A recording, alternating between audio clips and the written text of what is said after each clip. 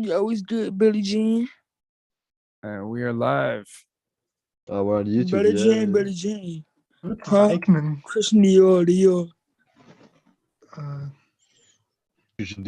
adjudicator. Yo, it's good, Billie Jean. What Michael Yo, big Jackson BBK over here, bro. best BBK. represents waving spiders? Billie Jean, Welcome. Billie Jean. GDK all day. Christian Dior. Yeah, so where are you guys from? Dio adjudicator. Yo, it's good, Billie Jean. What Yo, Michael big Jackson BBK over here, bro. best Where represents everybody waving from? spiders? Billie Welcome. Jean, Billie Jean. GDK all day. Christian Dior. Big boo, big boo, big boo. What's happening? Dio adjudicator. Yo, it's good, Hi, Billie Jean. Rachel. Hi, Rachel. Hey. Welcome. GDK all day. Oh, this one. Big boo, big boo, big boo. What's happening? Dio adjudicator. Big boo, big Rachel. Hi, Rachel. Hey. Christian Dior. I'm up in all the Dio. stores. Hey. Oh, this one. When it rains, it pours. She got that way that Fuck up with you, my nigga. I make Fuck her up marry with you, much my nigga. money. Hi, Rachel.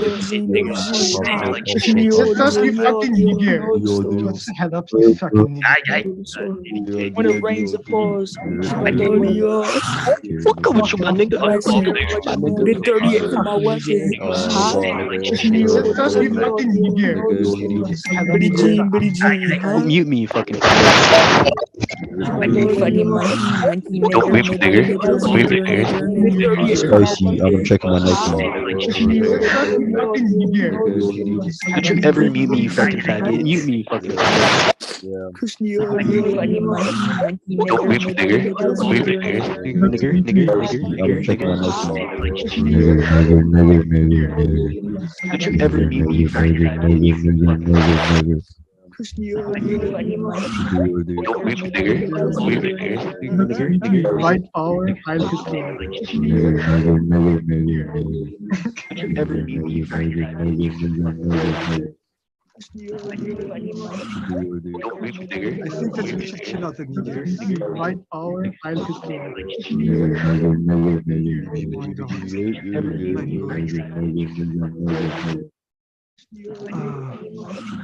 Don't whip it, nigger. I think that we should chill out the stop. White power, I'll hit you. Stop.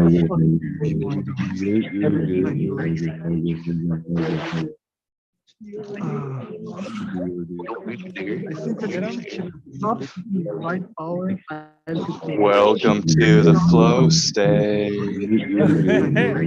Welcome to the flow state. This is a full art party tonight. White power, I'll hit you. Welcome to the flow state. Welcome to the flow state. We're learning to enter the flow state. Hey Jim, welcome to the flow state. Hey, It's an art party tonight. definitely an art party. Lots of guests are showing up to create something beautiful out of something forbidden. They discovered the secret power of the word, and they're not afraid of using it in an artistic way to express themselves.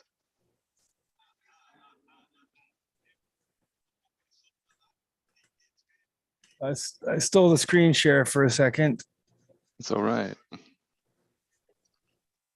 so I'm sorry if I booted you out and you were meant to be here. There was some weird feedbacks going on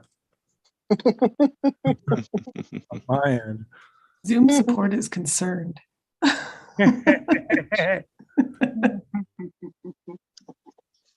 Yeah, I was a little bit bold with the Zoom link and sent it to Twitter. So yeah, it blew up. Zoomers use Twitter? That's news to me. Yes, people use Twitter. What's your Twitter handle? Maybe we'll take this one out. We'll add you, Sakuto Rudo. Jamal 16,000. What is your Twitter handle? Hello. Hello. Hello. Someone has a very live, hot microphone. It's the secret power of the N-word discovered by a captive Twitter audience searching Oh, for no. open Zoom links and We discovering dropped our it art on party. Twitter and people came and started dropping N-bombs. Nigger. I'm saying nigger. Yeah, that's the secret power of the word. The nigger power. Why haven't we booted this person? We can boot him.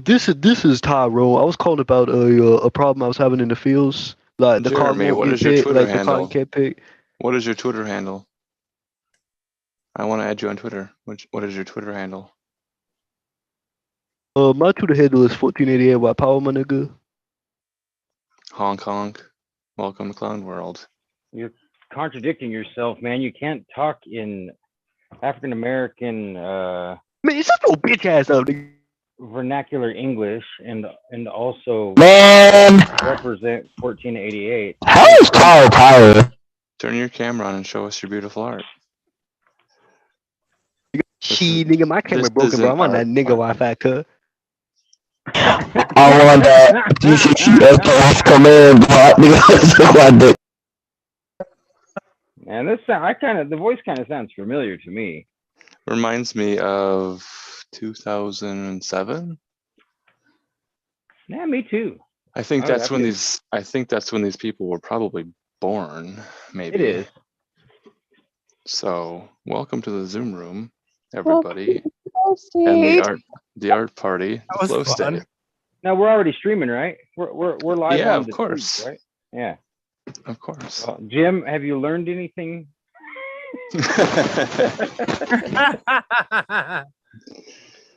Yeah, that was fun. That's what Jim learned. That was fun. So let me clarify. I made some art earlier, and there was something along the effect of weaving spiders welcome, but something about insects, and I think we discovered what an insect is. Those were insects. I think we found some insects on their way in. Yeah, well, I can tell you right now, that shit bugs. They're inward sex. Inward. Hey, hold on now. Inward sex. You mean like inward, like tantric yoga, or like inward? Take it how you will. I don't know that I could explain yoga to them. There's I think so they much have to ask their youth pastors. feedback, guys. I didn't even think about the fact that there might be ladies here, so we're doubling down on being really offensive and inappropriate. This stream's getting Hey, started ladies off can just be right. offensive and inappropriate too. Just They FYI. Yes, please. Probably just worse. understand Probably that worse. I understand that. Well, women are absolutely more disgusting, horrible, offensive, rude, terrible, and evil than men. I know because I was raised by women, and women don't act like themselves around men. But if you're a young man who vanishes into the ether and just kind of becomes invisible, then they have a few drinks and they start to act at ease. And that's when your life changes forever and you can never redeem back to that quality that you had prior to that time. Let's make offensive art tonight. I like this round of Sean going on. It's awesome. Y'all want to see my tarot card artwork? We Yes, do. Kaylee. We want to see your tarot. Show us your tarot.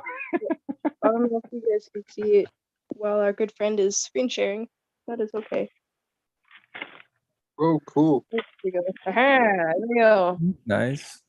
Working on my 3 of Pentacles.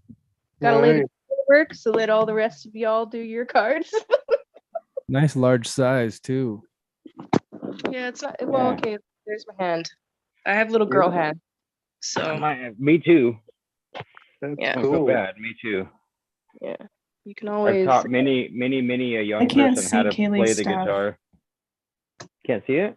If you go to gallery view, my friend, you should be able to see it. Here we go. It's beautiful. I love it. Oh, okay, thanks. I don't know how that got up That's my, there. that's my little hand. That's my. Your hand and my hand look almost identical. I used to have like hardcore calluses and stuff because I was welder. Now they're all soft and soft. No, I used to have young children who I was teaching, teenagers teaching how to play the guitar and the bass, and they would complain that their hands aren't big enough. And so I would hold my hand up and say, now you need to hold your hand up against mine, measure them together so that you can see that my hands are guaranteed at least a half inch, if not a full inch smaller than yours. So you are without excuse. I've got little tiny baby hands and I can still play like Dimebag Darrell. So just get to work and try harder. More stretches. Yeah, we just got to believe that you can do it. I mean, there's many times I've been very frustrated looking at Jimi Hendrix's hand wrapping all the way around the neck of the Fender Stratocaster, so his thumb reaches down across all three of his first fingers. Yeah, I'm Sean, envious. the fact that you have carny hands solidifies you as the gesture archetype in my mind. Yeah, I do. I've got perfect little carny, especially with these silly gloves on that I'm wearing. But I love the names that Chance picked for his Telegram group for the people. Rachel is definitely the fairy ambassador. That was key choice. Excellent choice. Jenny. We're gonna need somebody to talk to those people. Jenny is the gravy connoisseur. Perfect. 100%. That's perfect. And you're the court astrologer. True though. Yeah. So wait, yeah, that makes sense. So wait, am I the? You're the jester. Yours is jester. Yeah, your title, when you post in my Telegram group, instead of saying admin, the title that shows is jester. Yeah. Nice. Well, now that I know that, I'll have to take advantage of the position a little bit more and make sure to get a laugh out of everyone. And he's almost never out of line, so the opportunity to put him in his place is probably going to be very few. But so far, I've never seen. I mean, I know you have truth the to power. potential. You're a man. Gabriel is the synchro sensei. Yes. Sync Pro Sensei. That's great, dude. That's really good. I love it. That's sweet. That's awesome. Oh, I wanted to make an announcement. We found Gabriel's soulmate tonight on Vibrant too. Yep. Oh yeah. Yep. I want to hear the Great. announcements. So, this is a bingo prize. You know, this isn't the grand bingo prize where I yell at you, just a little face. But if you win it, it's going to come wrapped up inside of this golden egg with papers that have things written on them. Oh, like affirmations or like placenta casserole or like Remains to be seen. It might be that I go out of my way to very carefully encode a whole bunch of information, Sync Master Gabriel style. I thought of you earlier today, Gabriel. I was watching some fighting on YouTube, and a capoeira guy was actually fighting in like an MMA style, and he spun around and kicked this guy in the head so hard it knocked him out cold. And I almost sent it to you, but I thought, Gabe probably gets enough fighting stuff sent to him already. I don't need to send him any. Did they replay it over and over in slow motion? One time, which I thought was discreet and good. Like, I hate that whack, whack, whack, whack, whack, whack, whack, whack, you MTV style editing. That bugs. I'm done with that. I don't need to see none of that. Yep. When that stuff lands, it ends the story pretty quick. Yeah, dude was asleep, and he was a real fighter. It wasn't Muay Thai, but it wasn't no slouch stuff. It was the weirdest thing is after that, I've clicked on a few fighting videos, so now the algorithm thinks that's what I want, and there's a lot of guys that are fighting, and they're calling them Tai Chi, and it's like, huh? Like I never knew Tai Chi to be anything but kata, essentially the same as kata. Yeah, that is a weird claim to make. So like, what do you mean the Tai Chi guy is gonna fight? That's not right. Little old man in the park can't fight. He can barely do the Tai Chi. All right. Oh, let's turn on a big bright light. Oh, Tai man, Chi makes me giggly. I still can't believe we started the stream off with somebody 1488ing and dropping hella inwards and talking in Ebonics at the same time. That's a party. must be just about a full moon. Hey, that's a good point. Touche. It does feel a lot more peaceful in here now. I mean, in a way, it's nice that it happened. You know, I mean, it shows Jim's faith in the world. Yes, that's true. Rachel, you working on some charts? And that's not wrong. That's right. That's good. Yeah. It's too bad that we couldn't figure out who he was so we could get him back. Not in a malicious way, but like for fun. Like, hey, come to his house on Thanksgiving. Like, do you know what your kid does on the internet? Yeah, that's funny.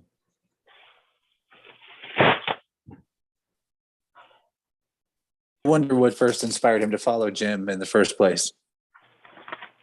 Oh, I've got a lot of strange followers on Twitter, I think. I think it has more to do with the fact that you can search for a Zoom link in Twitter and then find the recent results and then find the open Zoom rooms and join them and bomb them. Yeah. It's a common tactic that we used to do back in the day when we had a computer and internet access and a 56K modem. You would do that on Twitter way back then? Well, we would find open chat rooms and communities and things and then invite ourselves in. And then remind them that they're wide open for attack, so they should seal up their gaps and not let the insects crawl in. Doing them a favor. Yeah. How kind of you. See, I mean, I used to clear out the showing my age in the biggest way. I used to completely clear out the Yahoo chat rooms. I would just go in and type faster than everybody else and just bomb the place with and I'd get a lot of laughs, and some people would like become friends. I actually met my girlfriend of 3 years who lived in Australia that way. Like, I would go to the soap opera chat room and just start talking mad trash and picking on everybody for liking soap operas and just being an absolute clown and a jerk, but still in a fun way, not, you know, not being belligerent and disgusting. But yeah, so memories, giving me memories, man. Good memories.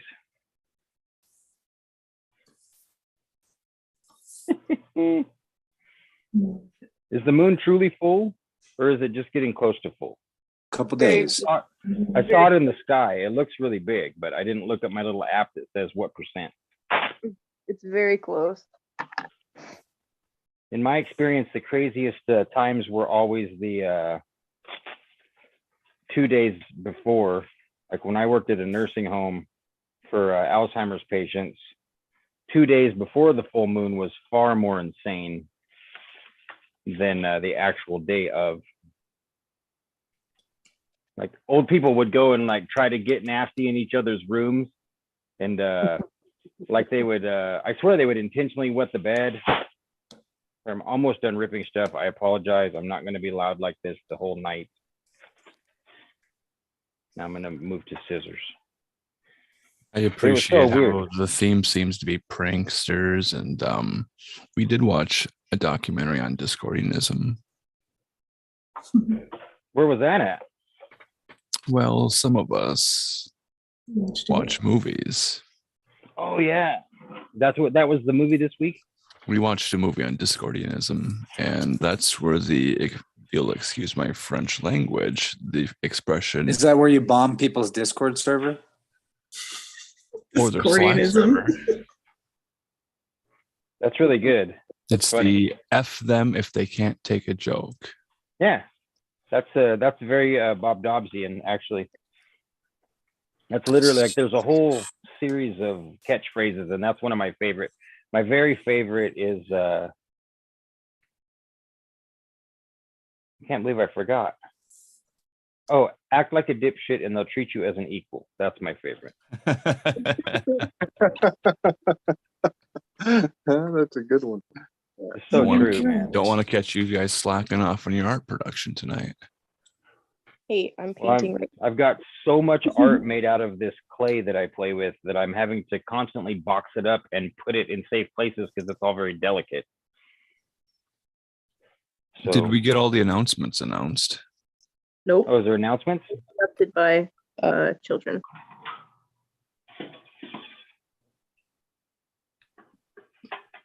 I have a poetry slam tomorrow. Better see some of you guys there. It's always been a good time. Secret gravy. Yeah. Secret noodle sauce. Gravy with noodle sauce. Mhm. Both, all the things, anything you could ever want off the secret menu, it's there.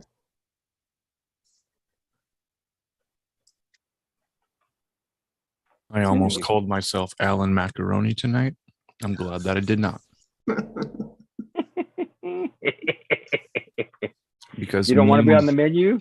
memes become viral things, and if I were to accidentally call myself Alan Macaroni, then everyone's going to send me macaroni, but everybody needs to know that I only accept peanut butter. Okay. And pickles? Well, the I would meme think- I had made is such that there's an empty jar, and I said, "Ruh-roh, my jar's empty. Please send peanut butter gifts." AlanMarcus.com. Oh, I checked out your website, folks. AlanMarcus.com has been updated. There's The new real stuff up thing. there. It's cool. So I highly recommend checking it out. If you have not gone to AlanMarcus.com at all, you have no excuse to not go. If you have gone and it's been a while, then you have still no excuse not to go because there's new stuff. And I'll go ahead and break the good news to everybody that the episode that most recently appeared on a gentleman named Jared's new channel, it's called Conspiracy Cinema. It's over on, oh, somebody help me. What's that place called? See? Library, but yeah, there's another name. For some reason, it has two names. Library. LBRY is the place that feeds the videos to Odyssey website. Okay, I didn't know that. Thank you. That's helpful. But yeah, Alan appeared along with another lady whose name I don't remember, and they gave their input and discussion about a wonderful old movie called Network. You might recognize at least the main catchphrase is "I'm mad as hell and I'm not gonna take it anymore." Yeah. You know, if you're feeling really keen and you've never seen the movie, you can queue it up and watch it and unpause at the time-stamped marks and hear their commentary. I feel like it's an opportunity for a watch-along experience. I didn't do that. I just listened to it at slightly faster speed, but it was great. It was really good. Alan, you had a wonderful amount of input and really good, insightful stuff, and I commend you on your appearance there. It was great. I enjoyed it very much. I enjoyed your appearance on the thumbnail for the video you did as well, and I look forward to watching it. I'll be honest, I haven't seen it yet. But I haven't seen it yet either, but the thumbnail is one of the most wonderful memes anyone has ever made of me in my life. It's so hilarious. It brings me great joy. It makes me jovial just thinking of it. It's wonderful to have options and choices and all the great content that our friends and family have been producing. Yeah, and Jared is the producer for a show that Rachel recently appeared on. Benjamin Balderson Odin's Alchemy. You've been on it. I have been on there too. That's true. We had a great show on there. I've been on it. It is a family thing. Yeah. Yeah, I'm very glad to hear your voice, Chance Garton, because it seems like for whatever reason we haven't been roaming around in the identical circles like we have been in the past, and so I'm very happy to hear you here. Because I missed last weave. Yeah, I was doing real life fun. Yeah, that makes sense. Was that a good show? Oh, of course. Lucid is off the chain. Didgeridoo, guitar, bass guitar, vinyl scratching, and more. He's a one-man band. Did he do all that on the? Did he do that on the show? Yeah, he plays all those instruments live over the top of his electronic music that he produces. So it's like the perfect fusion of analog and digital. He's a complete master, and all kinds of genres are referenced and hybridized. He actually just put out an hour set tonight on his YouTube, and the visuals that go with his video uploads that he puts out are also just completely bananas and insane. He's insane in the right ways. You know, I don't know if anyone remembers him on Vibrant, but he's a slippery character. Yeah, I think I did catch that episode. He is a far out dude. I remember because this was Interverse instead of Vibrant. He's done both, and in both cases, he was a wild man. When he came on Interverse, he had like a voice changer, and he was switching between different characters. He had different personas. Yeah, that's great. That's funny. Yeah, see that. But when he inspires me, does 'cause his that's what I'm vocals, he gonna be uses a more voice about. changer, and so he's kind of like the Gorillas, but one guy. Yeah, that's sweet. That's hilarious. Hey, Chance. Guess what just occurred to me? What's that? I'm putting up my territories and looking at it. How amazingly appropriate is it that Michigan looks like a glove, it looks like a hand, and it's under the chariot sign. It's under the crab sign. It could even be a crab's claw. That is pretty wild. Here's a question. You extend it out to Puerto Rico. What does that land on? Ooh, let me go look on the extended map. That's a good question because they do have a global territories, but let me go look real quick because it would be interesting. I'm thinking temperance comes to mind. Let me go check.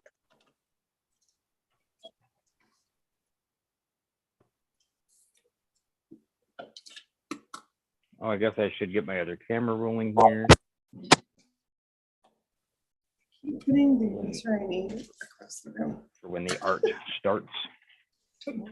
I have more gold eggs too, so that implies more gifts or prizes being sent out inside of them. I was also considering using some process by which to make holes or use the egg as an armature and build the clay all over the outside and even potentially the inside, or use it as a mold shape.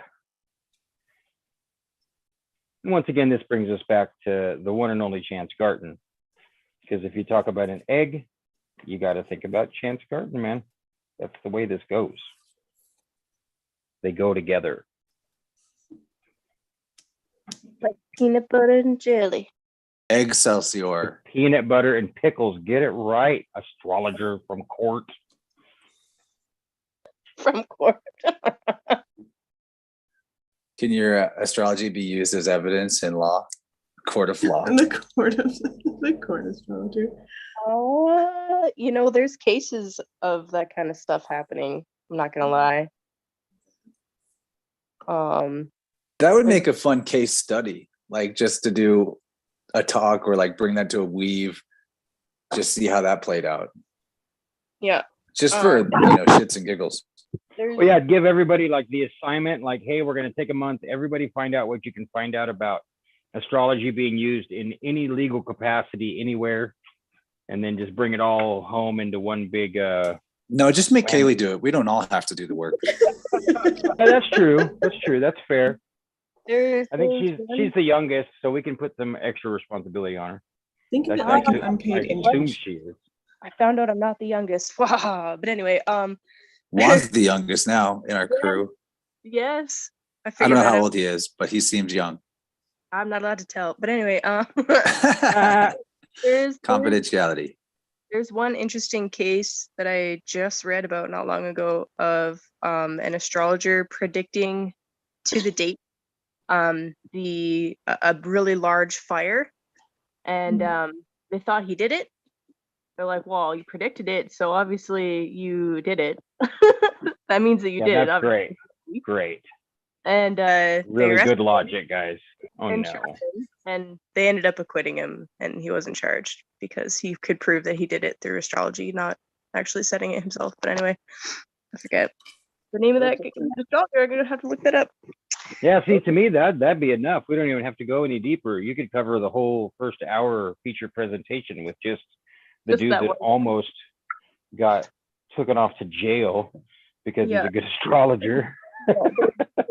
There's also several astrologers. One of them who's passed away now, Nikola Strojanovic. He's was a Serbian astrologer, and he'd been called in by investigators to help figure out certain mystery cases, like see if certain people had been murdered and stuff like that. Very, very interesting.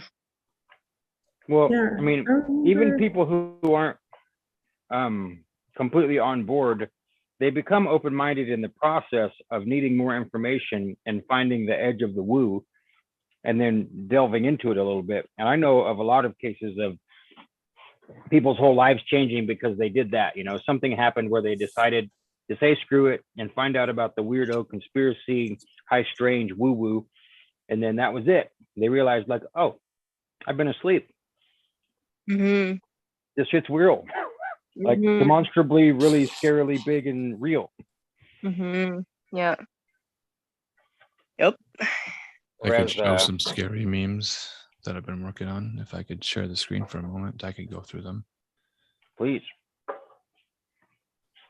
Let's see. Oh no, Lehman, what happened? This is the Panty Palooza meme I'm going to share. Panty Palooza. Looking at John's screen. Okay, let's see if I can share. Ooh, I could burn frankincense and myrrh.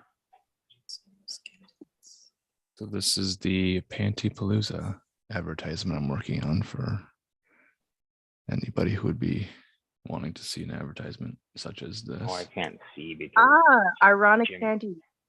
Ironic, right? I bet they're like over $50. Right. And you have to hand wash them. I thought expensive underwear was stupid until I got talked into buying some on sale, and now my whole top drawer is full of ex officio, and it's so much better, you guys. Were they speaking? Sorry, I didn't hear you. Did you buy silk? No, they're not silk. They're still like a really high quality plastic textile, but they are like the type of underwear that you can wash in the sink if you're like camping or trying to travel as Spartan as possible. Or you poop your pants at a party and you don't want to ask to use the washing machine. Yeah. So in that case, I would wash Just them mostly in the disposable. toilet and then rinse them in the sink. Have you seen the ones that dissolve? Those are the ones you take to parties like that. You just flush them. You're making me remember. Don't ask why I know these things. Yeah, I've seen those, but that's making me think of panties made out of, well, what we call fruit leather. Down on the streets, we call it fruit leather. I'm trying to remember the other name. Yeah, this is all new for 2022. Oh, now I can see it. You can see it now, yeah. No ideal. It's the free panties. Free? Free undies, briefs, cheekies, and thongs. Free. I will take free, thank you. Exposed for 2022. Panty Palooza, weaving spiders welcome. Now, what was the inspiration behind this, if you don't mind me asking? Yeah, is this something I missed from last Saturday? Maybe.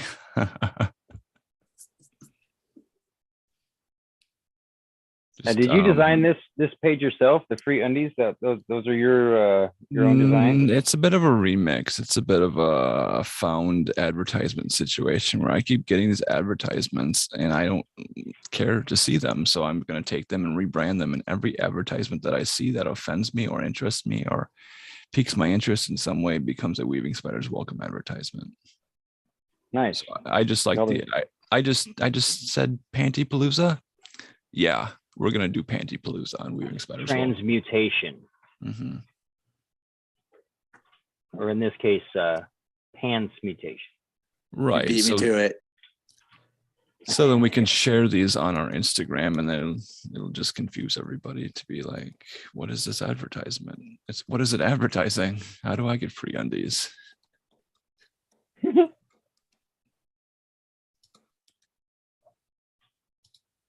You don't. Womp womp.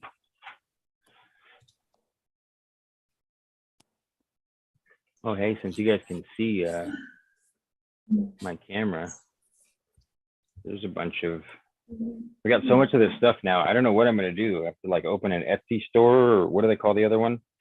Not Spotify, that's music.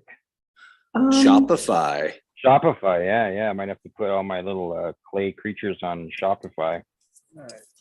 There was an idea floating around amongst some of us on Telegram of having our own kind of shop group. But I'm not quite sure how that would work because we're all in a bunch of groups. So maybe it would be more like a channel where you just post your art and whatnot. And then, talk to individuals about getting it to each other and working out compensation between you all. But that was an idea. That'd be fun. That's a cool idea. I could see the group merch idea blowing up. Instead of just everybody who's producing content that they want to put merch behind. The One-on-One podcast has been dropping some fire-ass merch on the Telegram. Hilariously great stuff. Like Alex Jones with man boobs and hilariously scary Baphomets and Bigfoot who tried to eat your ass and all kinds of cool stuff like that. And like a boutique storefront where like all the awesome shows sell their merch at the same place. Yeah, I think that's a great idea. I think Mark has looked into or considered doing something like that for Alt Media United. It's a good idea. It's a good idea. I mean, he's already doing so much. I notice him bailing on groups, and I assume it's just maintenance because he's doing so much. He's involved with so many different producers that it's like you have to go and trim down sometimes, I assume, like, oh my gosh, especially if, it was Chance that pointed out to me to use the folders feature in Telegram. And if you're really trying to get involved deeply into lots and lots of subscriptions, if you don't do that, then it becomes schizophrenia very quickly. I mean, there's no way to manage just an endless list that's constantly updating. It's giving you notifications. I keep going and pruning down which ones are notifying me, and I still have so many that I need to really sit and do an even better job of figuring out how to tell this thing, like, don't talk to me quite so much. I'll find the stuff. I'm proactive. I'll go find it. It is spring cleaning time, and before you delete those awesome selfies, maybe we could get spiders to send in their headshots so that we could put them in the opening credit sequence on a show. So when you take a selfie, you might look like that, but when someone takes a photo of you, you might not look like that. So I made a meme about, I just rebranded it.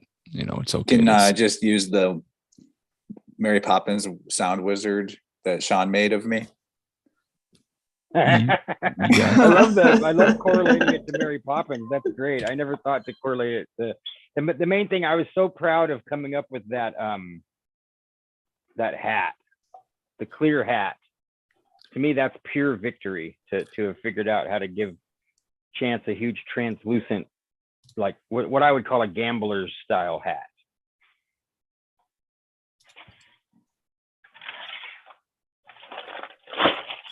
Oh, the selfies on alanmarcus.com are worth going alone. Like, there's lots of other good stuff there, but the selfies are, oh wait, maybe I'm wrong. Maybe that's on Instagram. Yeah, it might have been on the Insta. Yeah, if you go to alanmarcus.com, you might find a link to an Instagram. You just gotta surf the web and see where it takes you. You really do. I think a lot of these younger people don't really know how to surf the web like the good old days. Speaking of unsolicited advertisements, tonight I received a text message from an unknown number that says, our new skin cream is making females appear ageless and feel sexier. You've been selected and won a complimentary bottle. Visit #1 skinclearnow.com/C68D0. Wow. No, wait, would you say the first line again? They did you say appear ageless and what else? And feel sexier. To me, to appear ageless, it makes me imagine like an avatar of light or glowing vampire being. Yeah, like I mean, like could just be a vertical column of glowing bluish light to appear ageless. I think most women, if they were to appear completely ageless, would be actually disappointed. It would be like that leprechaun trick. Like, okay, I want to appear ageless, and you become like a vertical column of blue light, and you're like, no, I still want to look like a human. Damn it! I just wanted to look young. Not completely timeless. Yeah, not without. I don't want to be outside of time. That's great. You got to be real specific with your wishes. You never know what you might manifest. We got to take this one more level. So, okay, if you're a column of blue ageless light and you feel really sexy, like now I can't even relate to you at all, because what's the sex appeal to? What do you find attractive if you're just a column of blue light? Is it just other ageless columns of light, like maybe a lightish orange, slightly whiter, more masculine column of light if you're a straight person? Or I don't know. This advertisement isn't, the copy is really not written very well.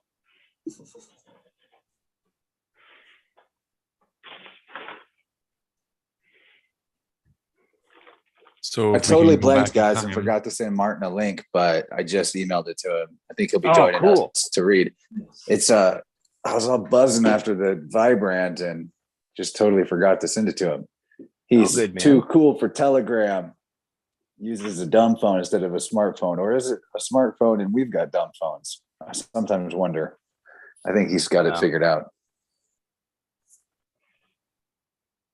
Yeah, I'm in no position to be critical of Martin. I love him so much. We need to get his phone number to somebody else, though, in case I'm ever like not around, which probably is rare on a Wednesday, but you never know. Yeah, I mean, with his permission, I'll be glad to receive it. I try to anyone that I really you would like that. You love Martin. Yeah, I do. I love Martin. I think he's awesome. But anyone who's too, part of my true inner circle, I always try to make sure to pose the. What I do is I just send people my telephone number and email address. Just if I really like them, like here's my stuff. If you want to send me yours too, cool. But I would love to be in touch with and social security number and physical address and PO box and all that. Hey, I can do it. Hey, PO box. That's a great idea. We just welcome PO box. Jim, I said, hey, PO box. That's a great idea. I know where Jim is. I don't know. Maybe Jim's checking out PO box. Maybe Jim's checking a POV box. Oh shit! Sorry, I was muted. The point of view when you ask to become ageless is the perspective of a woman walking through Target with a book of baby names, thinking about the child she wants to have, but it remains ageless and only an idea. Markets.com. There's an interesting concept.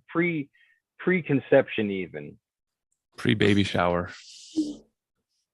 Ageless.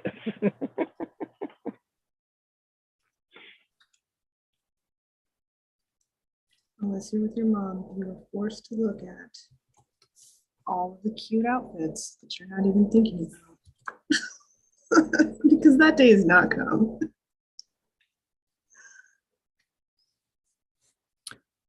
Yeah, so a PO box is a fun idea. People to send art to. Actually, I was thinking about that with sending art out as even a return address. And for anyone I send art to, I do not keep your address. It is deleted after I mail. Destroyed. Your privacy is important.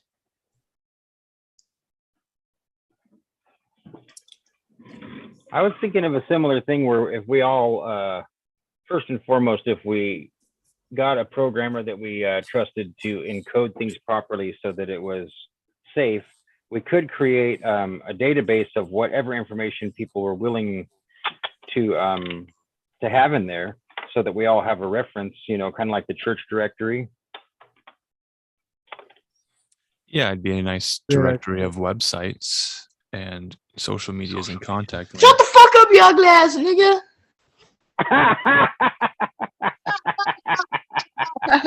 Get your fat ass nigga laughing at you fucking himself, fat ass bitch boy.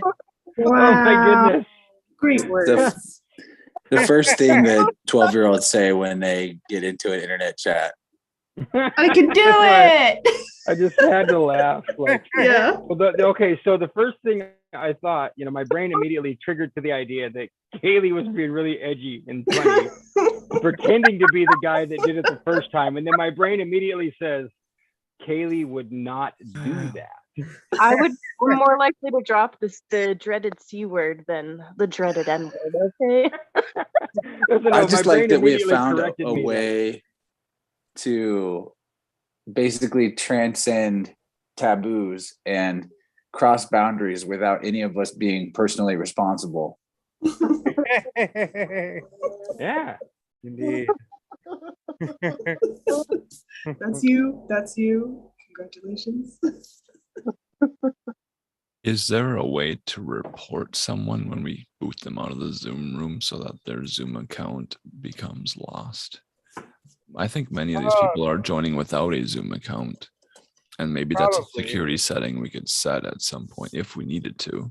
Well, I removed the link from Twitter like as soon as I dropped it, and we got the first bunch of Well, routes. that's what Discord servers are for. The link gets shared to the Discord server. So then it's the idea of the raid. If you've ever been on the internet and you've participated in a raid, Yeah. then you know how exciting it is to find a target to raid.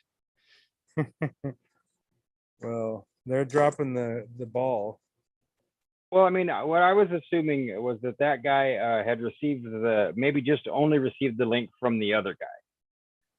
Yes. Maybe they didn't drop it in the Discord so that we have, endless stream of guys that are in between games of World of Warcraft coming in. But that at least one guy was like, they booted me, bro, but here's the link. If you want to go drop the N-bombs real quick, you can do it. Sure. Who's Andrew R? Should we let Andrew R in? That does not sound familiar. Yeah, let everybody in. And then if they don't produce art, they get booted. It's part of the Greetings. fun. Hello, Andrew R. What is your Twitter handle? Do you have any art to share with us tonight? Ooh, quiet type. Maybe they're just muted. They haven't figured out how to unmute the. Oh, they're mic muted. yet. Looks like. Hi, is this for the art? Yeah, this is for the art. How you doing? Art party. Doing pretty well. How are you? Yeah, doing good. Very good. Are you here for the raid? Thank you for not screaming the N-word at us. Do you play that mobile game on your cell phone? What is it called? Shade Rattle Legends? What is it called? I don't know. I don't play video games. I'm an artist. Yeah, nice. This guy sounds legit. I don't think he's fronting you guys.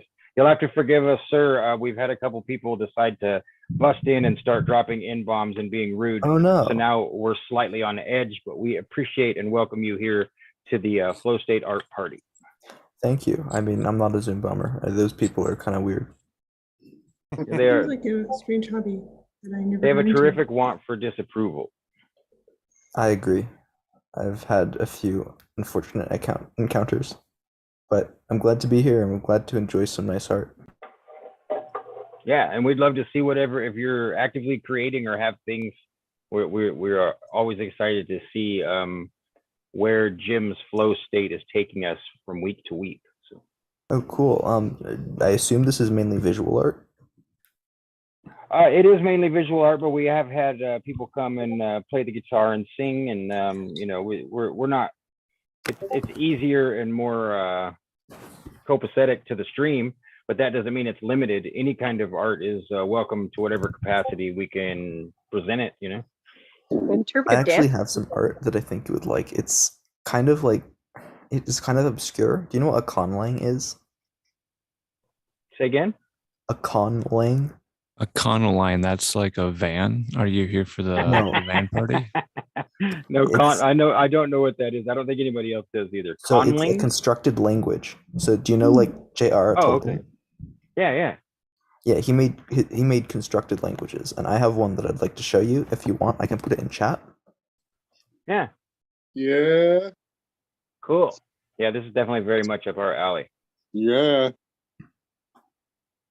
Oh, I didn't bring you Wait, liquids. Slick Dissident, you look like a YouTuber I know. Sounds like a handsome fella. He is. Well, Slick Dissident's name on YouTube is Slick Dissident. Oh, nice. And his account is mind-blowing. If you haven't been over there, it's definitely worth checking out. Yeah, it's awesome. Yeah, constructive language sounds right up my alley too. I'm totally interested. Absolutely. Cool.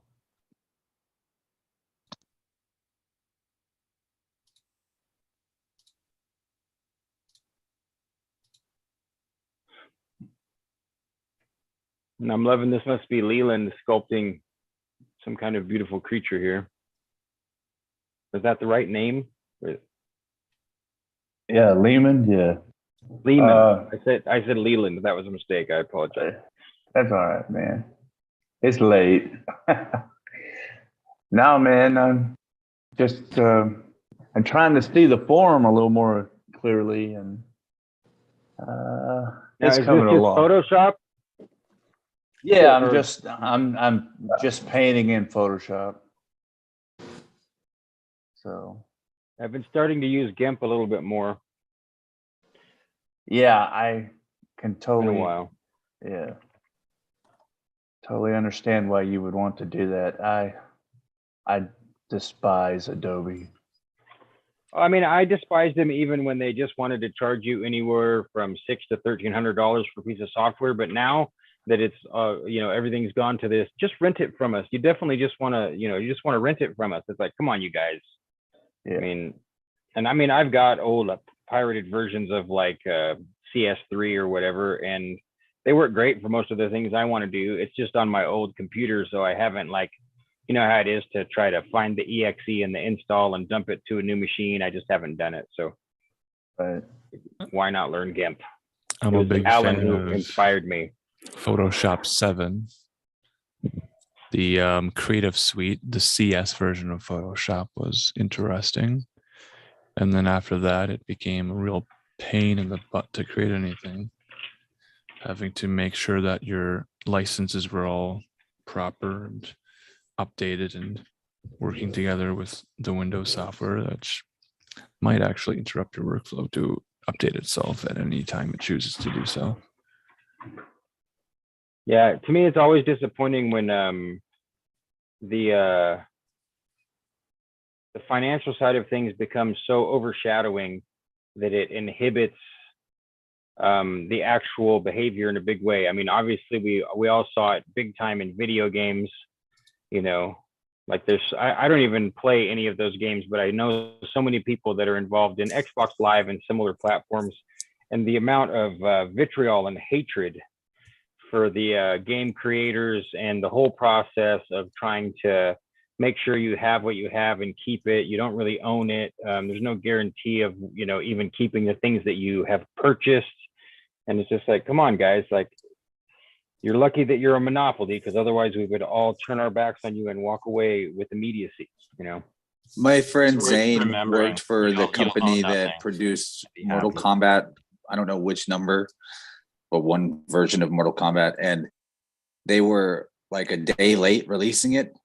And they received numerous crazy death threats to the team members. Oh, I believe it. I mean, it's drug addiction, people want to act like it's less than drug addiction, but it is not. It is drug addiction. It's, it's still addictive behavior. I'd say I call it drug addiction because it elicits the same response as other types of abuse behavior.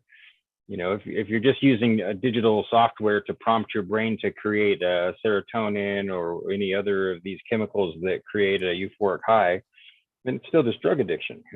Well, that is an interesting perspective to take when you consider that students who learn creation of media in a high school setting oftentimes will go through tutorials for Adobe Photoshop in the Creative Suite.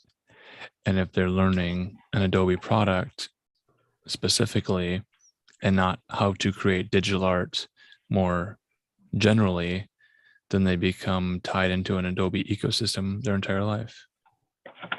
Yeah. A dopamine? That's good.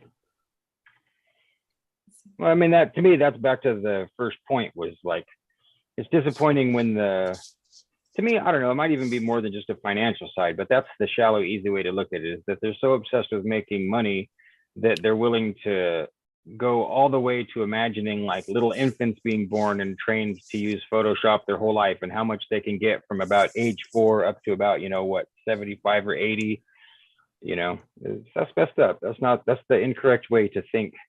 To commodify and commercialize everything is a shitty way to think. There's also the aspect of Macintosh computers in schools. You remember Apple controlling the education market in terms of providing those computers to schools. So the students would learn to use an Apple. And if you were to buy them Windows 3.1 or 95 or 98 or XP, the students would know how to use it because they learned Apple in school. Yeah, I was one of those students. I remember making the switch. I liked Windows more immediately. Hey, Gabriel, have you ever messed around with the 3D modeling software Blender that's open source? I have not. I haven't. So you were mentioning, it's my absolute favorite program, and it's what I make most of my art in. But you were talking about 3D printing. It's actually perfect for that. And you might look into it. If you want to travel around and help people escape the system. Yeah. Did that art you were working on like a Saturday ago? Yeah. Did you finish that? Yeah, I ended up making a quick render and taking it into Photoshop and painting it. It came out pretty good. I put it on my Instagram. Right. You don't mess with Instagram though, right, Gabe? I do not. I started to a while back, but haven't gone back in a long time. I probably should. At this point, it would be helpful to organize a couple different projects I have. I would stay away. Yeah, I cannot recommend Instagram. I cannot recommend TikTok. I cannot recommend Twitter. I really cannot recommend any of these social media platforms, as they serve advertisements primarily. And the amount of interaction that I receive each year is less and less, approaching zero. So it's so close to zero interaction with anybody that it's almost clear to me that there's no reason to use it, to share anything on it. Yeah, I like that we're kind of on a theme of pointing that out, because I used to love Instagram. It was so amazing back in the day. And then I knew it was going the way of the dodo bird when they started to bring video on board, because they were copying Vine or whoever it was. And now it's just shit. It's like this horrible, like it's like a hydra that's had its head cut off so many times. And now there's just all these necks and deformed heads that are trying to grow back, and people are like trying to market all of their stuff. And you can still figure out how to use the algorithm correctly. And there's no social aspect. People aren't having conversations. No, they're throwing it used to be things like at the you. most cool way. Yeah.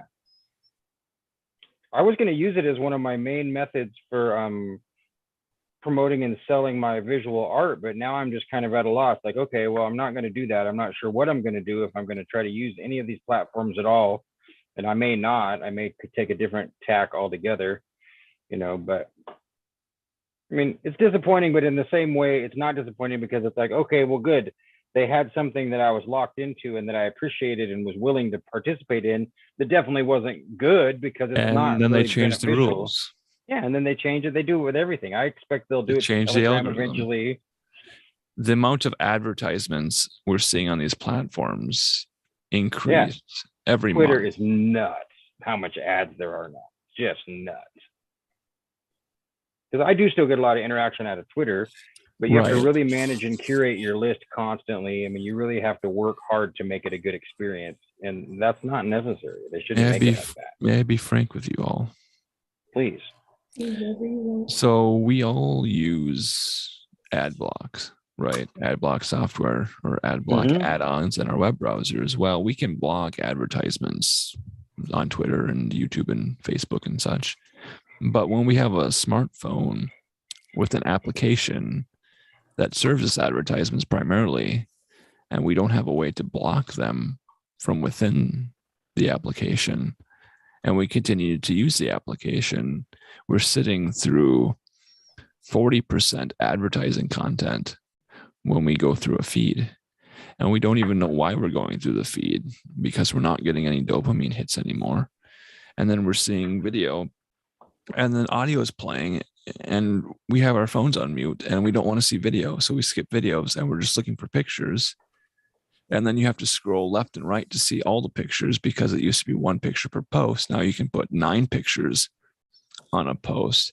So your finger just flinging left and right and up and down and all around. And you're just sitting here thinking, why am I even in the Instagram app right now? Mm-hmm.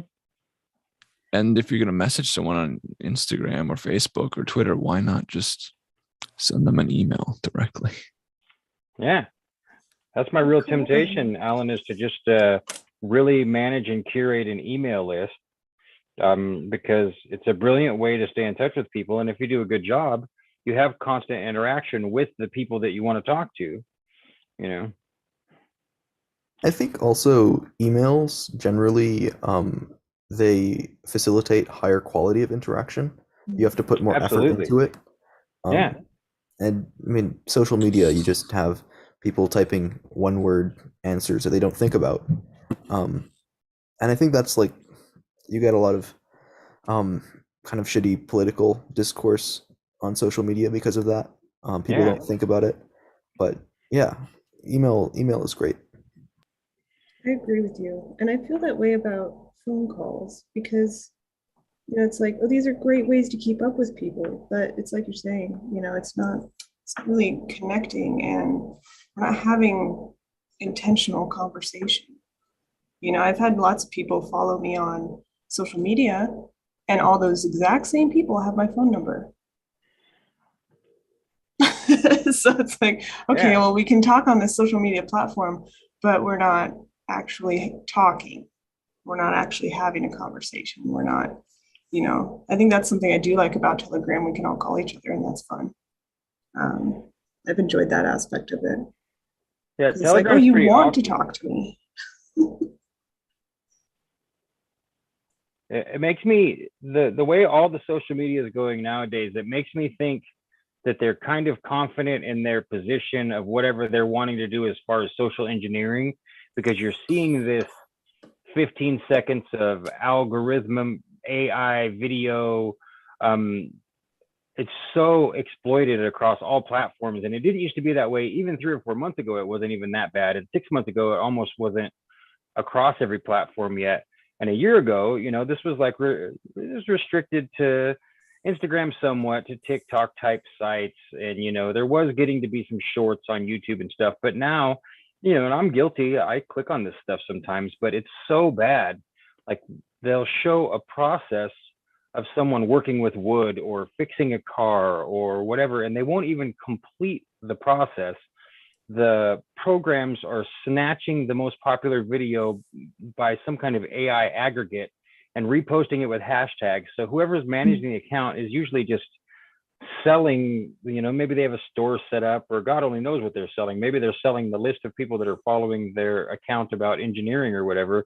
And I think it's because they want us in this short attention span, whatever this controlled by the image of the short video with audio, with terrible pop music audio dubbed over the top of it. It's not even the actual audio. I think it's because it cries back to when they had full control with something like television and radio. And I think the people in those legacy media companies have been spending decades trying to figure out how to regain their position. They want that massive mind control power back, where they have audiences that are beholden to their schedule, to their advertising, to their content. and they lost it.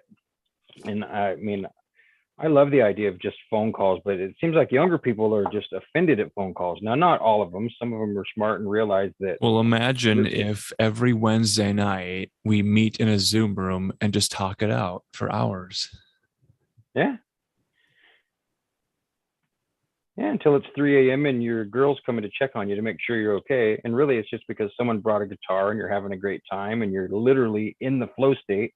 The name of the show is Flow State for a reason. Oh, which reminds me, I want to see this guy's, what did you call it? Conlang? Constructed language. There is a Google document that he's that's editing right. in real time. Sent it in the chat. If you'd like me to explain anything, there's some kind of technical terms. Yeah, maybe we'll jump it onto the share screen here. Let's see. Did you want me to share that screen of the Google Doc? Sure, let's take a look at it for a minute and let Andrew tell us at least a little bit about it, just because I feel like he shared it and then I never clicked on it. And there might be people in our audience who are also as curious as I am. I clicked on it and would love an explanation. Yeah. Yeah, see, if Rachel wants an explanation, then who are we to refuse the envoy of the fairies? This is correct. It's a really stupid thing to do, let me tell you. Are we seeing the screen really now? Careful. Yeah, there we go. Yeah. So introduction, we got it. phonology, consonants, vowels, phonotactics, phonetic irregularity, grammar, syntax, and constituent order. Clause types. Yeah, so this is full-blown, like, true linguistic creation. This is pretty awesome, man.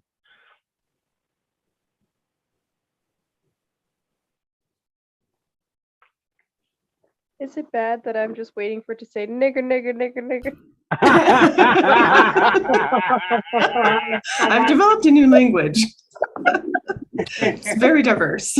No, I mean, honestly, at this point, I would have to Versatile. tip my hat to this new young man. If he waited this long and was this patient, and we scrolled down, and the whole document was variations of the N-word, I would probably go with it at that point. Like, this is impressive level of Zoom bombing. This is, and plus we have it live, so this is documented. This is on the record.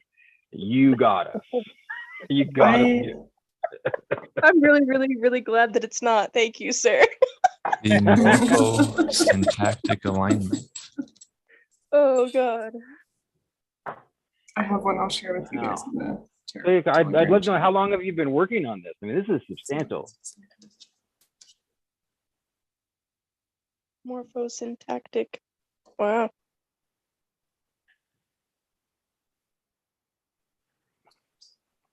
Is he still here? I hope I didn't offend him. Yeah, Andrew's still here. He's just muted. Okay. All right. He just wrote something in chat. Oh, I see. He's using the chat box. Yeah.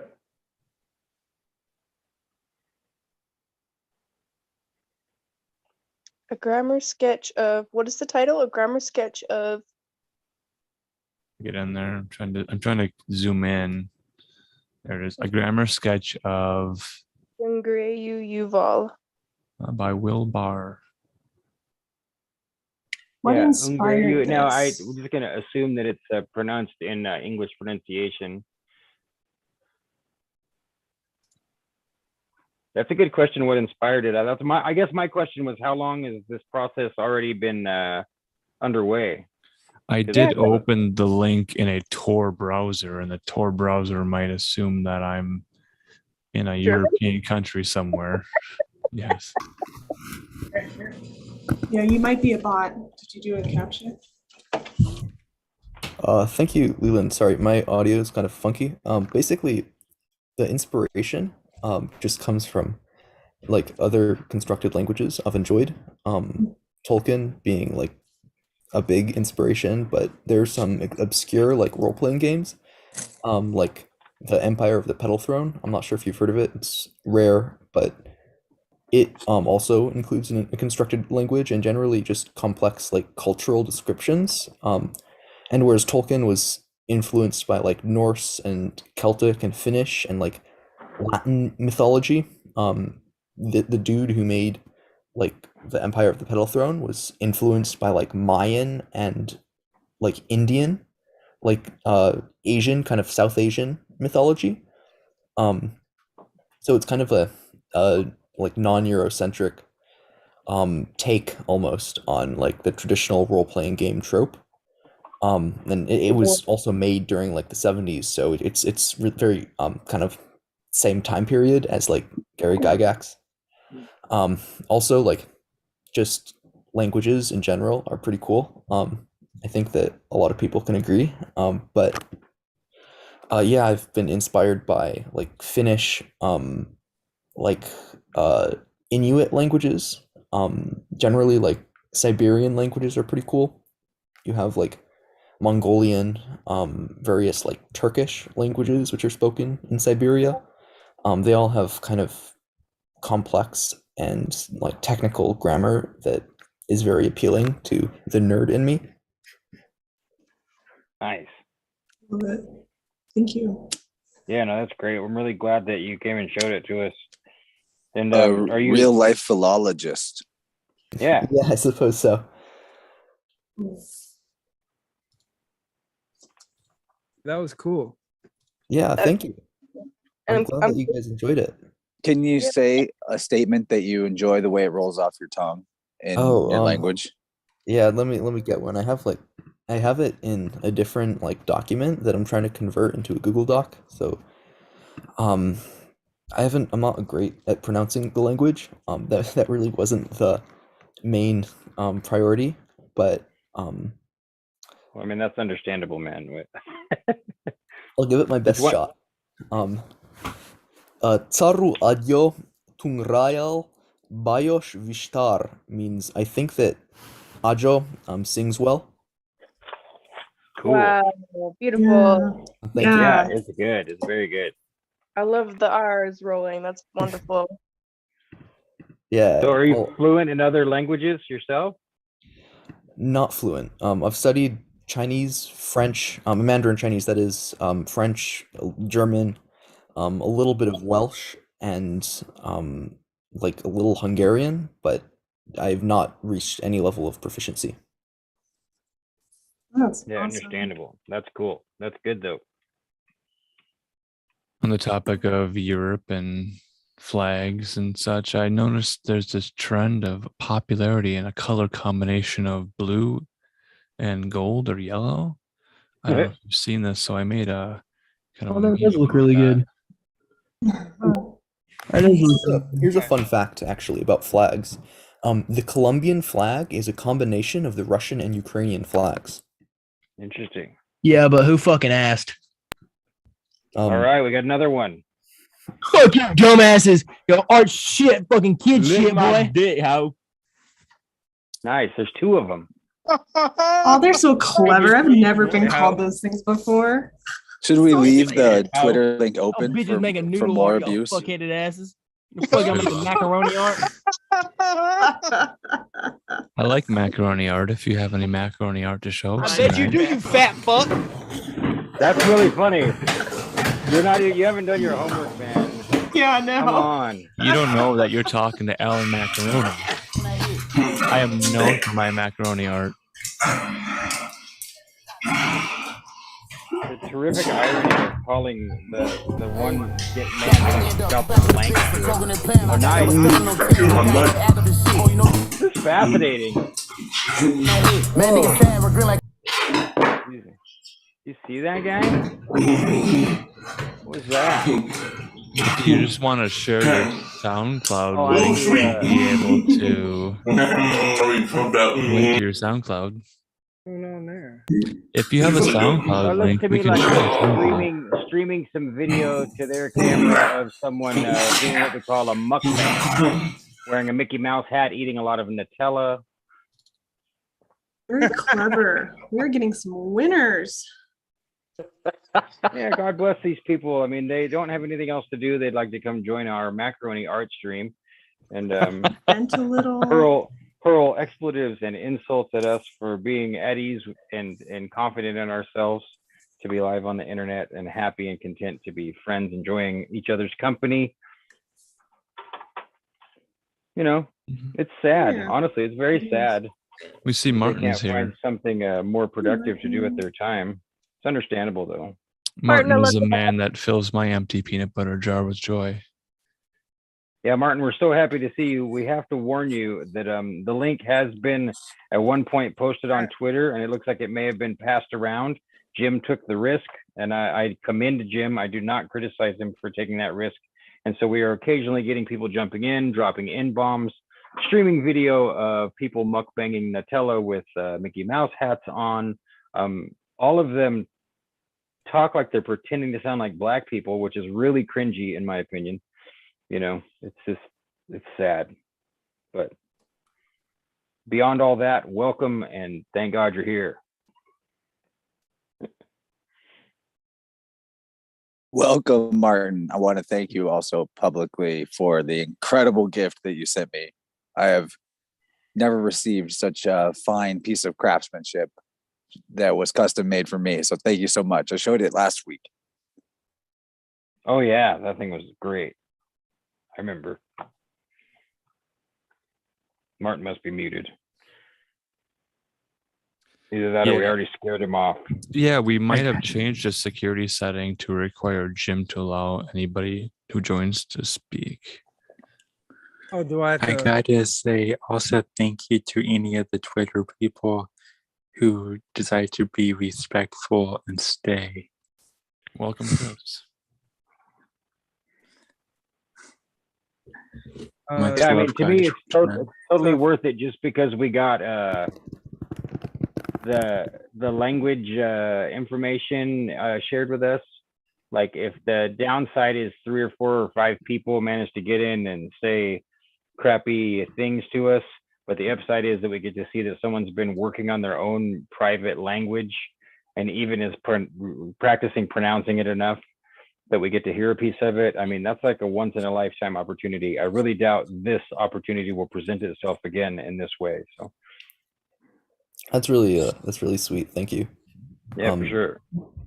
There's actually like a surprising like amount of people online who do kind of things like this. If you're interested, there are like recordings of various constructed languages, and people have done some really crazy stuff. Like there's this one guy who made it so that he basically had like 100 or so sounds, and each sound was a different root word.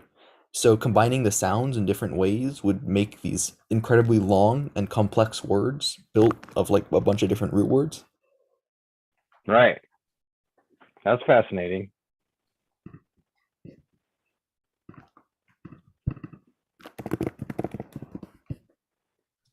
So I'm working on my visualizer for my stream on Friday. Cool. Which is fun. I got to commend Alan for inspiring me on this. The idea came from a conversation we had, I don't know how long ago, time is weird. But we both mentioned that in the past we was channel surfers back when TV was still a thing. And I miss the days of when TV channels used to have a personality, even though it was corporate mind control. There was still some rebel television channels, kind of in a way, that would have somewhat of an artistic personality with bumpers and segues and voiceover narrations in between the shows.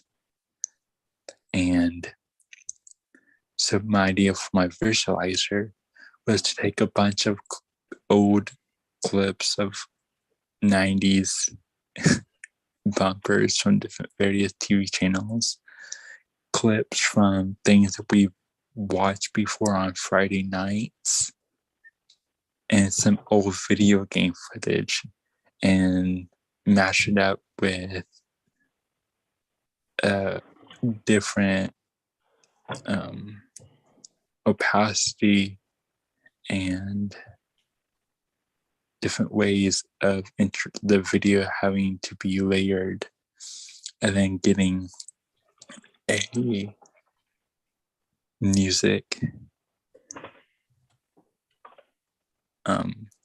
visualizer like you would get on old computers, making it all trippy and laying that over all the footage, and then taking that and doing the shining forwards and backwards type thing and putting it at 50% opacity in reverse over itself.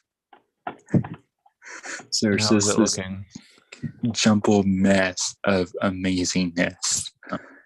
You have. Yeah, I'm excited. I've been meaning to tune in, so this is really encouraging me to stop failing to click at the right time and check it out, because it sounds really surreal and psychedelic. Yeah, I have Zardoz, the trailer for Zardoz playing over the bumpers for the mid-show breakout weaving spiders. I screen recorded from last week, and we have that like playing over each other.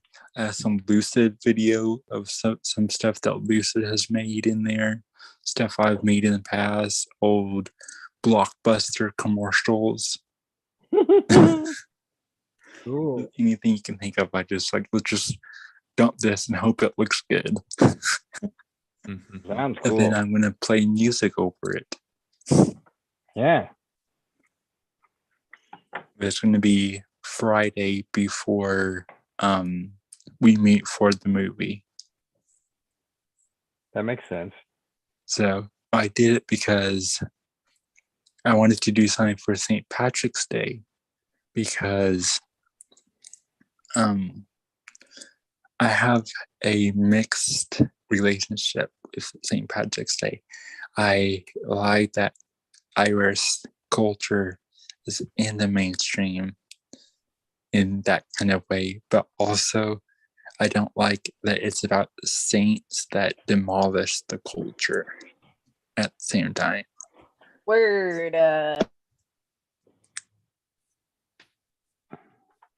Yeah, they still do it, man. They knock down the forest and then put up a neighborhood with the trees as the street names. You know? Yeah, Oak Drive. Yeah, Mulberry no oak trees Lane. to be seen, but we're on Oak Drive. You know, it's so always strange. Names. Trees one But way, that- president the other way. Yeah. I wish if they were going to name them after presidents, they would destroy all presidents first and then do it. That'd be helpful. Helpful. I can't lie, I did always cringe going down Clinton Street in Walla Walla. Happy St. Patty's Day, everybody. Yeah, same to you, man. For the 17th already? Well, for some people, it's reached midnight, right? Are we doing a countdown to St. Patrick's Day? It'll be St. Patrick's Day in 10 minutes for Is me. anyone listening while waiting in line at McDonald's to be the first to order Shamrock Shake? There was this really cool local place that does their version of Shamrock Shake, but it's like real ice cream and like real. It's not like artificial garbage. Yeah. It's like actual, like what you think it would be, but they try to get people like, hey, we're the same price as McDonald's, and we have actual stuff. Yeah, no, that's a really smart marketing strategy to piggyback off of McDonald's huge egregore of advertising and just let people know that you can get an actual milkshake from like a regular place. That's cool. Organic milk, no dyes or sugar added.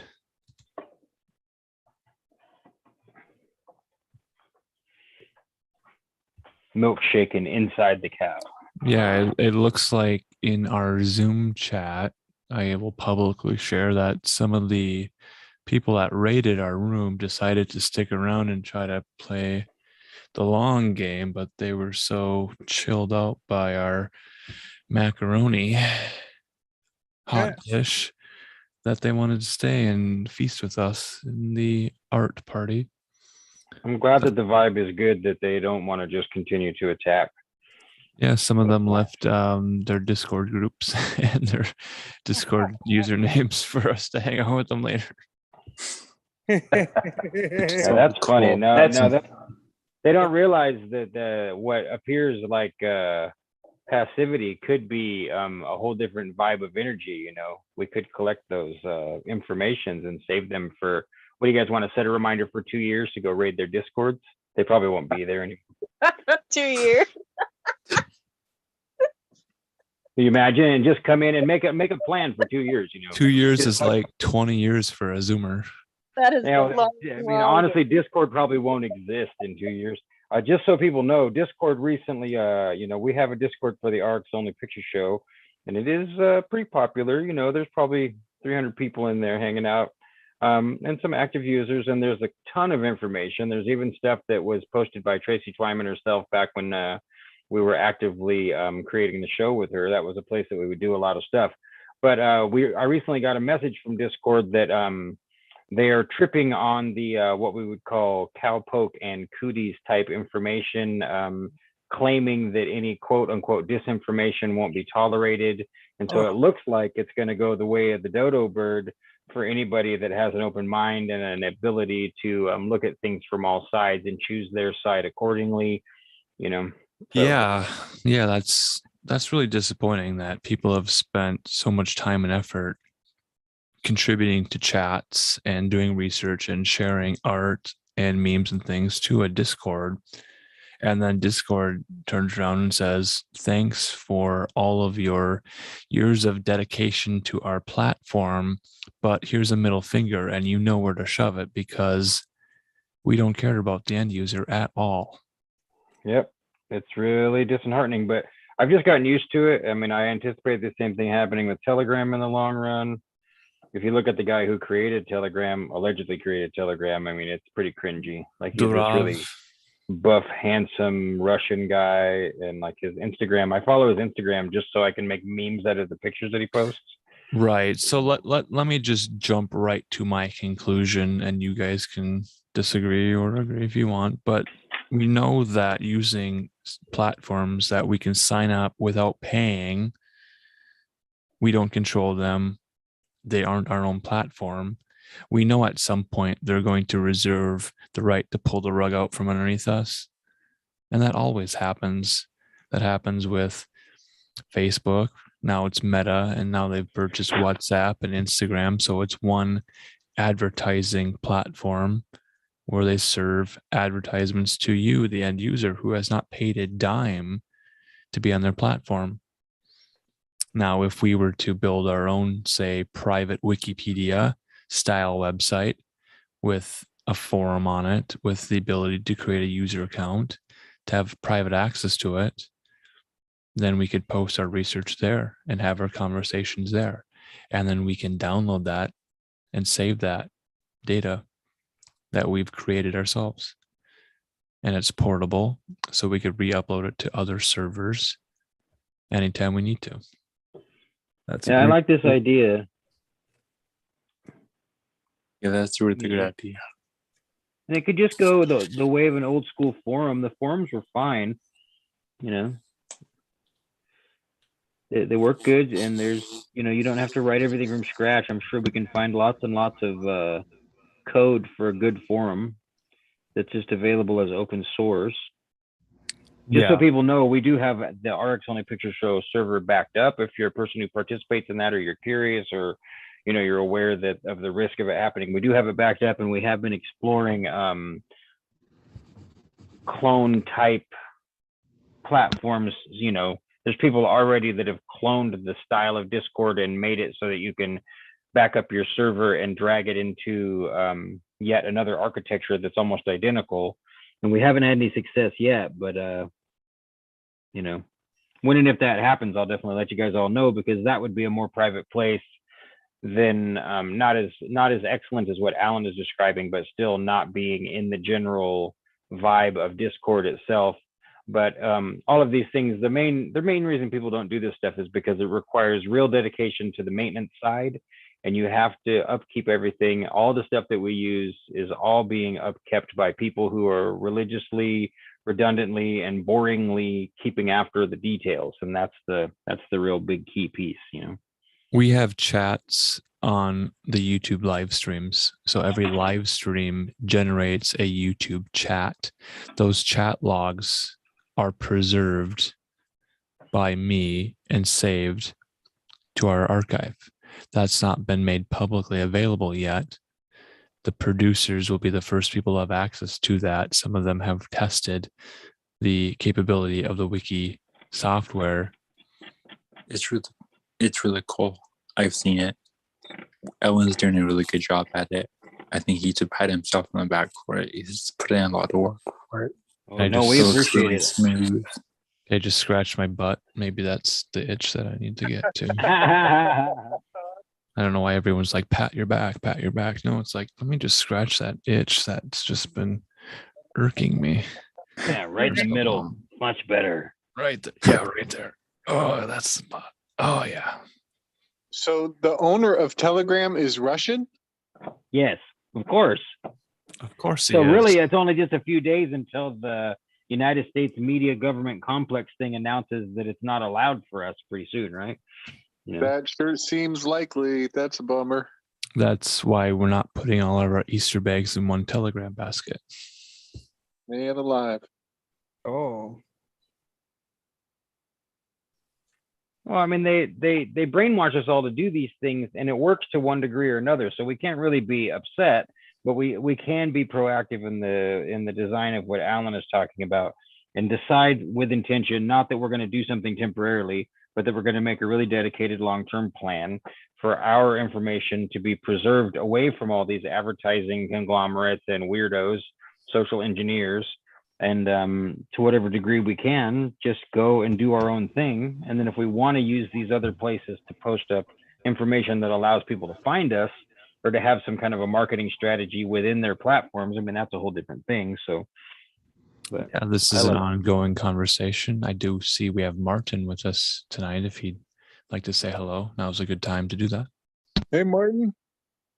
Yeah. Oh, you're muted, buddy. Hey, there we go. Hi, Alan. Thanks for Hello, that. Martin. What's up? Thanks for joining us tonight. Good to be here. I have a good read tonight. Yeah, reading. I forgot we do it. reading on this show. Yeah, man. Are you ready to ride the hippogriff?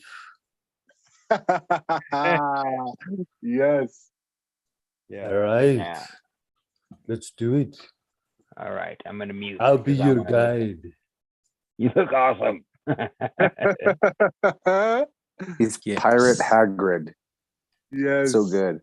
I'm no Silesian. Those bastards. I'm an honest man. Get ready, here we go. Chapter 5 from Zanoni. A Rosicrucian Tale by Edward Bulwer Lytton.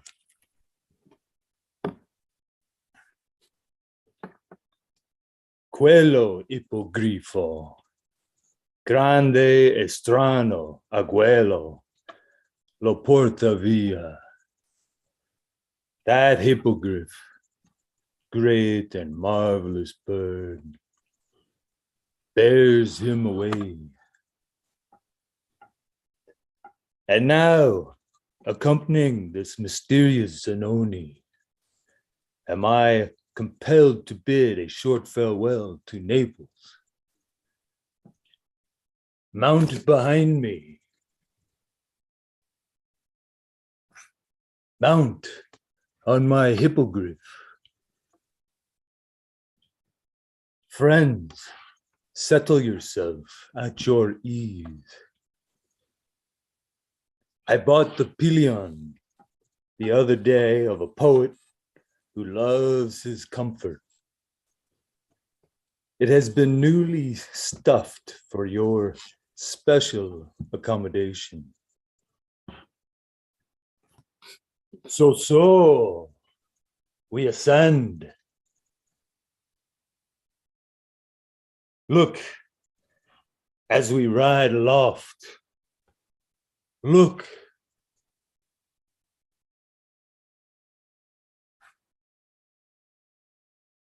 Never fear. Hippogriffs never stumble, and every hippogriff in Italy is warranted to carry gentlemen down on the gliding landscapes, and ladies too.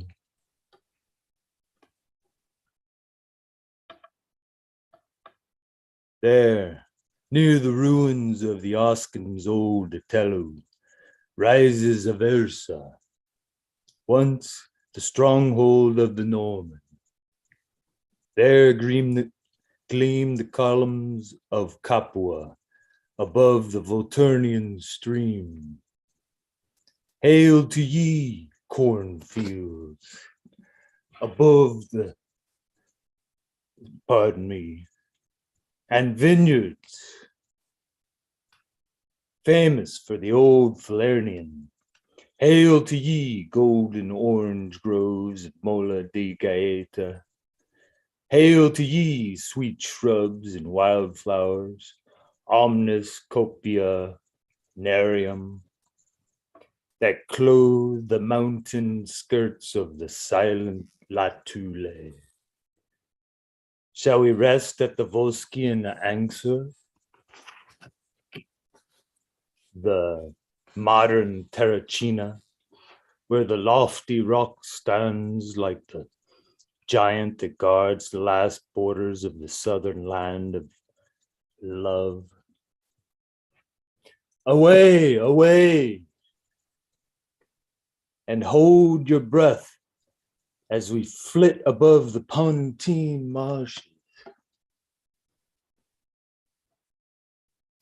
Dreary and desolate, their miasma is to the gardens we have passed what the rank commonplace of life is to the heart when it has left love behind.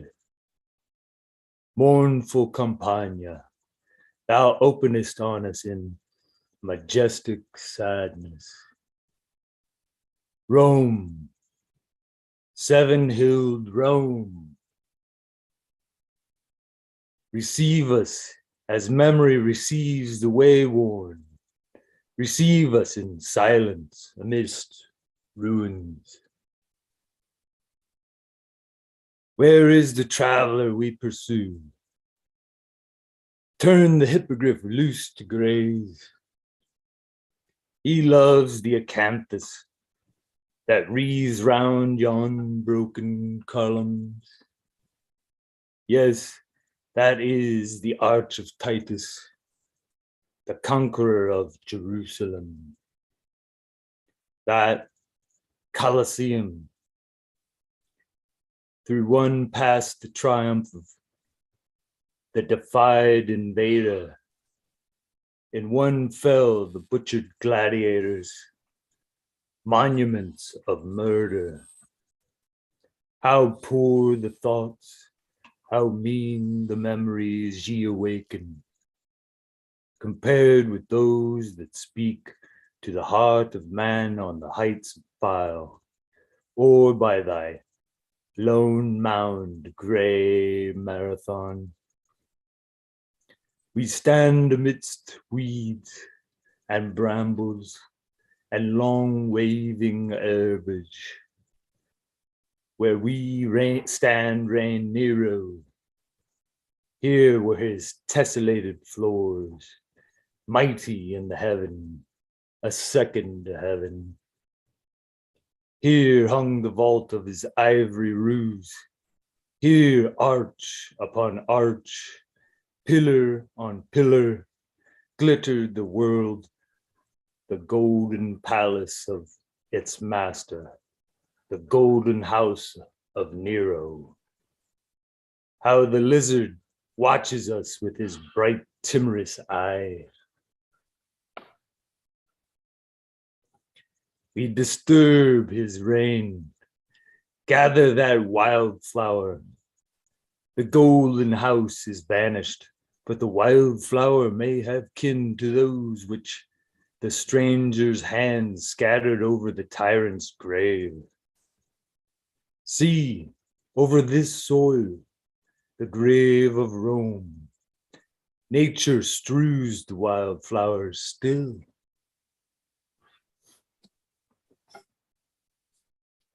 In the midst of this desolation is an old building of the Middle Ages. Here dwells a singular recluse. In the season of the malaria, the native peasant flies the rank vegetation round, but he is a stranger and a foreigner, breathes in safety the pestilential air. He has no friends,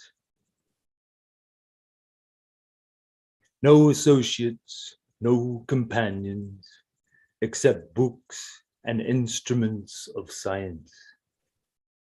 He is often seen wandering over the grass-grown hills or sauntering through the streets of the new city, not with the absent brow and incurious air of students, but with the observant, piercing eyes that seem to dive into the hearts of the passers-by. An old man, but not infirm, erect and stately,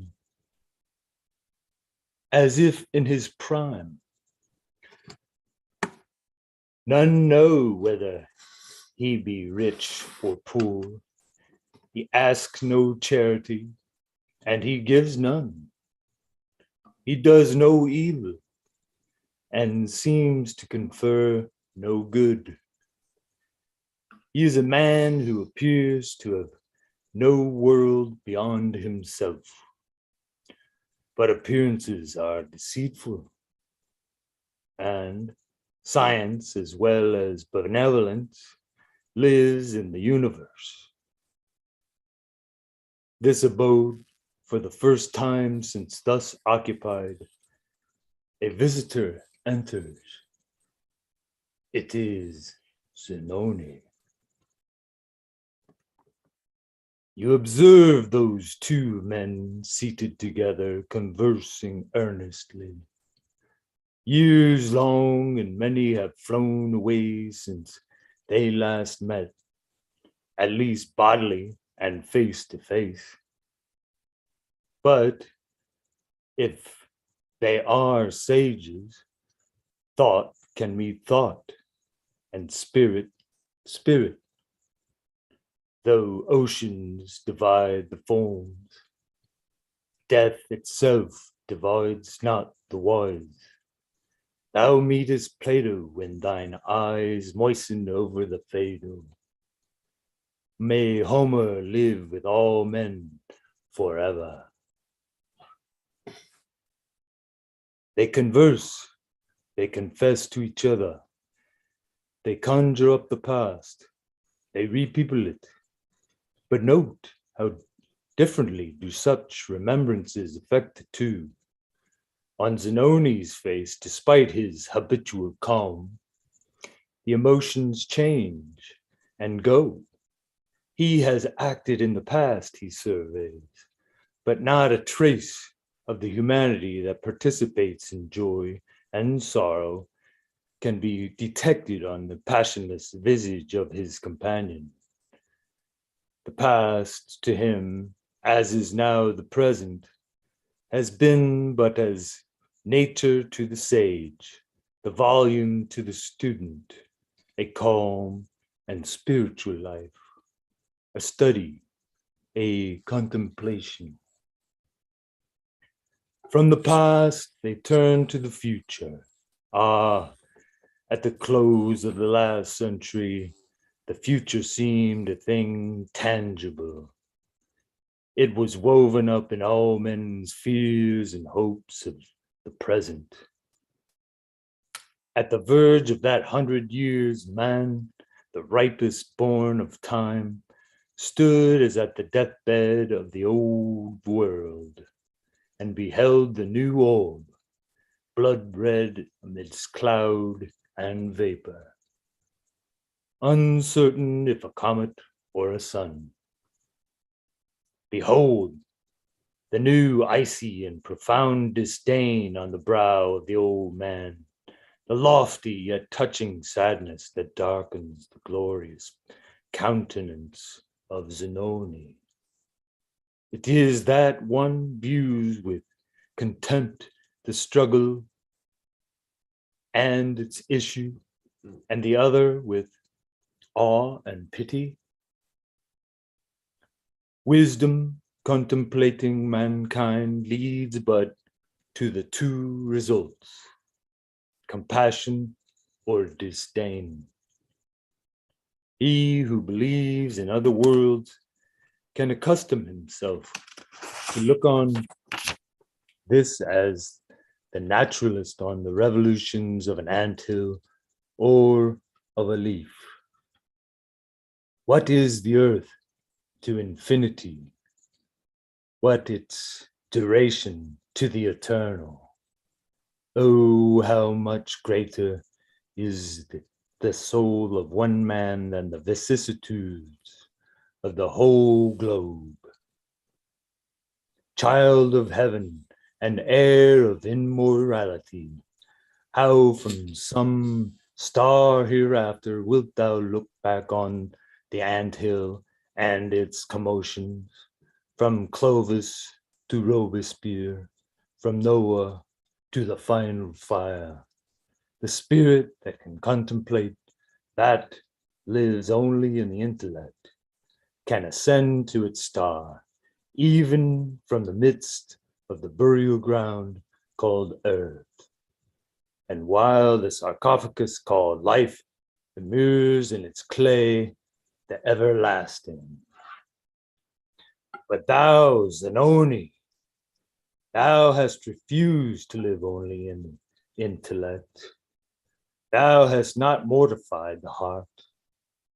Thy pulse still beats with the still music of mortal passion. Thy kind is to thee still something warmer than an abstraction.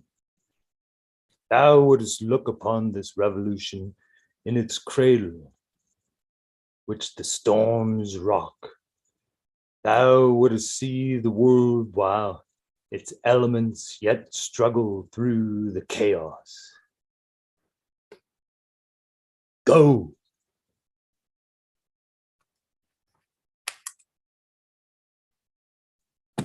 That's all I got for today. Nice, Mark. Thanks so much, man. That's astounding. Yeah, it's amazing. It's exciting. Yeah, really great. Fantastic. Oh, thank you. Yeah, that was wonderful. I went through about beautiful. I went through about 3 different voices to come up with that one. I did the pirate. Yeah, you look great. And I then don't think I've ever seen an aluminum foil patch before. Oh, this is these are. Oh, it's not. One hippogriff right here. Yeah, it's just really it's just really shiny in the camera. No, thanks for getting closer. It's cool. Yeah, that's wow. I see. Yeah, no, that's way better. Ooh, ah, yeah, that's really good, man. Amazing. So this is a piece I stole. Nice. From Leonora Carrington. Do you know who she is? Oh, that name sounds so familiar. Please tell us. Oh yeah, she was one of the original surrealists. She and Max Ernst hooked up. Okay, France. yeah, that's why I recognize her name. Okay. Yeah, but in my opinion, I mean, I think she was the best surrealist. personally. She's really into occult subjects. Her mother was Irish and would, regale her with, the stories of the fairies and the folks. So, and she really has a super beautiful talent for painting. So yeah, check her out. Actually, let me show you. I got a little print of hers, well, where this came from, and it's really interesting. Hold on a sec. Cool.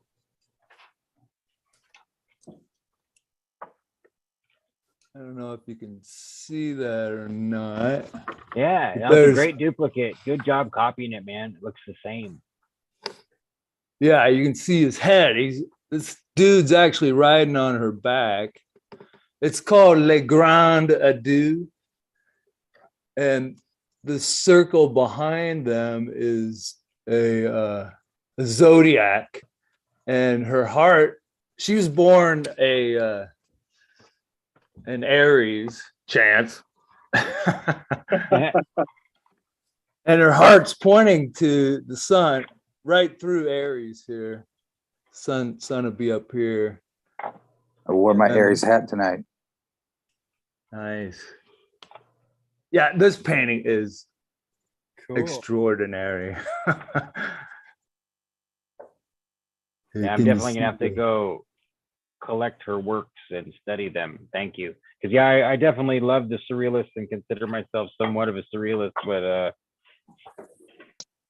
I haven't done my due diligence of chasing them all down and finding the ones that aren't at the top of the heap that everyone knows and might be good, but aren't the secret excellent best, Well, she moved to Mexico pretty early in the late 40s, early 50s, and then she became a national hero. They loved her down there. Her art was all over she did large sculptural projects too. Ones in what's that big park in Mexico City? You may have seen it. It's some alligators, it's really whimsical actually. These little alligators are on the back of a big alligator. Yeah, like baby alligators. It's pretty cool. Yeah, I have to check it out. I don't think I have seen that.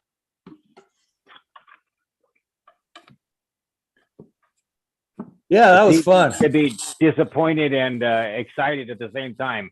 Like, how could you have not found her already? SP. But then it's I woo-hoo. found her not too long ago myself. So yeah, cool. Don't feel so bad. Cut yourself some slack. Yeah, we are liberal. There is always more beyond. Here. Yeah, we got a slack mentality, not a lack mentality. That's right. Right on. Exactly. Yeah, thanks for the reading, man. That was great. That was like a perfect interlude on. I love the long-running thing going here that we have some regular readers who are bringing the same text redundantly, and so now you have this anticipation of where it goes next. And so that was the most perfect way we could have gotten your next piece, is for it to be this interlude. Yeah, I'm waiting for Kaylee's New York accent again. Where you from? You from the Bronx, Kaylee?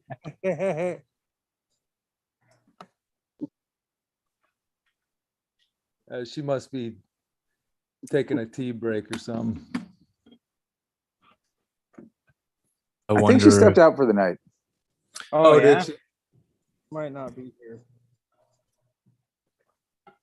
Yeah, she stepped out a while ago.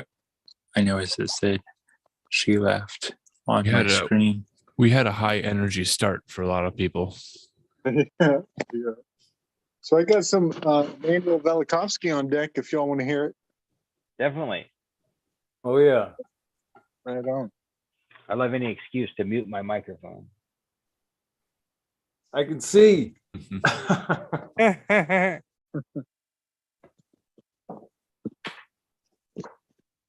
So I'm kind of jumping around. I'm not staying very linear. I know I read some a while back from the beginning, but I think I'd like to read what is the section called The Comet Typhon.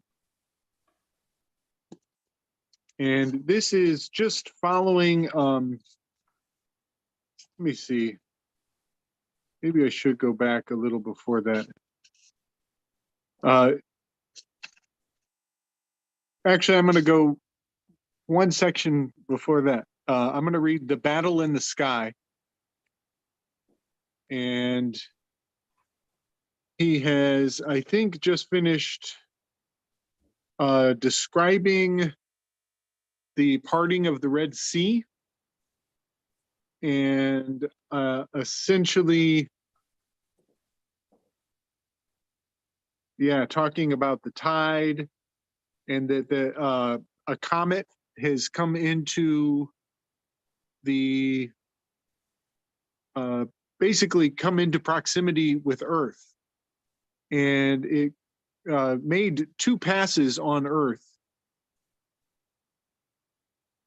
and caused the Red Sea to cause an immense tidal wave and generate the many mile tall parting of the seas. So that's kind of where we are coming into this story here. The battle in the sky. At the same time that the seas were heaped up in immense tides, a pageant went on in the sky, which presented itself to the horrified onlookers on Earth as a gigantic battle. Because this battle was seen from almost all parts of the world, and because it impressed itself very strongly on the imagination of peoples, it can be reconstructed in some detail. When the Earth passed through the gases, dust, and meteorites of the tail of the comet, disturbed in rotation, it proceeded on a distorted orbit. Emerging from the darkness, the eastern hemisphere faced the head of the comet. This head only shortly before had passed close to the sun and was in a state of candescence. The night the great earthquake shook the globe, was, according to rabbinical literature, as bright as the day of the summer solstice. Because of the proximity of the Earth, the comet left its own orbit and for a while followed the orbit of the Earth. The great ball of the comet retreated, then again approached the Earth, shrouded in a dark column of gases which looked like a pillar of smoke during the day and fire at night.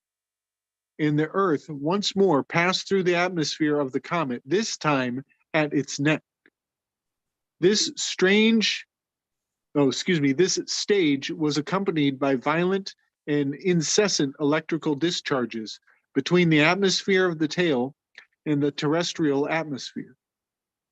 There was an interval of about 6 days between those 2 close approaches.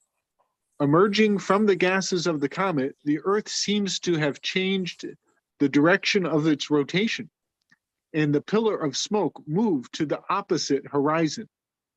The column looked like a gigantic moving serpent. When the tidal waves rose to their highest point and the seas were torn apart, a tremendous spark flew between the Earth and the globe of the comet, which instantly pushed down the mile-high billows. The miles-high billows. Meanwhile, the tail of the comet and its head, having become entangled with each other by their close contact with the Earth, exchanged violent discharges of electricity. It shook like a battle between the brilliant globe and the dark column of smoke. In the exchange of electrical potentials, the tail and the head were attracted one to the other and repelled one from the other. From the serpent-like tail, extensions grew, and it lost the form of a column. It looked now like a furious animal with legs and with many heads. The discharges tore the column to pieces, a process that was accompanied by a rain of meteorites upon the earth. It appeared as though the monster were defeated by the brilliant globe and buried in the sea, or whatever the meteorite, or wherever the meteorites fell. The gases of the tail subsequently enveloped the earth. The globe of the comet, which lost a large portion of its atmosphere as well as much of its electrical potential, withdrew from the earth but did not break away from its attraction. Apparently, after a 6-week interval, the distance between the earth and the globe of the comet again diminished. This new approach of the globe would not be readily observed because the earth was shrouded in the clouds of dust left by the comet on the former approach, as well as by dust ejected by the volcanoes. After renewed discharges, the comet and the earth parted. This behavior of the comet is of great importance in problems of celestial mechanics. That a comet encountered a planet can become entangled and drawn away from its own path, forced into a new course, and finally liberated from the influence of the planet is proved by the case of Lexell's comet, which in 1767 was captured by Jupiter and its moons. Not until 1779 did it free itself from this entanglement. A phenomenon that has not been observed in modern times is an electrical discharge between a planet and a comet, and also between the head of a comet and its trailing part. The events in the sky were viewed by the peoples of the world as a fight between an evil monster in the form of a serpent and the light god who engaged the monster in battle and thus saved the world. The tail of the comet, leaping back and forth under the discharges of the flaming globe, was regarded as a separate body, inimical to the globe of the comet. A full survey of the religious and folklore motifs which mirror this event would require more space than is at my disposal here. It is difficult to find a people or tribe on earth that does not give the same motif at the very focus of its religious beliefs. Since the description of the battle between Marduk and Tiamat, the dragon, or Isis and Seth, or Vishnu and the serpent, or Krishna and the serpent, or Ormuzd and Ahriman, follow an almost identical pattern and have many details in common with the battle of Zeus and Typhon, I shall give here Apollodorus's description of the battle. Typhon out-topped all the mountains, and his head often brushed the stars. One of his hands reached out to the west, and the other to the cast. I think he meant to say east. And one of his hands reached out to the west, and the other to the east, and from them projected 100 dragons' heads. From the thighs downward, he had huge coils of vipers, emitting a long hissing. His body was all winged, and fire flashed from his eyes. Such and so great was Typhon when, hurling kindled rocks, he made for the very heaven with hissing and shouts, spouting a great jet of fire from his mouth. To the sky of Egypt, Zeus pursued Typhon, rushing at heaven. Zeus pelted Typhon at a distance with thunderbolts, and at close quarters struck him down with an adamantine sickle. adamantine, Adamantine. And as he fled, pursued him closely as far as Mount Cassius, which overhangs Syria. There, seeing the monster sore wounded, he grappled with him. But Typhon twined about him a grip and gripped him in his coils. Having recovered his strength, Zeus suddenly from heaven, riding in a chariot of winged horses, pelted Typhon with thunderbolts. So, being again pursued, he, Typhon, came to Thrace, and in fighting at Mount Haemus, he heaved whole mountains. A stream of blood gushed out of the mountain, and they say that from that circumstance, the mountain was called Haemos, which means bloody. And when he started to flee through the Sicilian Sea, Zeus cast Mount Etna in Sicily upon him. That is a huge mountain from which down to this day they say that blasts of fire issue from the thunderbolts that were thrown. The struggle left deep marks on the entire ancient world. Some districts were especially associated with the events of this cosmic fight. The Egyptian shore of the Red Sea was called Typhonia. Strabo narrates also that the Aramaeans and Syrians were terrified witnesses of the battle of Zeus with Typhon. And Typhon, who they add was a dragon, when struck by the bolts of lightning, fled in search of a descent underground. And not only did he cut furrows into the earth from the beds of the rivers, but descending underground, he made fountains break forth. Similar descriptions come from various places in the ancient world, in which the nations relate the experience of their ancestors who witnessed the great catastrophe of the middle of the second millennium. At that time, the Israelites had not yet arrived at a clear monotheistic concept, and like other people, they saw in the great struggle a conflict between good and evil. The author of the book of Exodus, suppressing this conception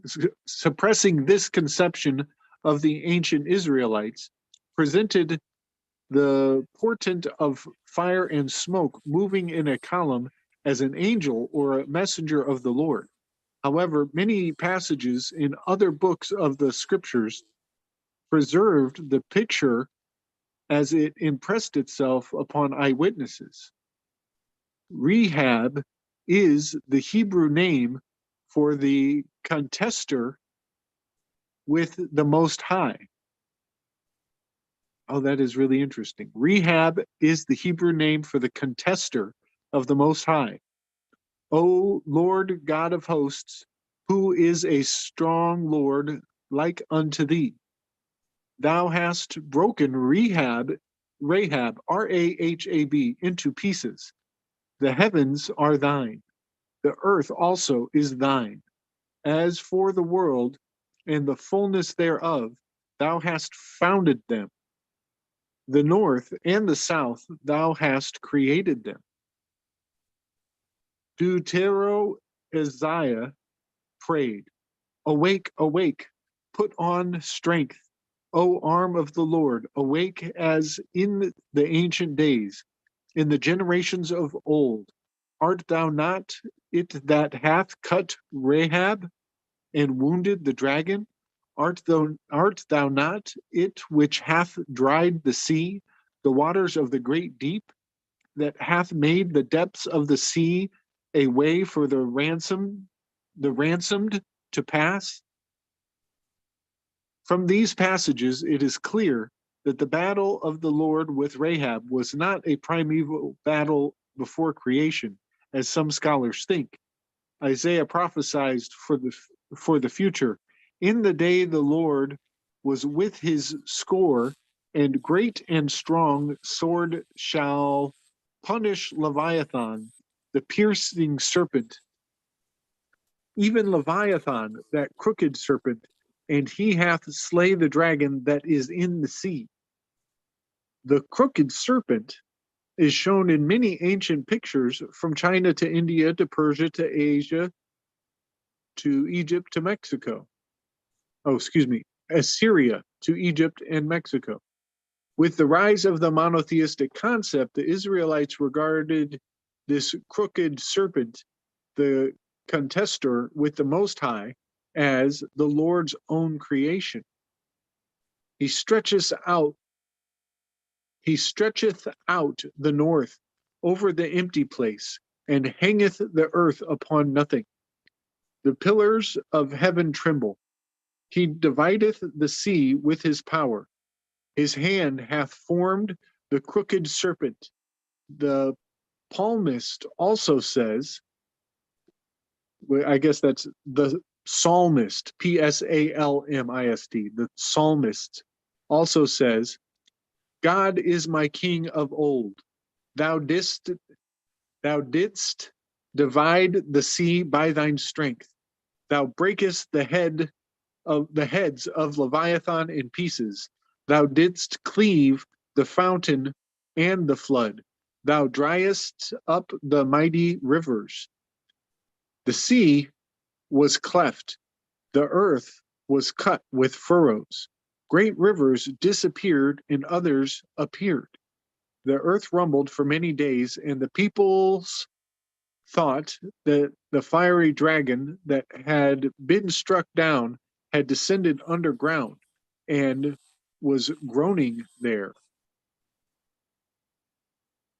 So that was the battle in the sky, and this is the comet of Typhon.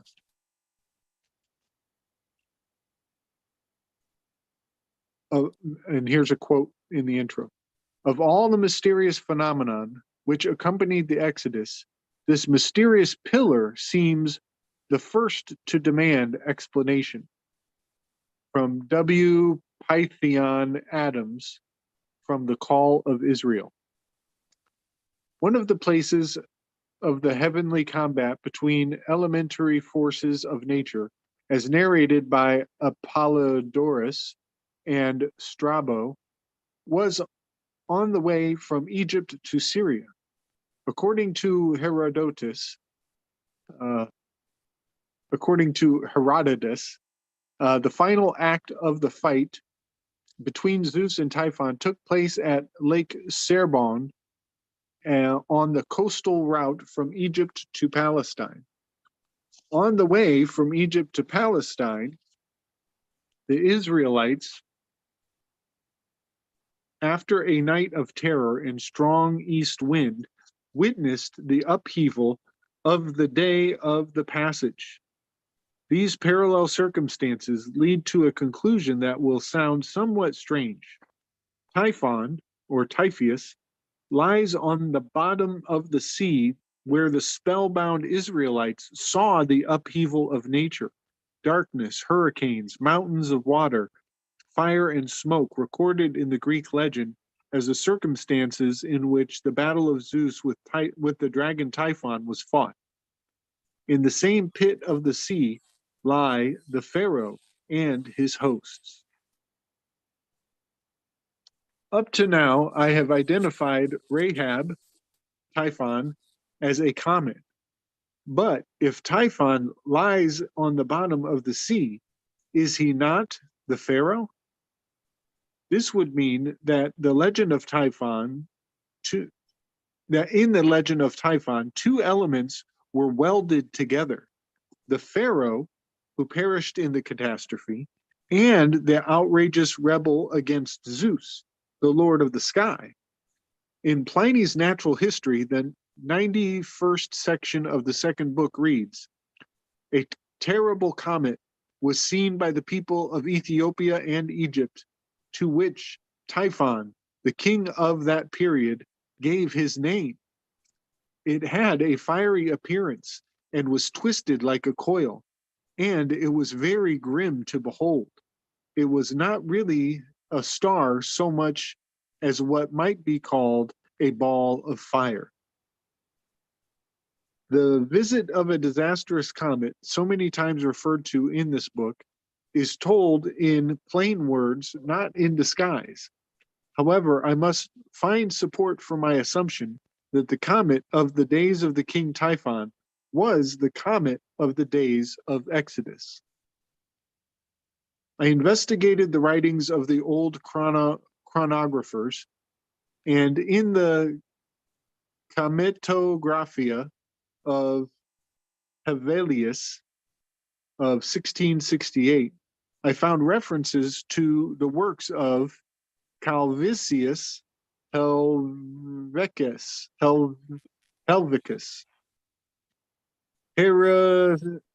Heresius, and Rockenbach,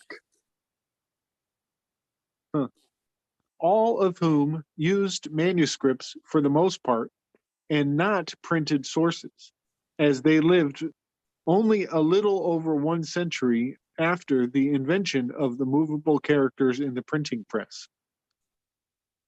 Hevelius wrote in Latin, in the year of the world 2453, which is said to be 1495 BC. According to certain authorities, a comet was seen in Syria, Babylonia, India, and in the sign Jove, in the form of a disk, at the very time when the Israelites were on their march from Egypt to their promised land. So Rockenbach,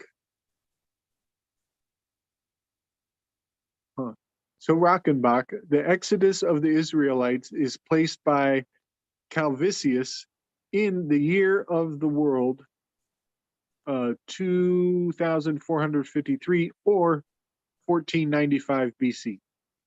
I was fortunate enough to locate one copy of Rockenbach's De Comites Tractatus Novus Methodosis. Wow. De Comites Tractatus Novus Methodesis in the United States. This book was published in Wittenberg in 1602. Its author was professor of Greek mathematics and law and dean of philosophy at Frankfurt. He wrote his book using old sources which he did not name. Exprobatissimus, oh my goodness. Exprobatissimus and Antiquissimus Veterum Scripturibus, which translates to from the most trustworthy and the most ancient of the early writers. As a result of his diligent gathering of ancient material, he made the following entry. In the year of the world 2453, as many trustworthy authors on the basis of many conjectures have determined. Oh, that's classic. I'm going to say that line again. In the year of the world 2453, as many trustworthy authors on the basis of many conjectures have determined, a comet appeared, which Pliny also mentioned in his second book. It was fiery, of irregular circular form, with a wrapped head. It was in the shape of a globe and was of terrible aspect. It is said that King Typhon ruled at that time in Egypt. Certain authorities assert that the comet was seen in Syria, Babylonia, India, in the sign of Capricorn, in the form of a disk, at the time when the children of Israel advanced from Egypt toward the promised land, led on the way by the pillar of the cloud during the day and by the pillar of fire at night. Did you catch that? In the sign of Capricorn, the devil card. Very interesting. Rockenbach did not draw any conclusion on the relation of the comet of the days of Exodus to the natural phenomenon of that time. His intent was only to fix the date of the comet of Typhon. Among the early authors, Laidus Severius, who quotes Avienus, Hephaestion, and Junctinus, in addition to Pliny, mention the Typhon comet.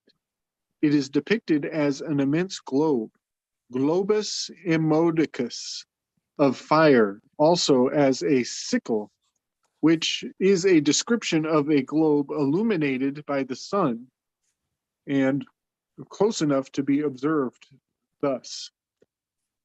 Its movement was slow. Its path was close to the sun. Its color was bloody. It was not of fiery, but of bloody redness. It caused destruction in rising and setting. Servius writes that this comet caused many plagues, evils, and hunger. To discover what were the manuscript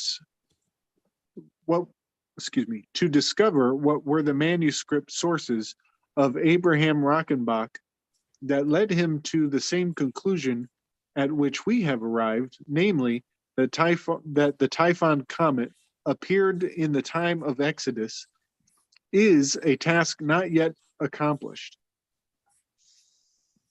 Servius said that more information about the calamities caused by the comet is to be found in the writings of the Roman astrologer Campester and in the works of Egyptian astronomer Petosiris.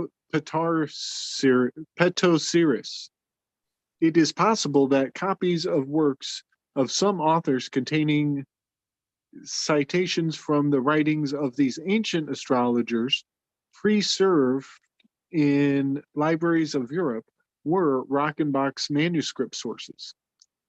Campester, as quoted by Laidus, was certain that should the comet Typhon again meet the Earth, a 4-day encounter would suffice to destroy the world. This implies also that the first encounter with the comet Typhon brought the Earth to the brink of destruction. But even without this somber prognostication of Campester, we have a very imposing and quiet, inexhaustible array of references to Typhon and its destructive action against the world. Almost every Greek author referred to it. The real nature of Typhon being that of a comet, as explained by Pliny and others, all references to the disaster caused by Typhon must be understood as descriptions of natural catastrophes in which the Earth and the comet were involved. As is known, Pallas of the Greeks was another name for Typhon. Also, Seth of the Egyptians was an equivalent of Typhon. Thus, the number of references to the comet Typhon can be enlarged by references to Pallas and Seth. It was not only Abraham Rockenbach who synchronized the appearance of the comet Typhon with the exodus of the Israelites from Egypt. Looking for authors who might have done likewise, I found Samuel Brocard, a scholarly writer of the 17th century, in his book Herozoikon, a passage in which he maintains that the plagues of the days of Exodus resemble the calamities that Typhon brought in his train, and that therefore the flight of Typhon is the exodus of Moses from Egypt. In this, he actually follows the passage transmitted by Plutarch. But since Typhon, according to Pliny and others, was a comet, Samuel Brocart was close to the conclusions at which we arrive, traveling along another route. That's cool. Typhon was a Capricorn. Did they describe it as a disc? It kind of said one was a globe and another one said a sickle. Mm-hmm. You're And finally helping me understand why people fall in love with Velikovsky. It's taken me a little while, but like I'm getting it. Okay, I get it. This is pretty amazing stuff. Thank you, Gabriel. Absolutely. Yeah, that's kind of neat what he's doing there. He's like just kind of plotting all of the avenues that have come to the same conclusion as him. Yeah. The honesty about the reference work is terrific too. You know, like we have no idea who did it. We haven't figured it out yet. You know, a whole bunch of people that are allegedly very respectable have all been conjecturing. Here it is. You know, I wish we were still that honest now. Yep. And I guess if we were that honest, this group would be on CNN and those people would be out of work.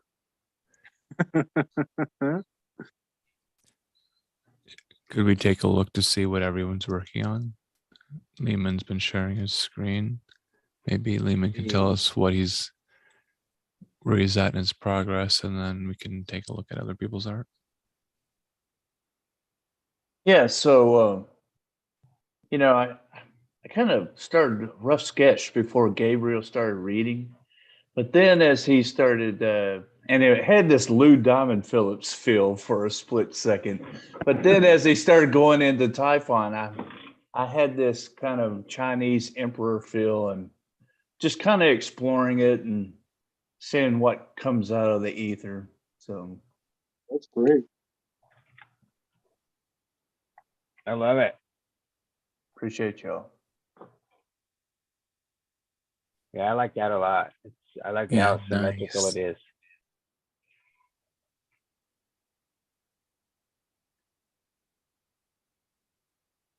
Yeah, I have really enjoyed tonight. You know, I do this a lot, like daily, and it's such a solitary thing that this is phenomenal to have. You know, active. You know, a chat room going, and I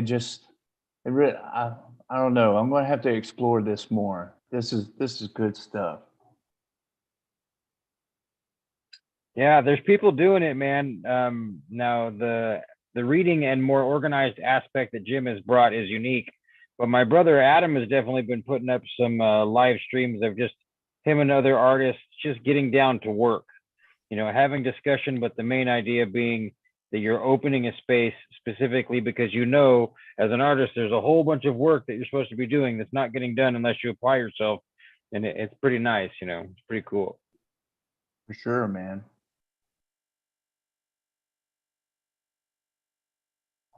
But the flow state idea is really clever.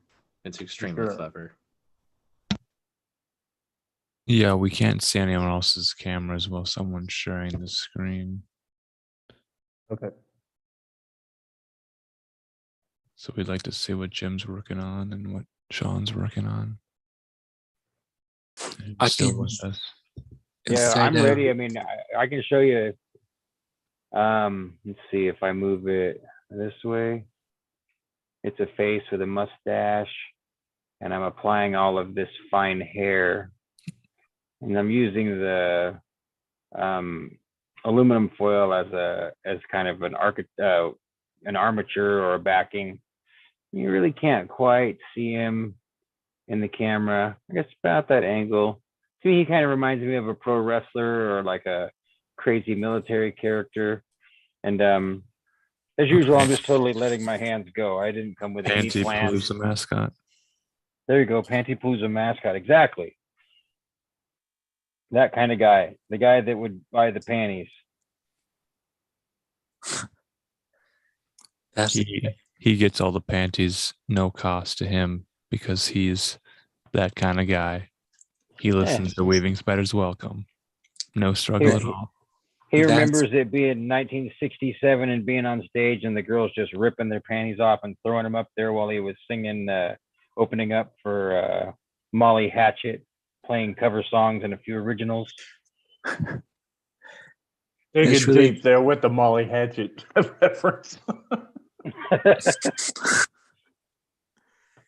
I'm looking at him. I mean, it's pretty obvious he not only loves Molly Hatchet, but he considers it like his Al Bundy peak of his life to have played before them during a show and had women so excited that they were throwing their Who underwear is Molly at him. Hatchet?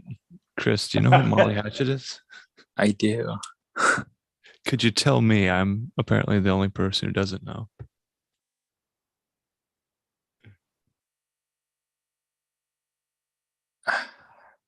Rock and roll band.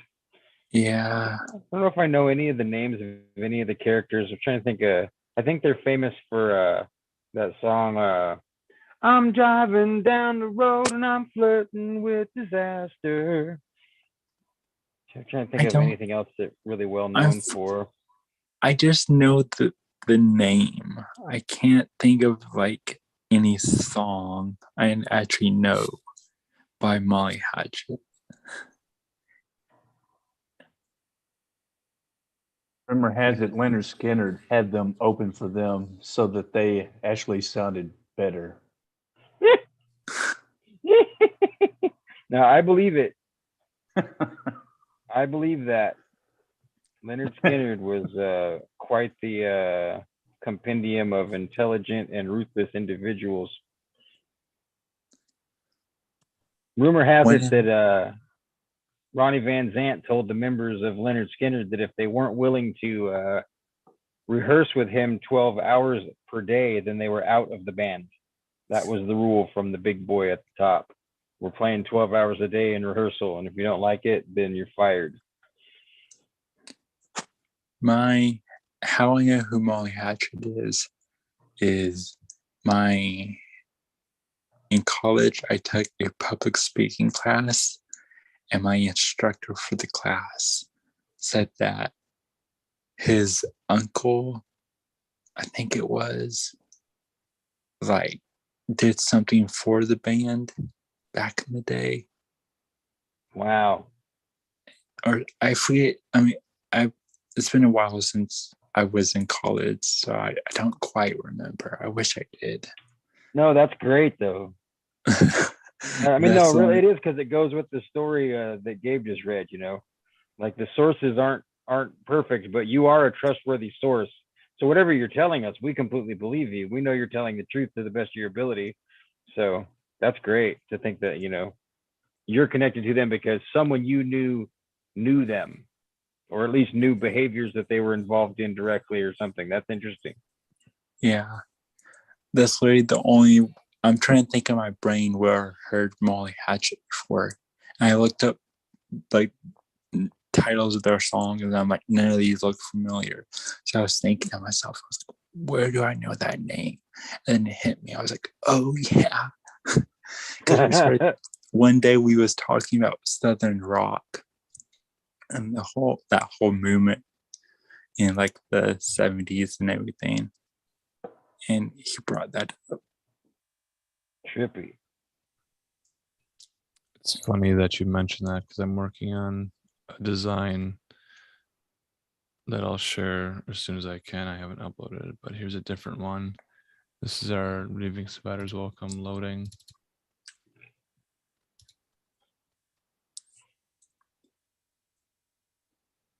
We have a loading screen now.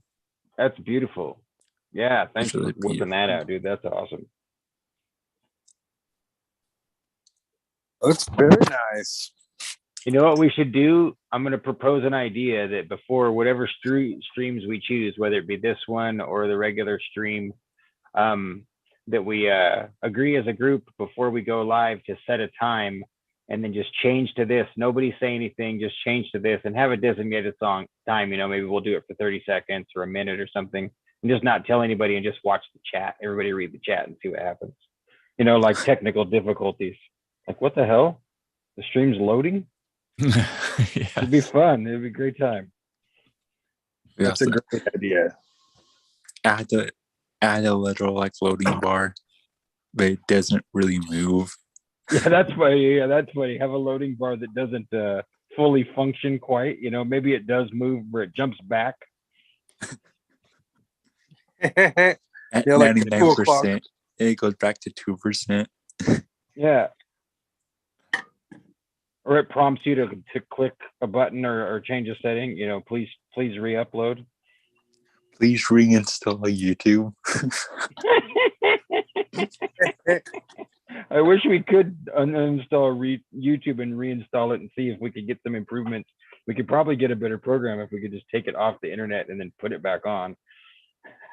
That's a great idea. Reboot the tube. Uninstalling YouTube is a good graphic. I might work on that one. Can you see this one? Long haul content. Yeah. Long haul Long- content. Weaving spiders welcome. I like it. Yeah, man. that's really. I love that floorboard, dude. That's Yeah, no shit. That's dope. Yeah, Cool. that's really cool. Yeah. I just saw it on Instagram and stole it and put our name on it. Isn't that Yeah. what the experts do? Isn't that what Disney does with any story? That's what Cinderella? I Get get into an NFT now. Yeah, And yeah. as Now we soon can as exactly capitalize on it, commercialize it. No, As that's soon what as you everybody does, post- and that's it. No, go ahead, Chris. I was gonna say, as soon as you post something to Instagram or Facebook, they partially own whatever you upload to it anyways. So why couldn't you take it and remix it yourself? Since that's what they're doing. Yeah, exactly. I mean, as much as I hate it, Picasso was right when he says amateurs borrow, professionals steal. If you like something, you just take it. I do it all the time. That's how I got that brilliant picture of Chance. I went on whatever the most popular edgy art website is that's been up there for years. I can't think of the name of it.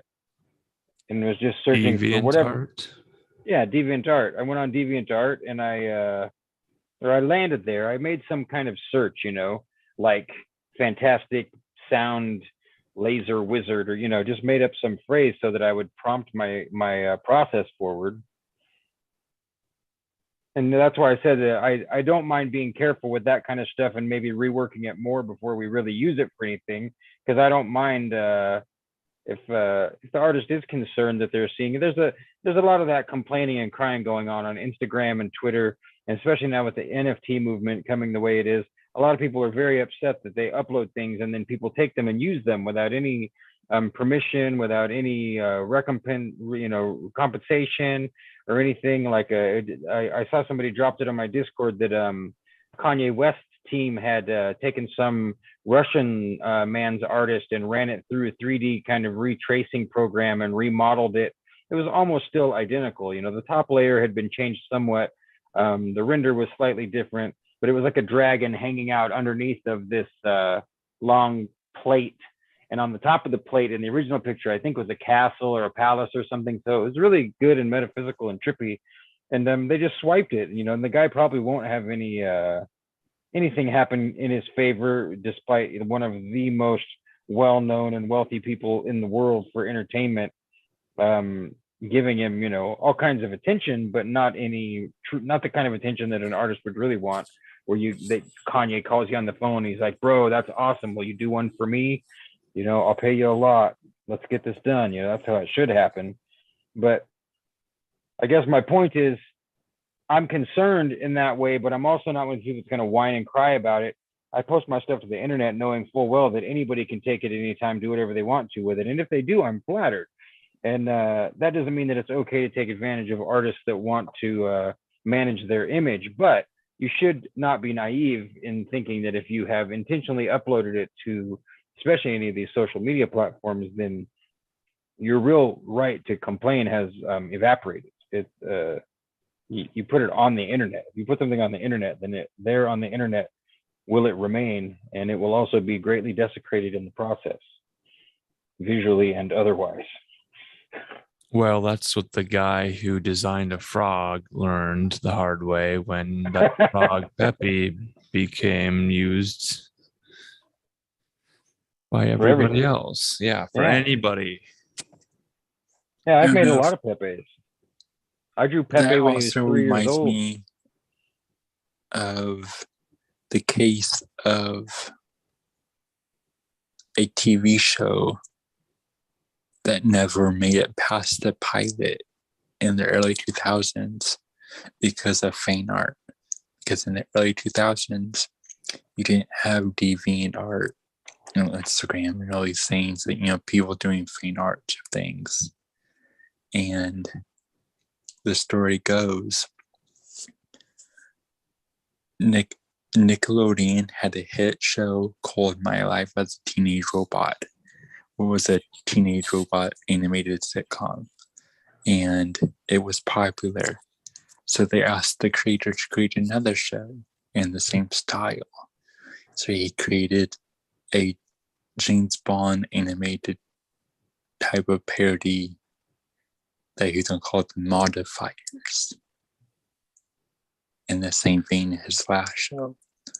Well, the pilot leaked out, and it got popular online in early forums, and people started to do their take on it, but the type of take that they was doing involves 4 letters, something that it's not safe for work. And since this is one of the earliest cases of that, Nickelodeon didn't know how to handle that. So since it started to get popular before it even aired or got fully greenlit because of the leak, and the fan art was starting to get more traction, they didn't want kids to go on the internet and look for it and stumble upon it. So instead of greenlighting a full series, they canceled it, and it never made it past the pilot. Wow. I think Cool. Nickelodeon was Great good at disappearing problems of inappropriate behavior. They're like, out of here. This one's gone. Erase it. Other television companies that weren't doing such probably terrible things in the background wouldn't have been reacting so quickly to cancel the show. I think, they're like, we don't want no attention. Canceled.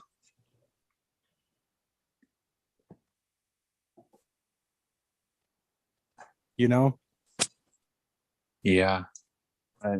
Well, because around the same time in the 90s, the most famous creator of Nickelodeon was a guy named Dan Schneider, who was famously outed for being a pervert and having a fetish of the feet kind. And I don't mean grounding in snow. Yeah, and really inappropriate with young girls to boot, like lots of evidence of it. Specifically him insisting and or staging them up in positions where their feet would be featured, and then the logo for Nickelodeon is actually a huge foot itself, so it makes it one of the logos anyway, so it makes it all very suspect and ugly.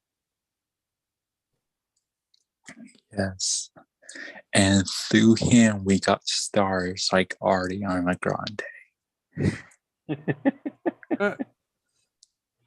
It gives you insight if you think of it in a black magic way, right? Like they get some kind of really weirdo, horrible pervert, and it's his vision that they emphasize to the maximum. And then it brings through this moonchild abortion of an artist who's completely brainwashed and mind controlled and manipulated and literally owned under contract in 10 Ways to Tuesday. It's strange. It's really strange. Yeah. There are requests to hear RM playing. If RM unmutes, we can hear some sound, perhaps. Now would be a fine time. Sure, yeah, I'll play for you guys. I was working on While My Guitar Gently Weeps in 6/8 stuff. There we go.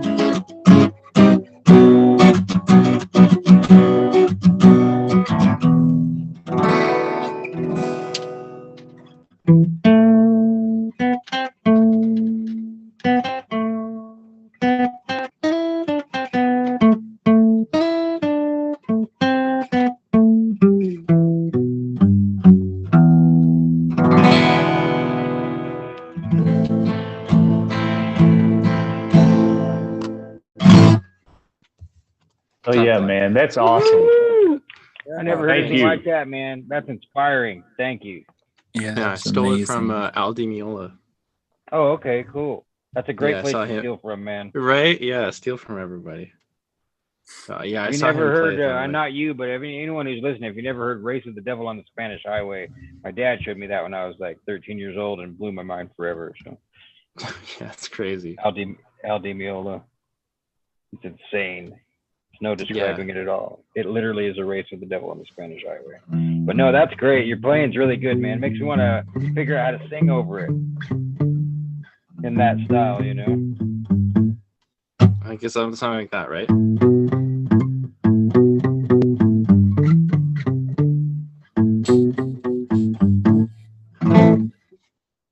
Yeah. Yeah, Elegant Gypsy. Mm-hmm. Yeah, That's his the name of first, the album too, isn't it? Yeah, I think so. Yeah, I just heard his first gig with Chick Corea was Carnegie Hall when he was 19. Wow. No pressure. Start at Carnegie Hall. And no pressure. Yeah, insane, right? I just saw him. You ever check out Rick Beato on YouTube? Oh yeah, I was late to that party. Yeah, he's amazing. Because Rick Beato just was like standing in Al Di Meola's kitchen talking to him about something. I didn't watch the whole thing. I just saw it kind of go by in the, you know how the video feed just kind of activates. And I did turn it on and catch a little bit, but I mean, I like Rick Beato. He's not a bad teacher. He's I watched that whole thing. Exceptional musician. Yeah, oh yeah, cool. Yeah, I love that. Al Di Meola's kitchen. Yeah, he had a beautiful place for sure. Yeah, and I love his new guitar, that like cutaway flamenco thing. I guess I haven't looked. I haven't turned on any of his stuff for a long time, so I have to check it out. Yeah, I've been he's playing the bass, finally learning how to do proper jazz walking bass lines. Nice, like on a blues. Oh well, I mean, I could play a bass line on the blues pretty easy. I mean, I'm kind of just really a blues player that does a lot of other crap. You know what I mean? Okay, yeah. That was my real foundation. The man who showed me like the things that really blew my mind and took me over the top with performing and singing guitar was a very well rehearsed and well played. I mean, he still is. He's older now, but he can play the living shit out of the blues. And but no, I was looking at jazz, but it's just because I really want to expand my theory without having to go study out of a book too much. And it works. I'm far enough along that what it's showing is definitely understandable and good. But yeah, if you're interested, I can send you the video. It's some kind of a guy with an Australian accent. He's a really, really proficient bass player and a pretty good teacher. Yeah, sure. Yeah, I would love that. Does he wear a glove on one hand? Yeah, that's the guy. I don't remember. Yeah, his name. okay. What's his name? I don't remember his name yet. So the first video I started learning same. from him. So right, yeah, that's okay. funny. Okay, So, I just found that guy Sean, recently too. You're saying I'll that have to- you're a blue man? You're blue Blues. body, Blues body man. guy. Blue man. Smurf. I'll do it right now so I don't forget. Yeah, I've been Fair trying to warning, my play headphones are dying. So I've if been they trying die, to play I a might walking line with chords, like this kind of thing. Kind of like a blues. Well, it is a blues. Yeah, no, it's very much. It makes you want to sing like Tom Waits. The camera was pointed directly right in the middle of my face, and I hadn't taken a bath for a week, and my breath was stinking. The lights were bright in my face. The man leered in with the microphone, insisting on questions that he knew made me uncomfortable, and that I was unwilling to ask. We had agreed before the conversation not to ask these very specific questions when we were live, so I was improvising my way through. Excellent. How do I get out of Zoom? Thank you. There, that's better.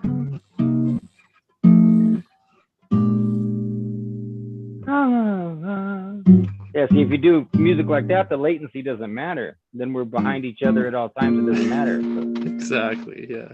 finally, we solved for X on latency. Come on, man. Yeah, your playing's really clean and sweet, man. I appreciate it very much. Oh, thank you, senor. Yeah, I want to hear your Dimebag Daryl impression one day. That might have been exaggerating, but I could definitely play the. You know, I mean, I could pretend to be Dimebag Darrell, but I'm not. I was never a lead player, more rhythm guitar player, singer guy. You know. Cool. Yeah. Yeah, I'm liking your guitar noodling. It's really nice. Oh, thanks.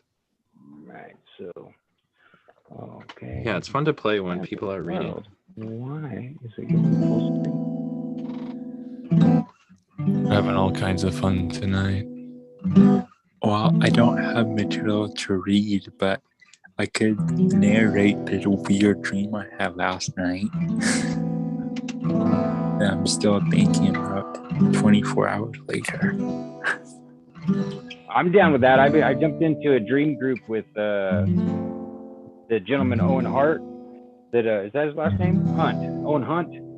He's been going around. I saw him on Chance, and then I just caught an interview with him on One on One podcast. And he's just a really chill, down to earth, very personable, very talented guy.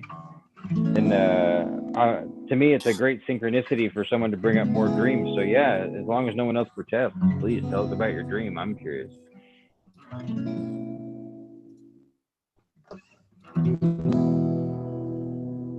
I see Alan is sharing something, so I can wait till. Yeah, this is just me sharing the long haul content banner ad for an Instagram. I like it. That'd be good for like in between stories. Well, I keep joking that when you have a 5-hour live stream, the only person who's going to listen to the replay is probably an over-the-road trucker who's in it for the long haul.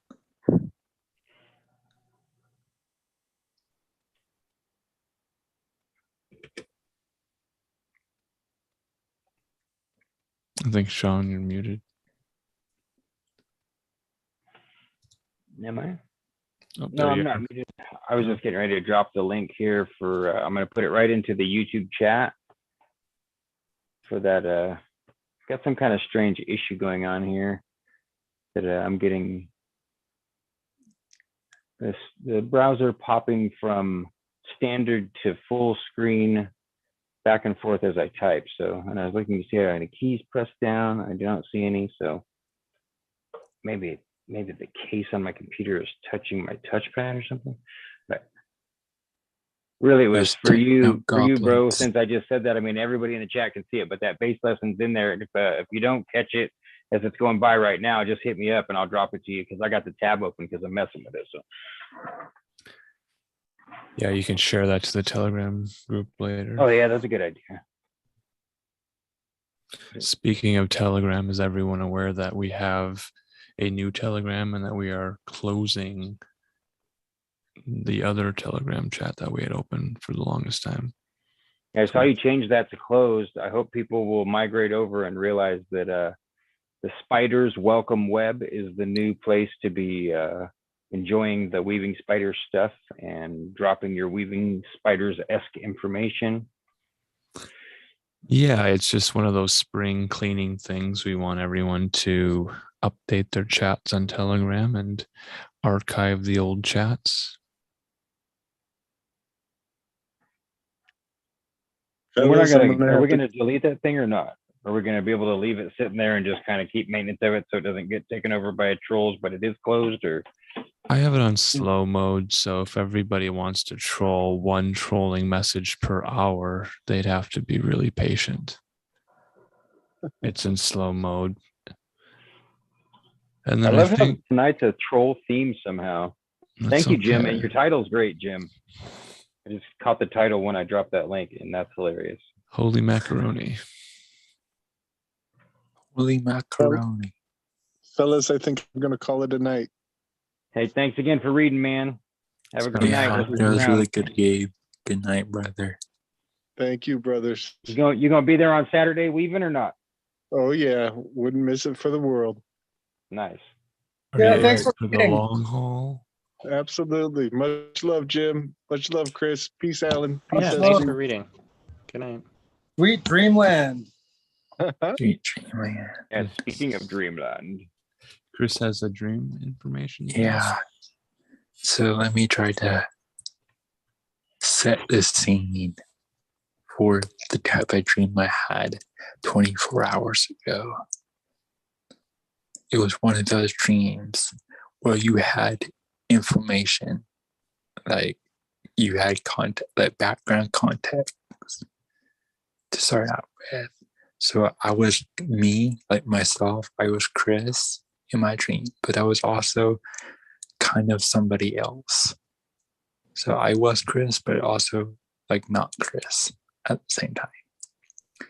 And I was in this event space, this big fancy event space for a wedding, because a relative of mine was getting married.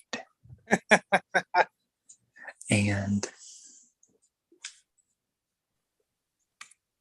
what was interesting about it was I knew that the person that was the relative of mine that was being married was female, and the person that was marrying into my family was male. And the person that was being married into our family, he was a part of a organization that I was like some type of like secret like spy type guy, and I was like my agency, my group was facing off against their group. And so I was at this big fancy wedding trying to do some like recon action, but also protect my family so nothing would happen. So I'm going around this event space, doing all this spy stuff, like checking things out, listening to clippets of conversation during my duty. And then as I'm also like talking to people, like family members, and like, giving congratulations and everything. And I'm in like a tuxedo, so I'm like fully James Bond mode. And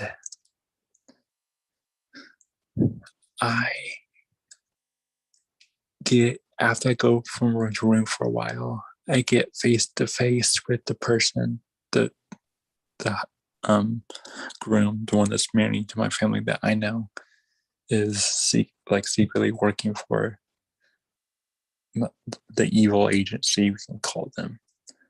And so I go to talk to him, and we go for a walk out in like the garden area of this event space.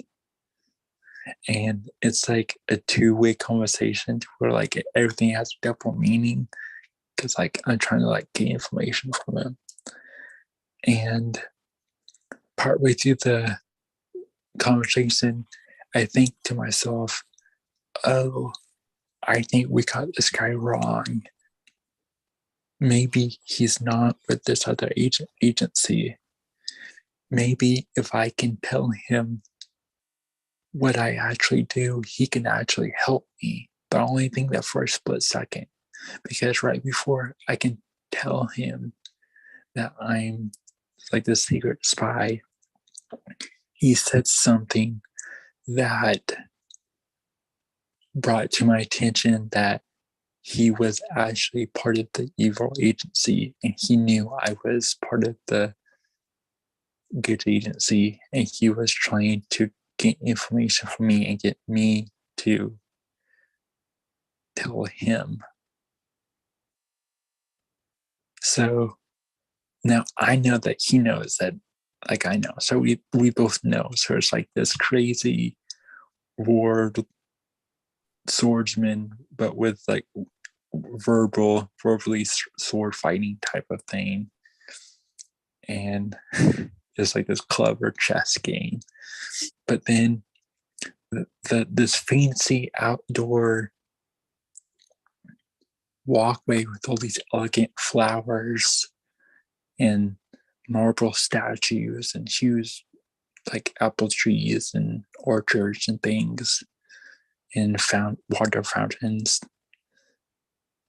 turn into the backyard to my old family home from when I was younger. And we're in the backyard where the swing set used to be, but the string set isn't there. And the sky is like super dark now. And this small patch of fog comes rolling up and consumes the groom from the wedding before we can finish our verbal warfare that we was doing, and just utterly consumes him.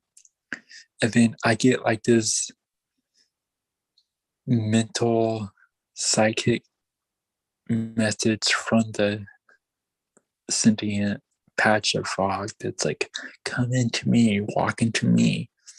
And for a second I'm like, okay, let's see where this takes me. But then I stop for a second. I'm like, wait, no, this is scary. This is super sketchy. This is scary. This is not good. This is dark. This is bad.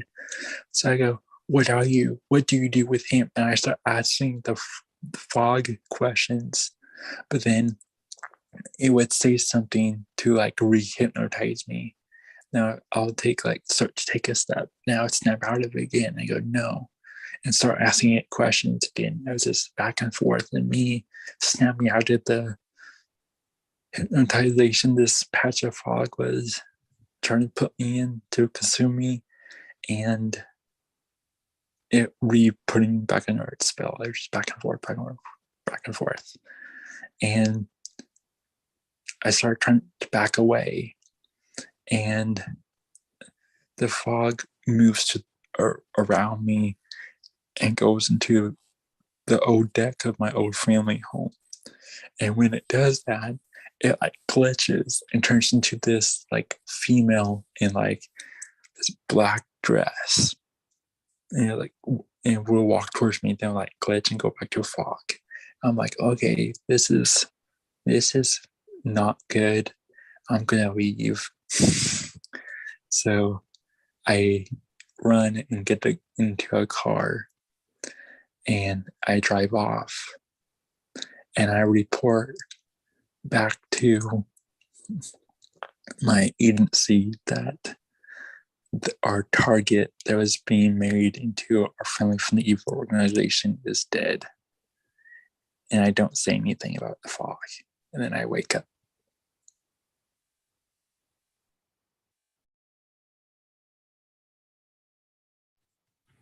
Wow, what an incredible dream. The part that sticks out to me mainly is the part with the fog. I can still visualize what that part looks like. What color was the fog? Is. What color was the fog? What color was the fog? It was like just off-white, dark gray type of like typical heavy fog patch.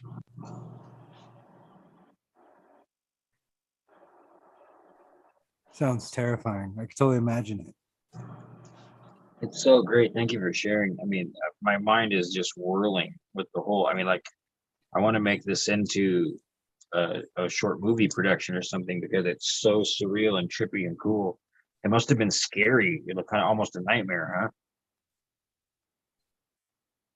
huh? Not really. I've had. I can tell you one of my craziest dreams I've ever had when I was little, and to set you into. I'm not surprised about this dream. You want to, man. I'm interested. That's the funny thing. You should have told me one of the most amazing dreams I've ever heard in my life. Like a fog arrives and consumes the person who's supposed to marry into your family. Because you're a spy, you keep it on the down low. Don't even tell your agency what happens, you know. It's great.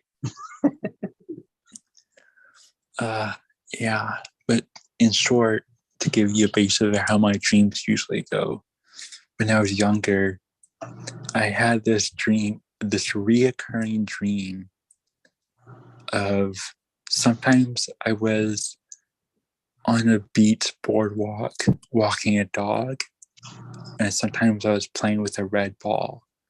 And in both versions of the dream, the ball would get away from me and roll across the street away from the beach into this building, or the dog would like get out of my hold from like rip the leash from out of my hands or run into the building. And I would go into the building after the ball was a dog, and it would be just perfectly like the building would just be a typical like strip mall type small building. But when I walked inside the building, it would be this like white round void that's perfectly sphere. And at one end there would be like a doorless entrance way, and just like super bright white everywhere. And these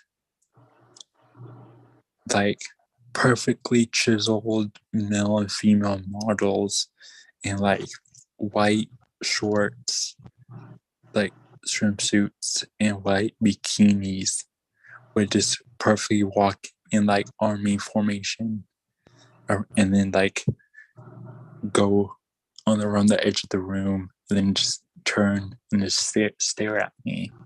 But they all had splashes of blood all over them. Whoa.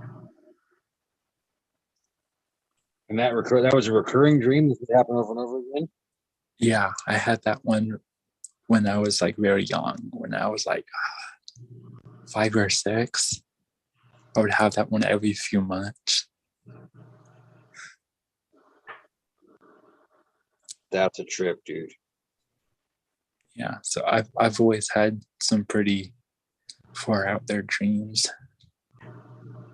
So when I have a dream like last night, when I'm like a secret agent and there's this fog, I'm just like, oh, that's weird. I wonder what it means. But I'm as you described it, as a nightmare. In my eyes, I'm like, I've had scarier dreams. I don't consider it as a nightmare. I didn't wake up in fear. And I think that's important. Yeah, no, that's to me, I have had dreams where I wake up not in fear, and then later I realize that it probably was, like I have a realization later that it was nightmarish. But to me, a true definition of a nightmare is that feeling of waking up in horrible fear of whatever happened, like feeling like you have to turn lights on, or that you can't resettle and go back to sleep, being astounded by it and all that stuff. Yeah. Thanks for telling us, man. That's cool. Yeah. I want to be the all-consuming fog.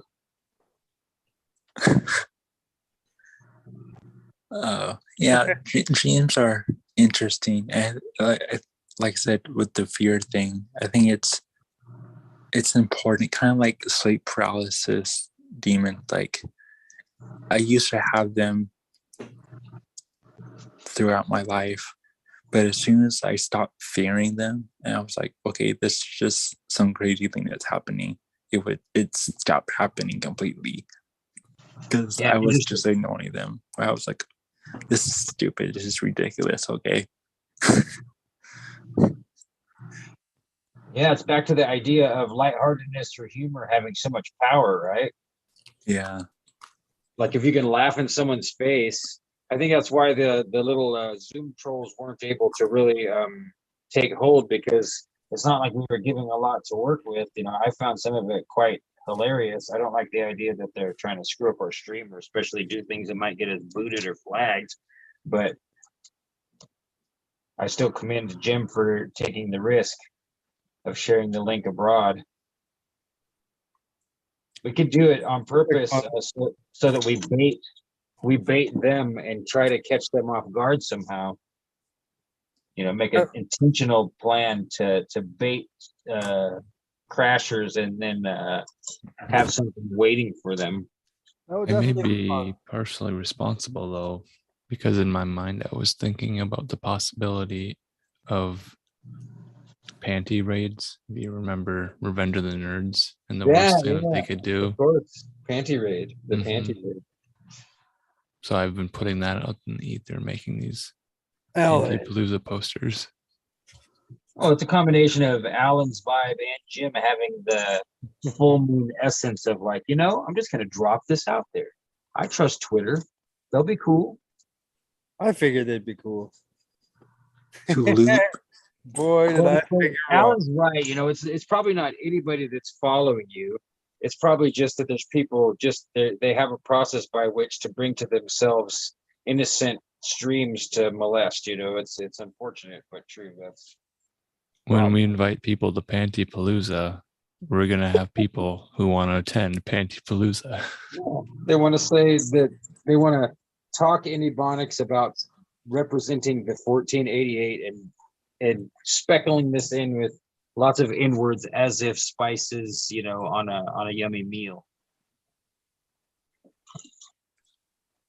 It's so Dadaist. I really want to know if these young people understand that they've become the greatest neo-Dadaists of all time. What can be more Dadaist than not knowing you're a Dadaist? Honestly, how can you be more Dadaist than to not be aware that you are the height of nonsense, of the world breaking down to the point of utter miscommunication and hilarity, pure irony? That's why I keep creating, or that seems to be the antithesis, or literally the polar opposite of anything that we represent on Weaving Spiders Welcome.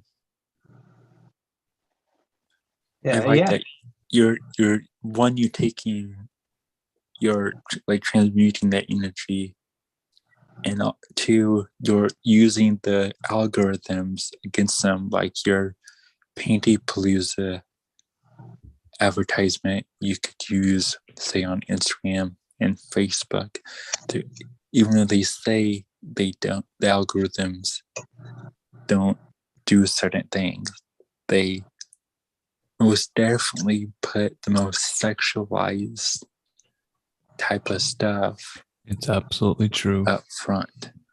Yep. So the first 3 posts on my Instagram, on any Instagram account, are always the most explicit that they can get away with. And then when I begin to scroll down, it refreshes it and hides those posts. So I have to scroll down 30 posts just to try to find the original skin flick post that I was looking for originally that they were trying to advertise to me. They know what they're doing. Yeah, it's called giving chase. And they have computers trained to get us to follow them like sheep to the slaughter, and it works. It works. It's how you get to scroll past their advertisements because you're looking for that image that they teased you with, and then they refresh the feed, and then you can't find the image again. Yeah, and then you're forced to see more advertisements, and that way they can claim to their advertising customers that you're making that many more views. All the views. Mm-hmm. And then they shadow ban us. So we're shadow banned, and they don't promote us because we're not paying them a dime. Yeah, the search engine Quant works to beat the shadow ban on YouTube, and I always try to remind people that. What I was trying to find, there's a song Adam Lohr wrote called "Mary Had a Lot of Lambs," and he edited together a beautiful video to it, and it is still on YouTube. But I could not get the YouTube search bar to find it for me. But I went to Quant, and I didn't even go. You know how you can use the Boolean string to make it search only within a specific website? I didn't even do that. I just typed Adam Lohr YouTube, Mary has had a lot of lambs, and it was like, I think I did have to click on the videos tab, but it popped right up. It was right there. So, if people are trying to find old things or just rare things that aren't going to be served in the YouTube algo, you can definitely get around it with Quant. QWANT is the search engine.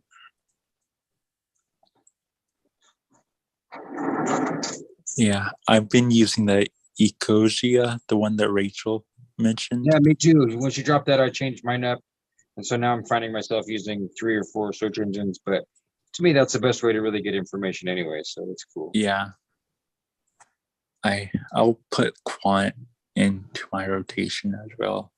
I was getting that to search for images for art references because you can search the same keywords in all those different search engines and get different images. Right. You do. You get something very different from everyone. And oh, you said something that reminded me of something else, and it slipped my mind. Maybe it'll come back. It's all right. Earlier, when we was talking about Painted Palooza and everything, I was going to draw that back to our talk about how creepy Nickelodeon has been. Because I don't know if you guys probably was never into SpongeBob, but there's a famous classic episode of SpongeBob in the early seasons where SpongeBob and Patrick takes Mr. Krabs on a painting raid. And this is a show that's rated TV Y7. Right. Yeah, but everybody wears underwear, so I don't know why. Of course, children wouldn't find that funny, right? Underwear is always humorous. There's Captain Underpants. Superman wears briefs outside of his uniform. The plot twist of the episode is they were stealing from Mr. Krabs' mother's drawer. Oh, so he's parading around his own mother's underoos. Yeah, that's hilarious. That is quite funny. Yes.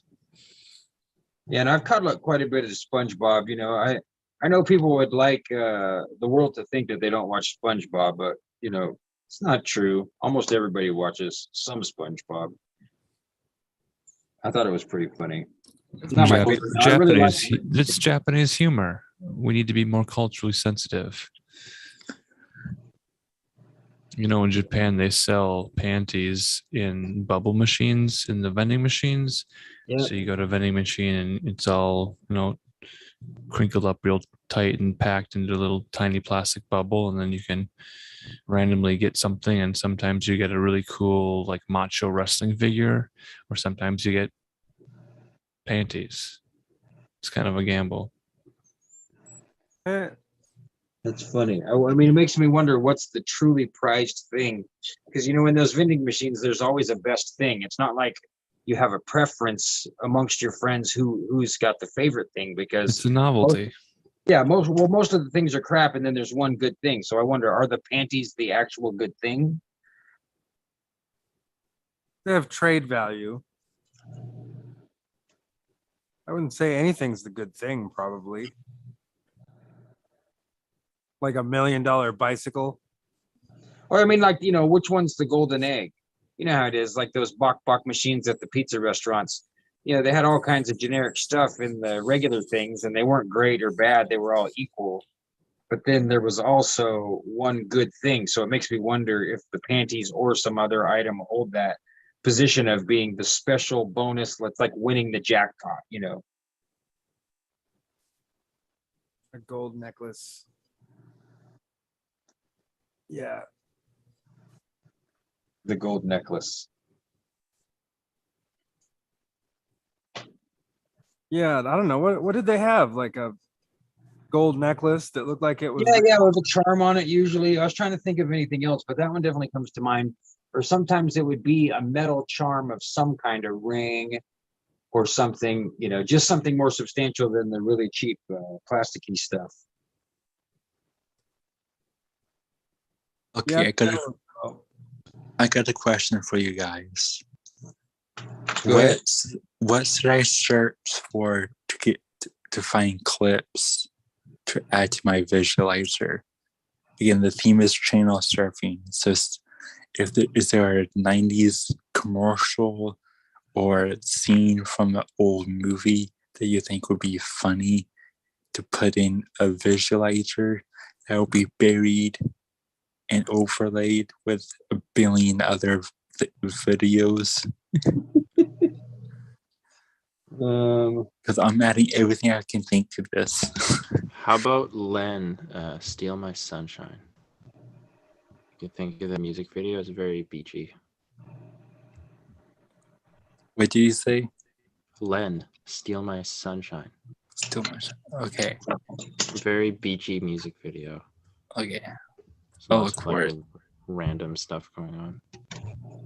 The Yeah, I think original she's Super from the Smash 90s. Brothers commercial for Nintendo 64 featured the Nintendo mascots walking hand in hand to the song Imagine You and Me and Me and You. And they're walking and then they stop and they start beating up on each other. One of the more iconic video game commercials from my memory.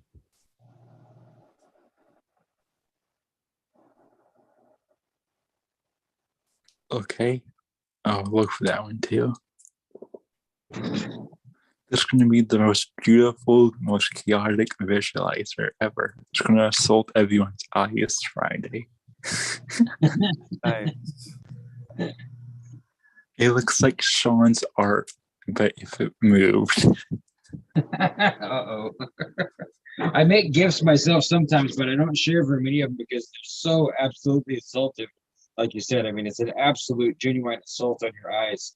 So, I'll just find one that's, it's still assaultive, but not like, what if someone doesn't know they have seizure disorder and I'm the one that helps them find out? Gotta be careful. Yeah, I mean, it's not that bad. It still makes sense. Right. But I'm just saying, it's not, if you think this is going to look like a very pretty professional visualizer you'll see at like an EDM festival or something, no, this is not it. I'm excited. Yeah, I love that me and Chris have a similar. Here's the commercial. I got the sound muted. You can kind of see it.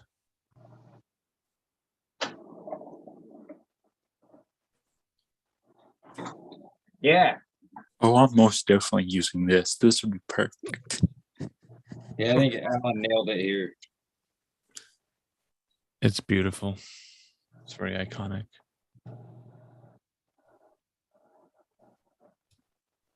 And then it shows the gameplay footage, which was remarkable for its time. That Nintendo family company would introduce a fighting game with their mascots.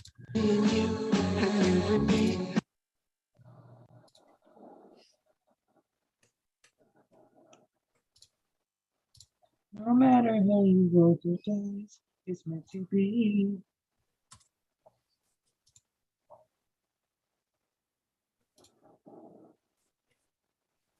Can't think of anything else at the moment, but that's a fun one. And what'd you say the theme was? I heard you, but I forgot.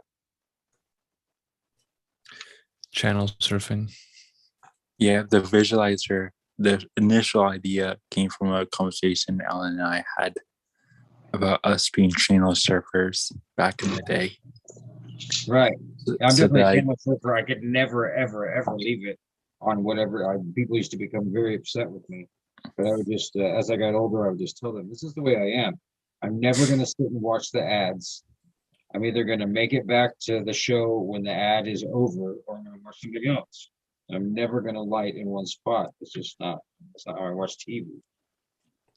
I also use footage from a PlayStation 2 game called Jet X2O. It was a jet ski racing game that I used to play that just had the most beautiful graphics. And I was like, because I was trying to think, okay, what else would a channel surfer do late at night back in the day? Oh, they would give up trying to find something and put it in a video game. So I was like, what's the most random video game I can find? And then I had totally forgotten JetX2O was even a game that existed. But in the moment, my mom was like, hey, you remember that jet ski game? Why don't you look to see if someone has footage on YouTube of them playing it? And there is. Nice. Oh, this is beautiful. It's aged like fine wine. Those beautiful PlayStation 2 graphics. It makes me think of that video game called Tubin, playing it in the arcade. You guys remember Tubin? I love tubing. Yeah, Tubin was great. At the very end, you're down in hell and you're You floating. made it to the end. That's awesome. I never saw hell. That's pretty far, dude. Wow. You're floating down the river Styx, and the devil appears on the side of the bank, and he materializes a pitchfork and throws it at you, and then he disappears, and then he shows up on the other side, like somewhere else, and throws another pitchfork at you. Yeah, I never beat the game. I ran out of quarters in hell. I ran out of quarters in hell was a It great. was a hell of a birthday party, though. Yeah, that's good footage too, Chris. If you can get tubing in hell, that would definitely work. Is it Tubin? Like, how would you spell that? Toobin. Tobin. Okay. Toobin. And what it is, a game you're sitting in an inner tube and you're paddling with your hands and your feet, and there was 4 buttons on it, and you had to navigate yourself down the river. And you could throw beer cans too. That's right. It's been a long time, Jim. We got to find a game now and play together and live stream it. Put the camera. I've looked for it. I've even looked for video of hell, but it doesn't mean it doesn't exist. Maybe we'll just have to buy one. It would be sweet to play it again, though. It was a fun game. It was so weird. Like the NES version, Nintendo Entertainment System. I think they emulated it on a PS2 game. It was a Tangen game too. The game on a console somewhere, and it wasn't anything quite as good as the arcade game. Was phenomenal. Yeah, the arcade game. I mean, that nice. That's NES. This is the Nintendo Entertainment System version of Tubin, released by Tengen unofficially. So it's in one of those black plastic cartridges that was not officially licensed by Nintendo. Interesting. Game mods and getting your hands on video games you're not supposed to have. That's very basically the game. It's fun though. I think it's a little bit better. Your character is a little bit bigger in the arcade. Yeah, it's rendered a little bit better in the arcade games usually had better graphics, and that's why you'd put quarters into them, because they had better graphics than anything you could play on a home console. So then home consoles started releasing arcade versions of games and include arcade in the title. Yeah, it was the nickel arcade. Man, the nickel arcade. I used to love the nickel arcade. I mean, they weren't always a nickel. Some of them were like multiple nickels. Then like the big games, like the helicopter simulator, that was like $1.25 still. Krista in chat just gave me a brilliant idea. I was commenting that clean, fresh undergarments are a luxury. Krista asks, can you imagine if that were true? Like clean socks for soldiers? I think it's time we make some clean socks for soldiers memes. Yeah, that's an idea. The Weekend Spiders welcome Clean Socks for Soldiers campaign. Clean Socks for Soldiers sounds like a band name. Yeah, it is now. I saw Clean Socks for Soldiers last night, and they sucked. Singer was all hungover or drunk or something. You could tell he was pissed off at the guitar player. It was lame. My first big concert I went to at a big venue, there was 3 bands there, and one of the 3 bands was Sublime with Rome. Oh, cool. And they were so bad. Oh, that's that we left. They was the last people to play, and we left early. We had a bit of a drive back home, but me and my friend left early because as soon as Rome started to do like old school Sublime, yeah, and he just couldn't capture Brady's voice at all. I get it, man. Here's It the was just- footage from the arcade game, Tubin, Yeah. on an actual arcade. Yeah, there we go. Yeah, Sublime should just hit me up. I can sing just like Bradley Nowell, no problem. So if they want to go on the road and fire Rome, it's fine. They just gotta hit me up. So. Like Rome has a good voice for what he does, but it's not like it's a totally different band. Yeah, Bradley was the band, man. I'm not trying to diss the other guys, but his overbearing personality and his songwriting and his singing and guitar playing at the same time is what made it sublime. Yeah. That's why I applaud Linkin Park after Chester left this realm. I won't say what I think happened. That's a whole nother rabbit hole. But after Chester left the realm, Linkin Park has made another work together. They didn't try to replace him out of respect, and they said they was going to. Mike Shinoda started rapping. He always rapped on the side, but he started doing that full time. Right. They all dispersed. They didn't try to find someone to replace Chester because there's no one out there that's going to have Chester's voice, because Chester's voice was Linkin Park. Yeah, I would agree that you can't really have Linkin Park without Chester Bennington. His voice is just so distinct. You just have to get somebody to imitate him perfectly if they want to do that.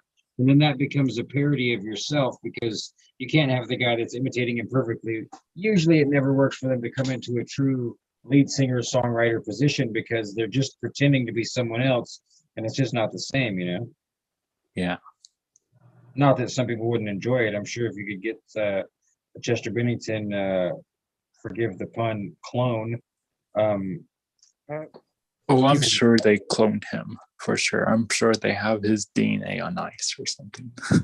Oh no, yeah, that's what I was saying. Someone that sings like him is also a clone. But when you say Chester Bennington clone, you think, yeah, well, that probably exists too. Hopefully, it's not locked up in a cage somewhere. Jerks, weirdos. What's wrong with you people? Me and Jim did a show about cloning, where we talked about the Raleigh cult and everything way back in the day. We should go back and watch that, Jim. Yeah, it'd be fun. I'd like to do another clone.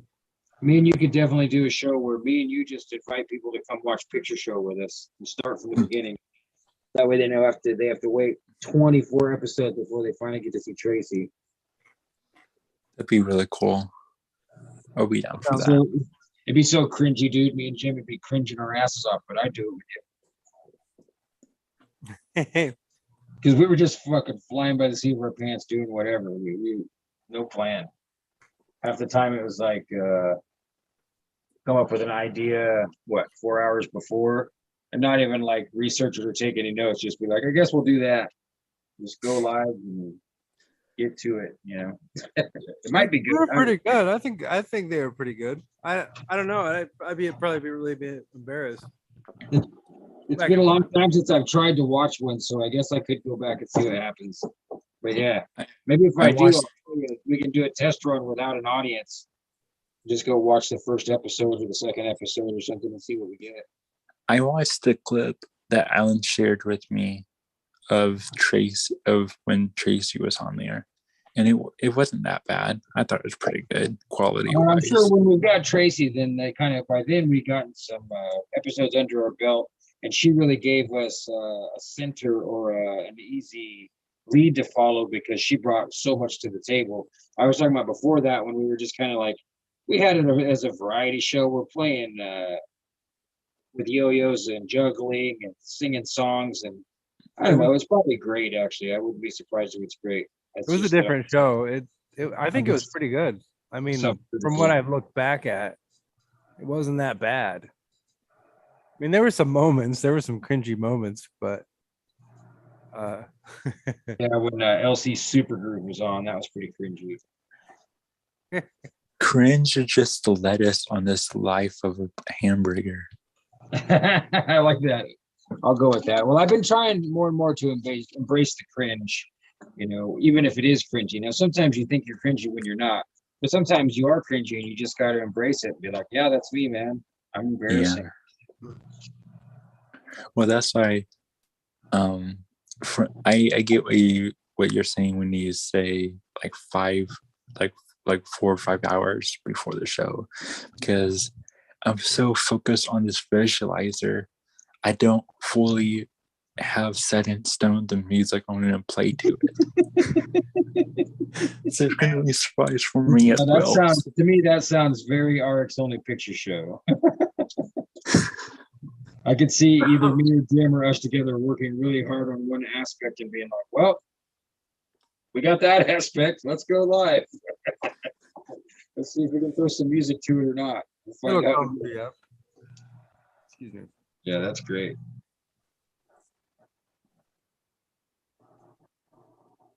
Thanks for the suggestion, though, guys. I was like, I don't know when to stop. I'll probably be working on this until the day of. Yeah. It's going to be Well, great. I mean, now that you've acknowledged that you don't have your set list ready, you could say, okay, I'm going to set aside a little bit of time for the set list. Yeah, I could say that. I probably won't, though. I'll probably just keep on adding things to the visual. That's what I love about you. You're honest and we're very similar. We really do have a kindred Sean, spirit. take a look at the Zoom. Oh my Boo.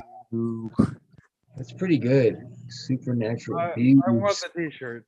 The supernatural milk bags. That's a great title, Supernatural Milk Bags. Does she have ectoplasm? That's kind of a personal question. I don't know that I could ask her that. And that would probably change my mind about how hot I thought you were. Like, you know, you're really hot and you take off your shirt and you've got actual ghosts for boobs that like, because it makes me imagine them like wooing around when I see them, you know, like woo. Like, you know, maybe she's constantly trying to calm them down or pacify them. Like, shh, you guys, I like this guy. Just lay still. You know. Well, you know, people will always ask women, you know, are they natural? And she's got to say, supernatural milk bags, honey.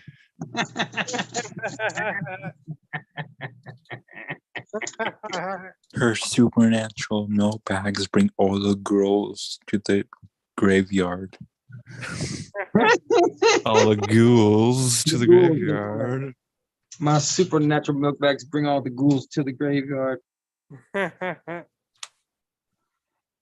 That's great. Now, have you been working on that or did you just whip it up? Just found an image on Instagram, saved it, cropped it out, and then used a different template.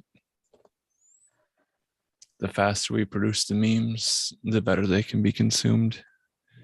Yep, that's why I've been trying to make them fast too. That's part of the reason I got back into GIMP, because if I'm sitting on my desktop, if I just do a traditional old school, what we used to call an image macro style, I can just use the screen grab and the clipping tool, dump it straight into GIMP, add text, and be done, you know, with something good. Yeah. Sometimes a meme is so easy, you can just, all you got to do is clip it. But I want to make a petition here to everyone that ever might hear this recording. People, hear, listen in. Crop your fucking memes before you post them. Are you listening? Come on. You're on your phone, you're on your computer. It's not hard. It's easy. Crop the extra stuff out. Even if the meme was already crappy and posted without being cropped, it's your opportunity to crop it before you post it so that everyone after you can post it without any hassle or trouble. So please, I beseech you all, crop your memes, man. Come on. I second that. Some people can't crop their memes. I'm gonna make uncropped memes from here on out. I know Jim's got a deep want for disapproval, especially from some jerk like me running my mouth all the time. If an alien in a UFO can crop your circle, you can crop your memes. Oh, that makes me think of that ad. You know, you wouldn't steal you wouldn't download a car. If an alien can crop a circle, you can crop your memes. That's great. Download a car. Yes, I would. I would go pay for higher internet speeds and the car was downloaded. Yeah. Or I'd go someplace where there was free internet and download the car.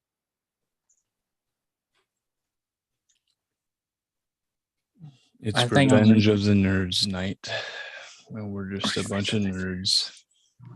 I showed you, Alan, didn't I show you the PG version of Revenge of the Nerds? Max Keeble, big move. Oh, right. I was thinking you were talking about like a made-for-TV version of Revenge of the Nerds, That sounds where it's sanitized for a Mormon, Christian, Catholic audience. What would that even be? I don't even know what that would be. What a nightmare. Yeah, so again, the idea is to just make the dumbest, lamest, most offensive, unrelated, completely out of left field, non sequitur style advertisement for Weaving Spiders Welcome. Something that is completely the opposite of what it represents, and then see if it gains any traction anywhere.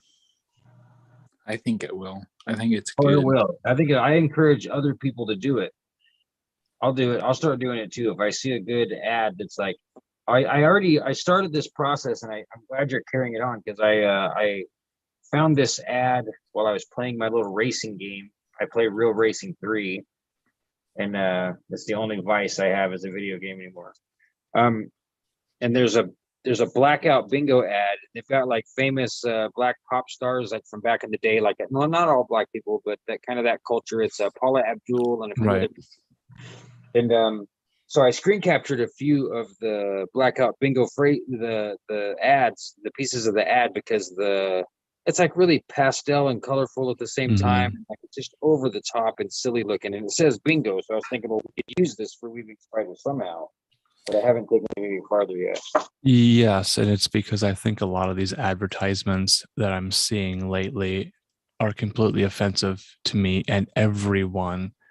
To assume that women require a soft pastel palette with some cutesy handwritten font, or a man needs a Monster Energy drink style artwork to really amp him up, something extreme.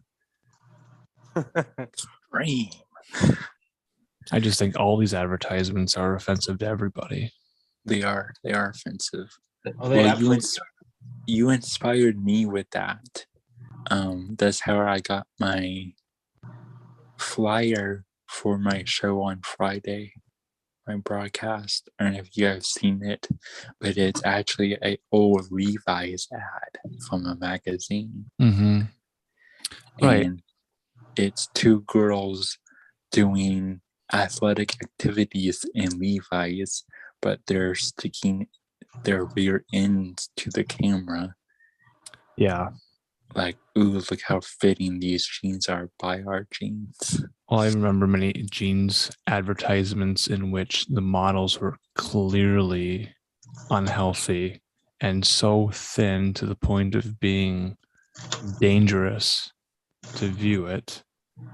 Yeah, and these companies, heroin chic. And now it's almost 30 years later, and the opposite is true, where they require all the models to be plus size models to sell large size clothing to large people, which is in its own way kind of offensive. Why does the shape of the body have to be the way anything is sold to anybody? Why is that now becoming the marketing strategy? Yeah, they're capitalizing on the eye.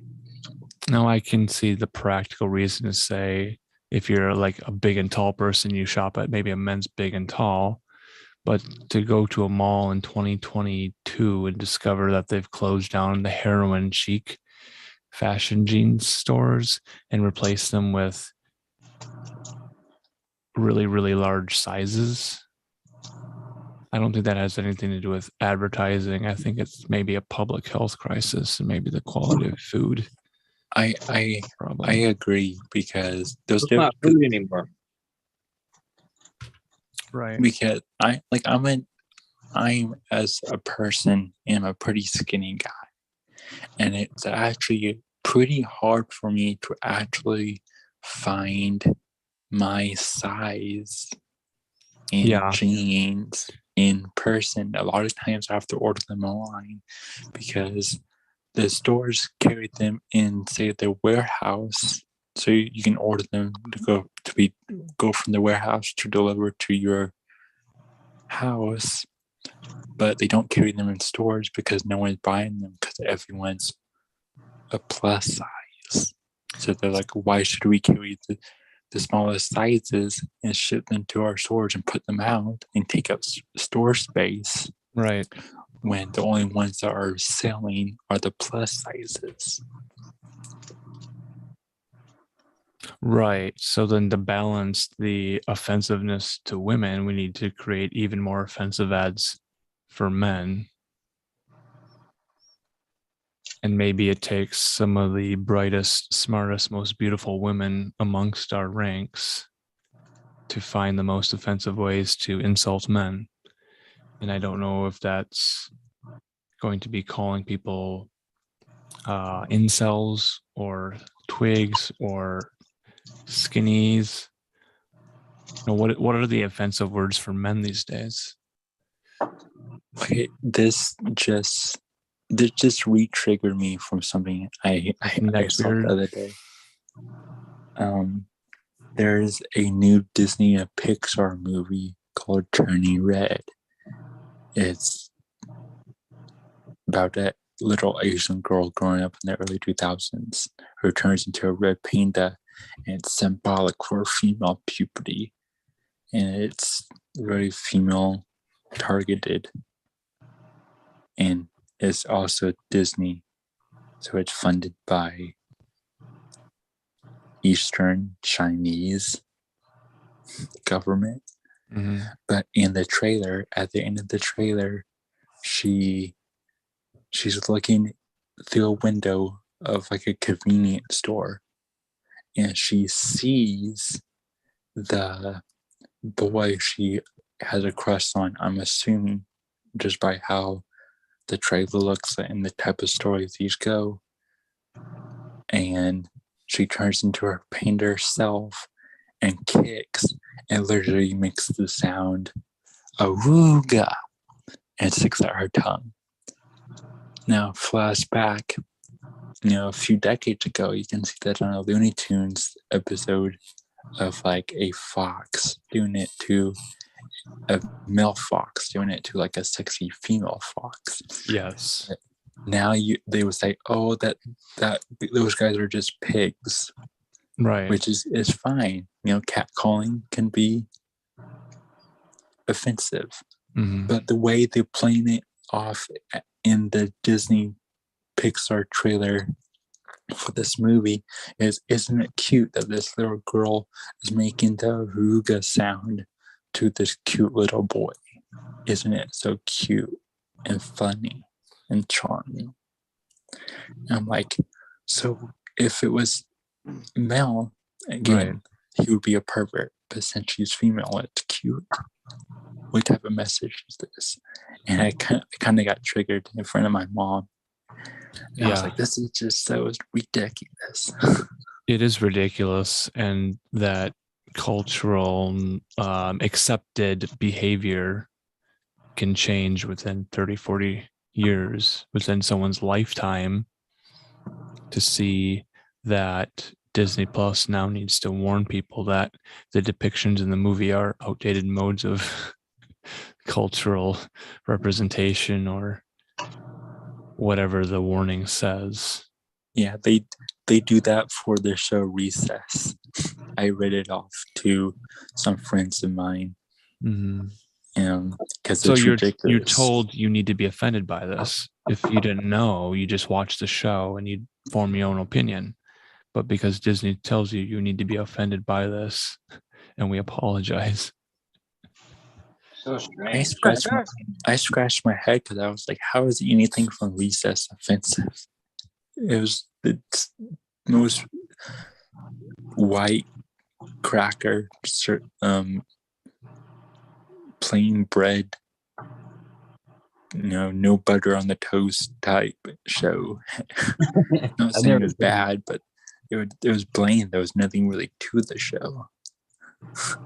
Well, I remember there was a campaign from Hillary Clinton describing anybody who voted for the person she was running against as being deplorables. Is that the worst thing you can call a man who loves Pepe and rare Pepes on the internet? A deplorable?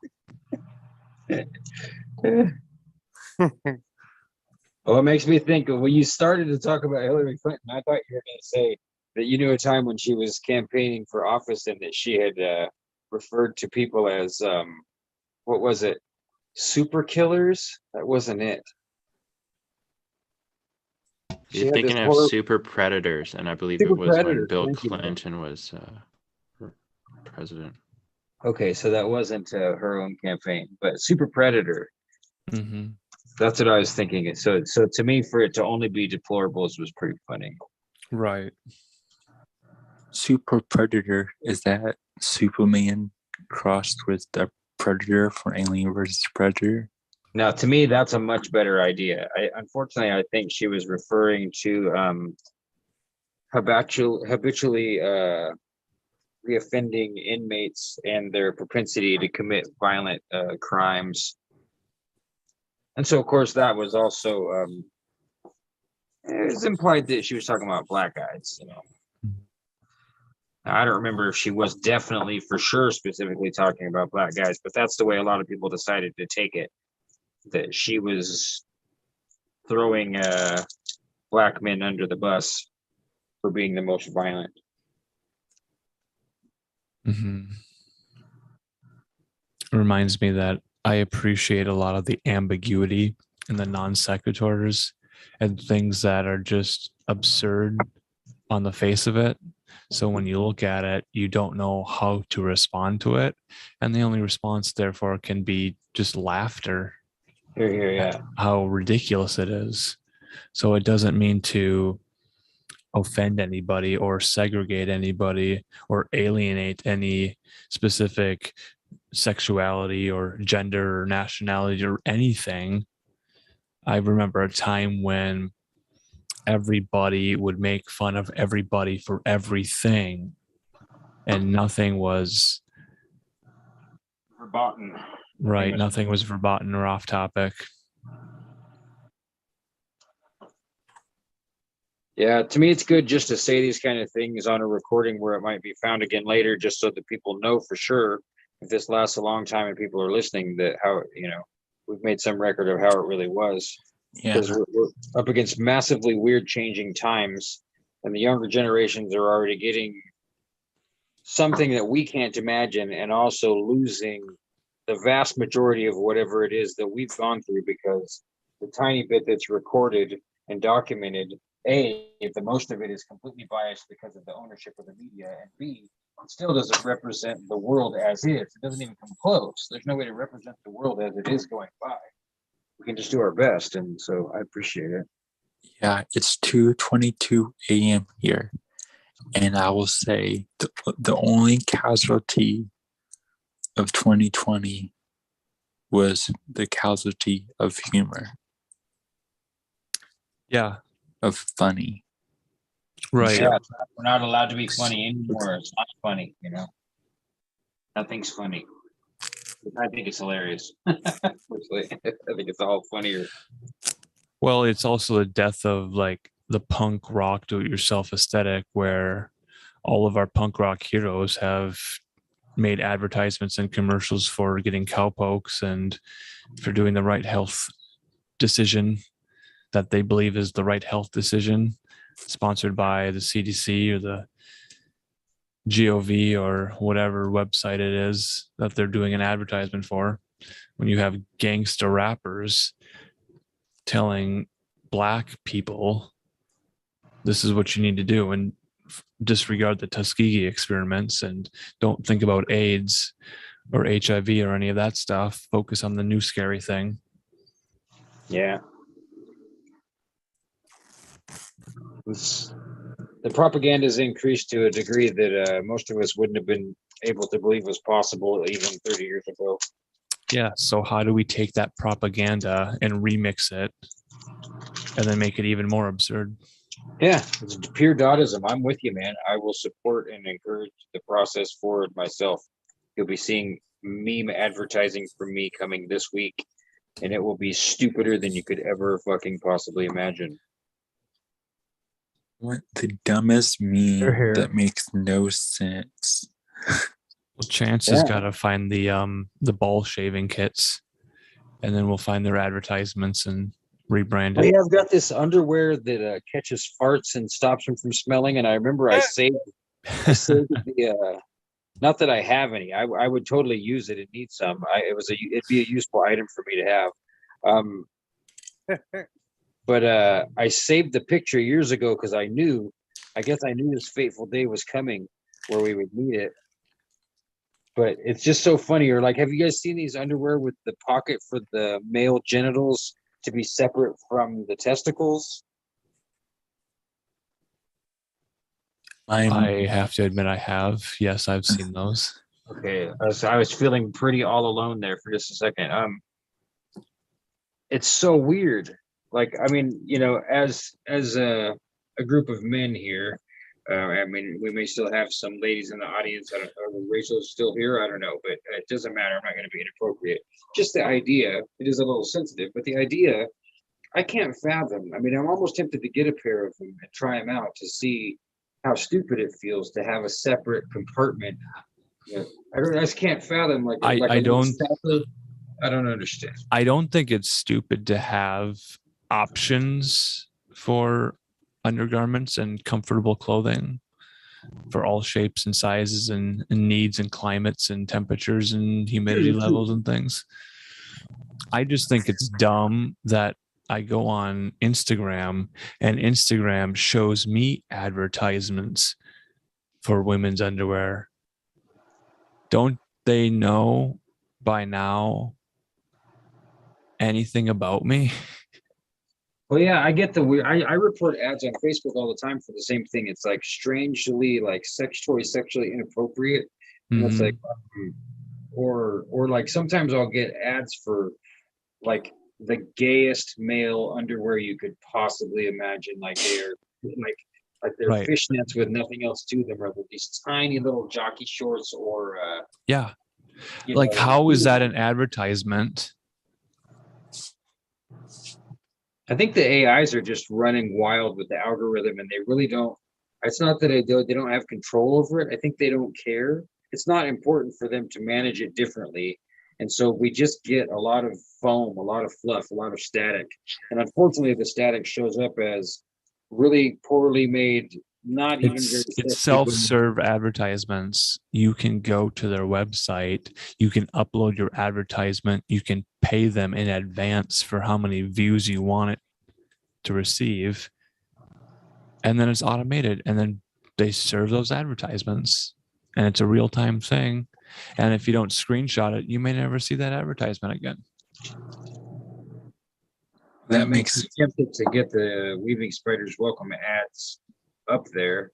Get the worst ads we could possibly put together, like women wearing ugly gay men's underwear, and we'll actually have them put fake tattoos on their chests and say "Weaving Spiders Welcome," and just pay the money for Facebook to put it out there and see who we get to come join us. Can't be any worse than tonight with people wanting to say.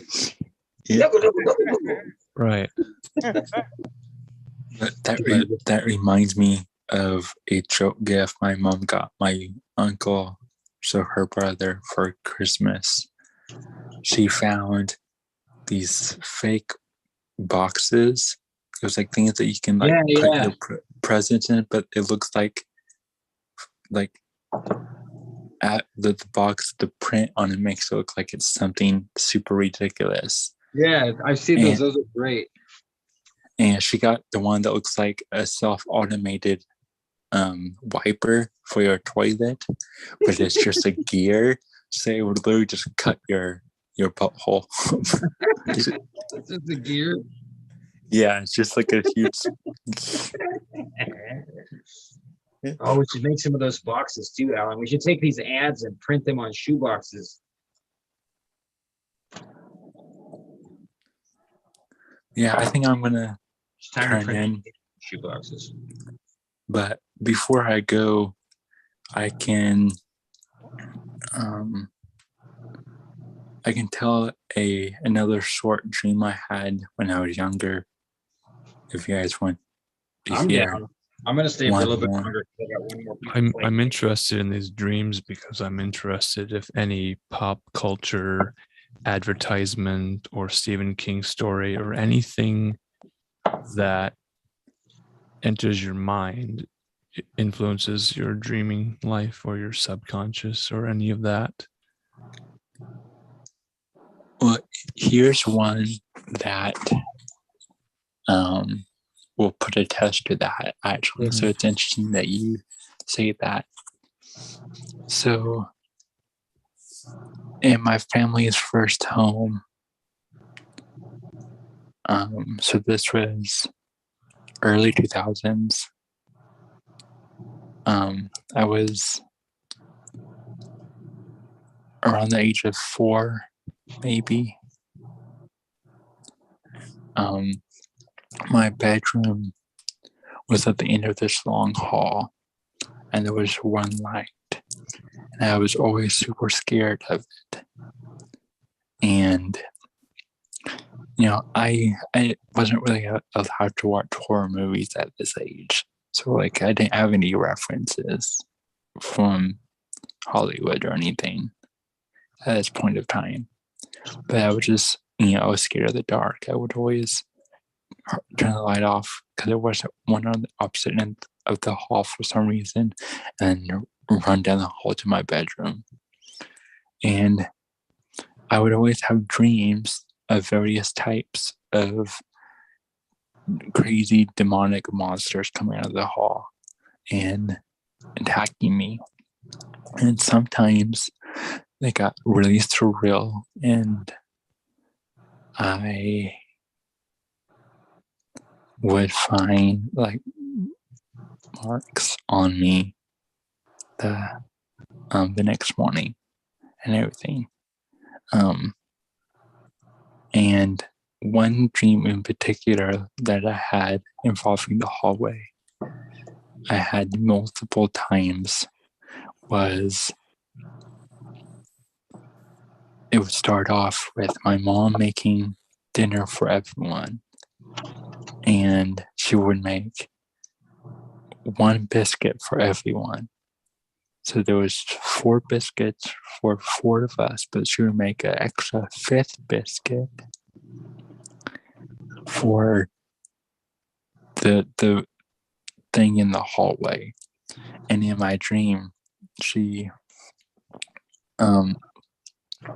before we could eat after we did our prayer, we would have to draw sticks to figure out who would have to be the one to set the 5th biscuit at the edge of the hallway.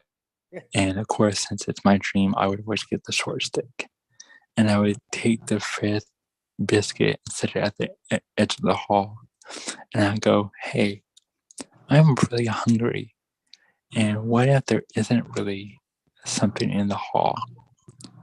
So what if I just eat the biscuit? Nothing's going to happen. So in my dream, I would eat the biscuit. And then something would, come out and attack me for eating the biscuit. And I had no knowledge of, offerings to spirits or anything at this age. So I was so young, I didn't hear anything about that. And so in this one dream that happened,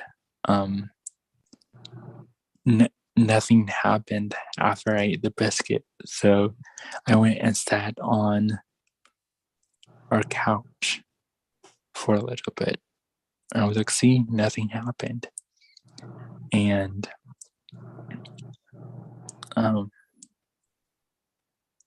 my dad at the time in my dream would walk to the living room with a brown blanket that we really did have back then and put it over his head. And he was sent my sister, who was like a newborn baby basically at the time, right beside me on the couch. And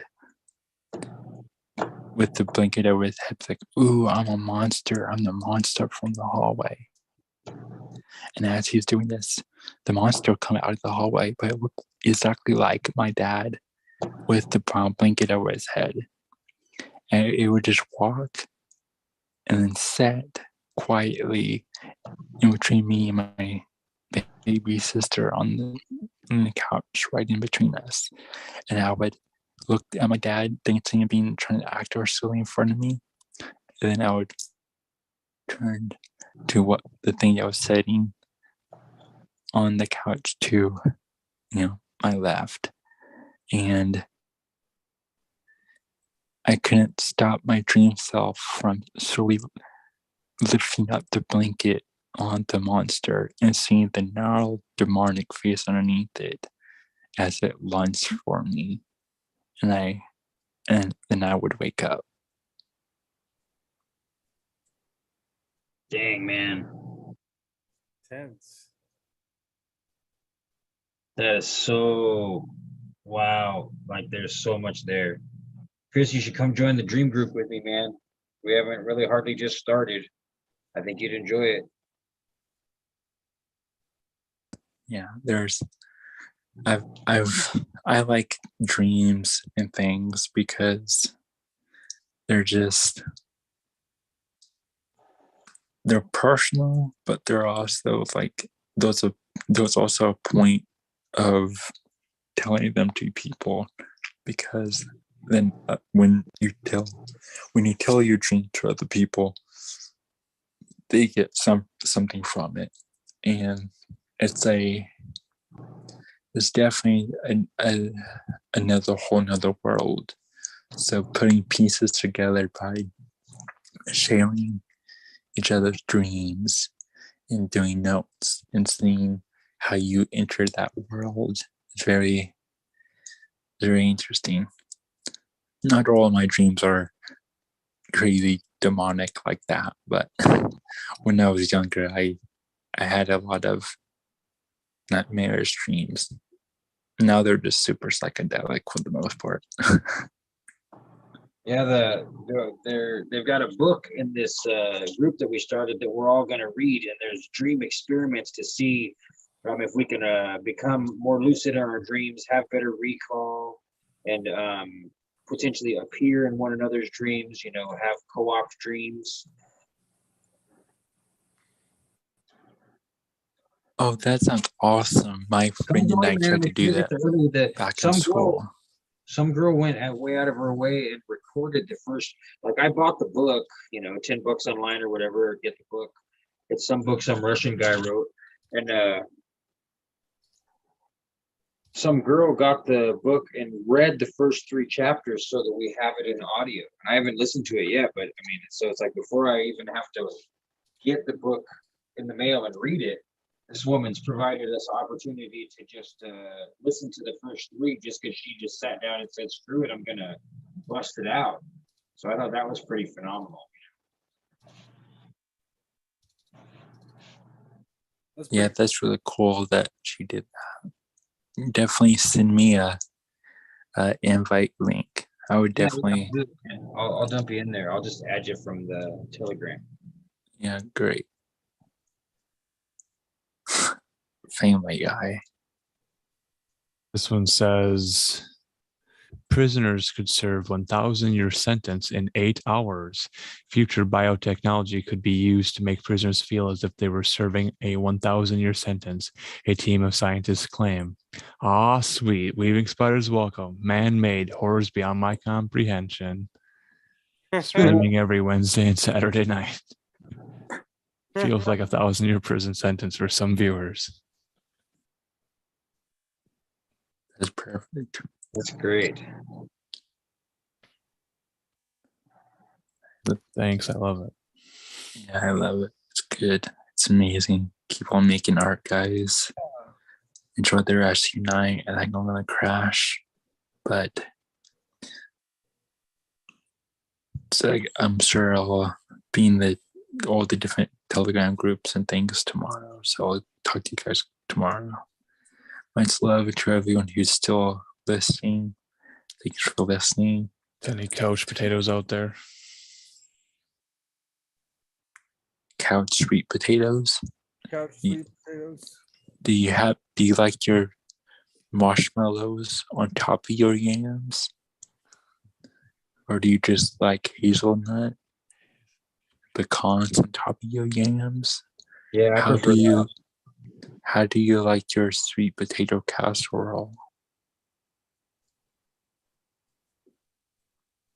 I just That's scrape the- the marshmallows off, but I don't mind the nuts. I like for Thanksgiving, both my grandmas would always make sweet potato casserole, and they would each one made it the opposite way. One would use like candy yams and put giant marshmallows, and I didn't really care for it. But then my other grandma would do like actual mashed sweet potatoes and like pecans and like hazelnut on top to make I it like pecans. crispy. And I like that one. Yeah, that sounds better. So that's how I leave everyone in the audience and in the Zoom room. How do you like your sweet potato casserole? Fresh sweet potatoes, never from a can, never frozen. Much love, maybe guys. maybe little marshmallows, the tiny ones, but not like the cereal marshmallows from like Lucky Charms. Lucky Charms, that wheel leprechaun. It used to be a wizard. I don't know if you guys know, but there was a temporary time where they tried to switch out the leprechaun with a wizard on the Lucky Charms box. Some serial history for you guys.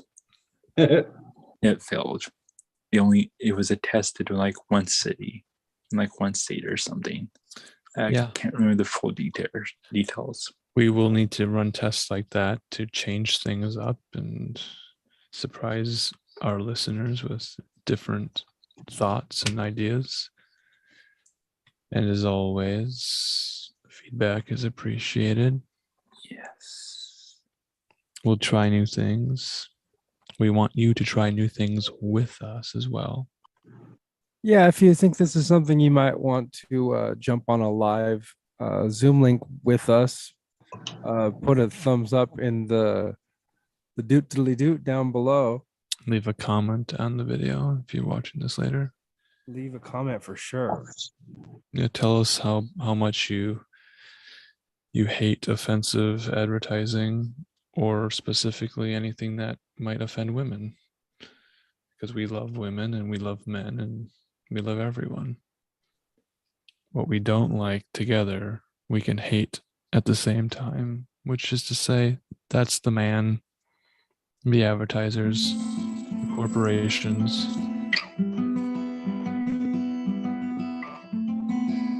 the Meta Facebook company, the shadow banning, the Twitter, the mainstream media, the New York Times, CNN. Okay, let's not leave out the big guys now. If you're gonna heap vitriol on someone, keep it on to the insurance companies and the pharmaceutical companies. BlackRock and Vanguard pharmaceutical companies, Pfizer, AstraZeneca. The list goes on and on. Yo mama. We hate YouTube too, but YouTube tolerates us for now. I've been trying to practice the opposite and actually heap some love on YouTube and Amazon, even though I know they're nefarious entities. So I'll let you guys know how it works out. See, I'm just giving away energy for no reason, or if there's some kind of benefit. We have talked about opening a Twitch channel to stream to. You think we'd last long over there? I haven't really watched much on Twitch.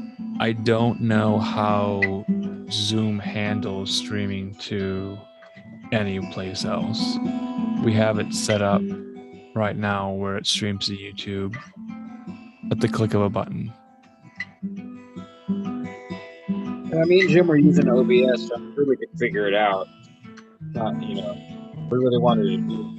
Just back to the same thing we were talking about when we were discussing your project and supporting it on a bigger level and moving it to a truly privatized platform.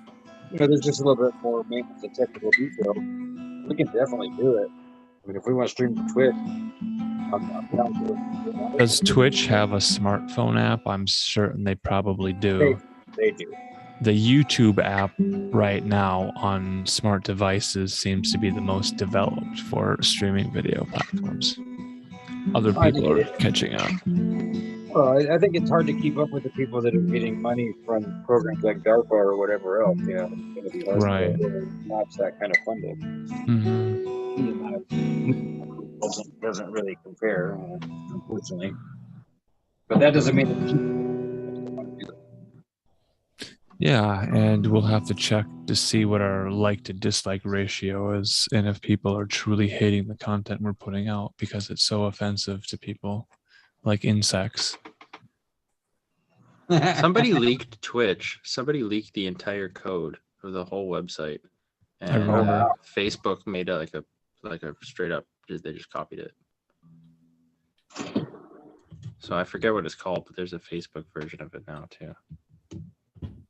What I remember is there was a leak about Twitch information, and certain streamers were put on the whitelists, so they would never be banned for anything at all ever. Meaning any nipple slips or any slips of the N-words or anything would go ignored. So they were told that no moderator or administrator or any staff member could ever ban any of these people on their whitelist. And then they released what their blacklists were. And more importantly, they released the sums of money that were paid out to certain Twitch streamers. So you could see that people were literally making 6-figure a year incomes for their antics on Twitch. And here we are on a Wednesday night on YouTube, not asking for any donations, not charging for premium content, just hanging out and inviting anyone into a Zoom room. Yeah. Even assholes. We even invite assholes in. Just deplorables making deplorable content for deplorable people. Now let's change that up. What was it? Just super predators making super predator content for super predator people. That was hard. That took some mental effort to get that out there for you. I like the idea of having like a hot pink shirt. It's got like a black super predator with a lighter hot pink stroke around the outside of it. Make it that really soft, high quality material. Label myself super predator. Hey, Jim, you still on here, Jimmy? Ooh, we lost him. I had a question for Jim, but I guess it can be posed to the audience in general and also to the other participants here. For those people that did watch some picture show, do you guys remember me saying citrus with a lisp? Anybody remember that? Citrus? Sure. Did you say citrus? Yeah, like that. Citrus, like that. Now, was that a thing, Jim? Was that a thing on Picture Show, or was that just at the shop? I thought it was on Picture Show. Got to get back. Yeah, I don't know. When you perform for a live audience, words may slip out of your mouth in unusual ways, and people will never let you live it down. They will always remind you. It was the thing, like I did it on purpose, Alan. Like I decided that it was part of my shtick to say citrus with a lisp. Citrus. Yeah, I'm thinking to bring it back right now. Like, it seems like a good idea to be like, oh my gosh, I wish this heart looked more like Tetris, something like The Tetris banter. Well, I never noticed. That's funny. It's like if I talk with I was my doing it fingers good, on and my Jim was reading tongue. the chat, so he never noticed if I was saying Tetris. To the cat? Is that what you said? Are you saying you want to play Tetris with me later? Yes. I cannot hear what you're saying. Now we've got a shtick, Alex. If I say Tetris, then you can pretend. Well, the shtick is we go over 5 hours and we alienate all of our viewers, and we make it a pain for anybody to stick around, and it's a punishment. That's the shtick. People love it. People stick around. Yeah, I'm just about getting finished with my mold, the beginnings of this ceremonial axe that I'm making. Yeah, that thing is awesome. This is second part of the mold. Like I cut it into 2 pieces in order. That's what we do on Saturday night. We cut our show into 2 pieces. We have the first hour, the first 2 hours, maybe it's 90 minutes, but we need to make it explicit at the beginning with a warning saying, warning, this stream may go on past 5 hours, but you only need to watch the first 2 hours because that's the show that we record live for you. Anything after the intermission is not necessary to be viewed. It's a live recording in front of a live studio audience. Oh yeah, I mentioned in passing to Beth Martins that she might want to be a guest on Weaving Spiders Welcome. What did she say? She seemed interested. She said to keep her on the update, so we'll have to look at the schedule and come up with a plan or something. That would be fun. Because I think she'd be fun as the official first half guest, where we get to drill her with hard questions. And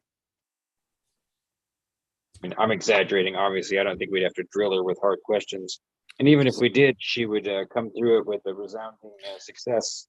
The weave is always yes, and we're not here to discredit anybody or embarrass anybody. We say that's an interesting perspective. Share your perspective with us and then tell us more about it. It really works. Yes, and is the way, folks. This is the philosophy for life, not just for your Weaving Spider stream. When trolls join our room, we join in the trolling with the trolls. So Frankie iPad just popped in, but I think they left. Frankie iPad? Yeah, speaking of trolls, I'm not sure if it was a troll or not. How was it spelled?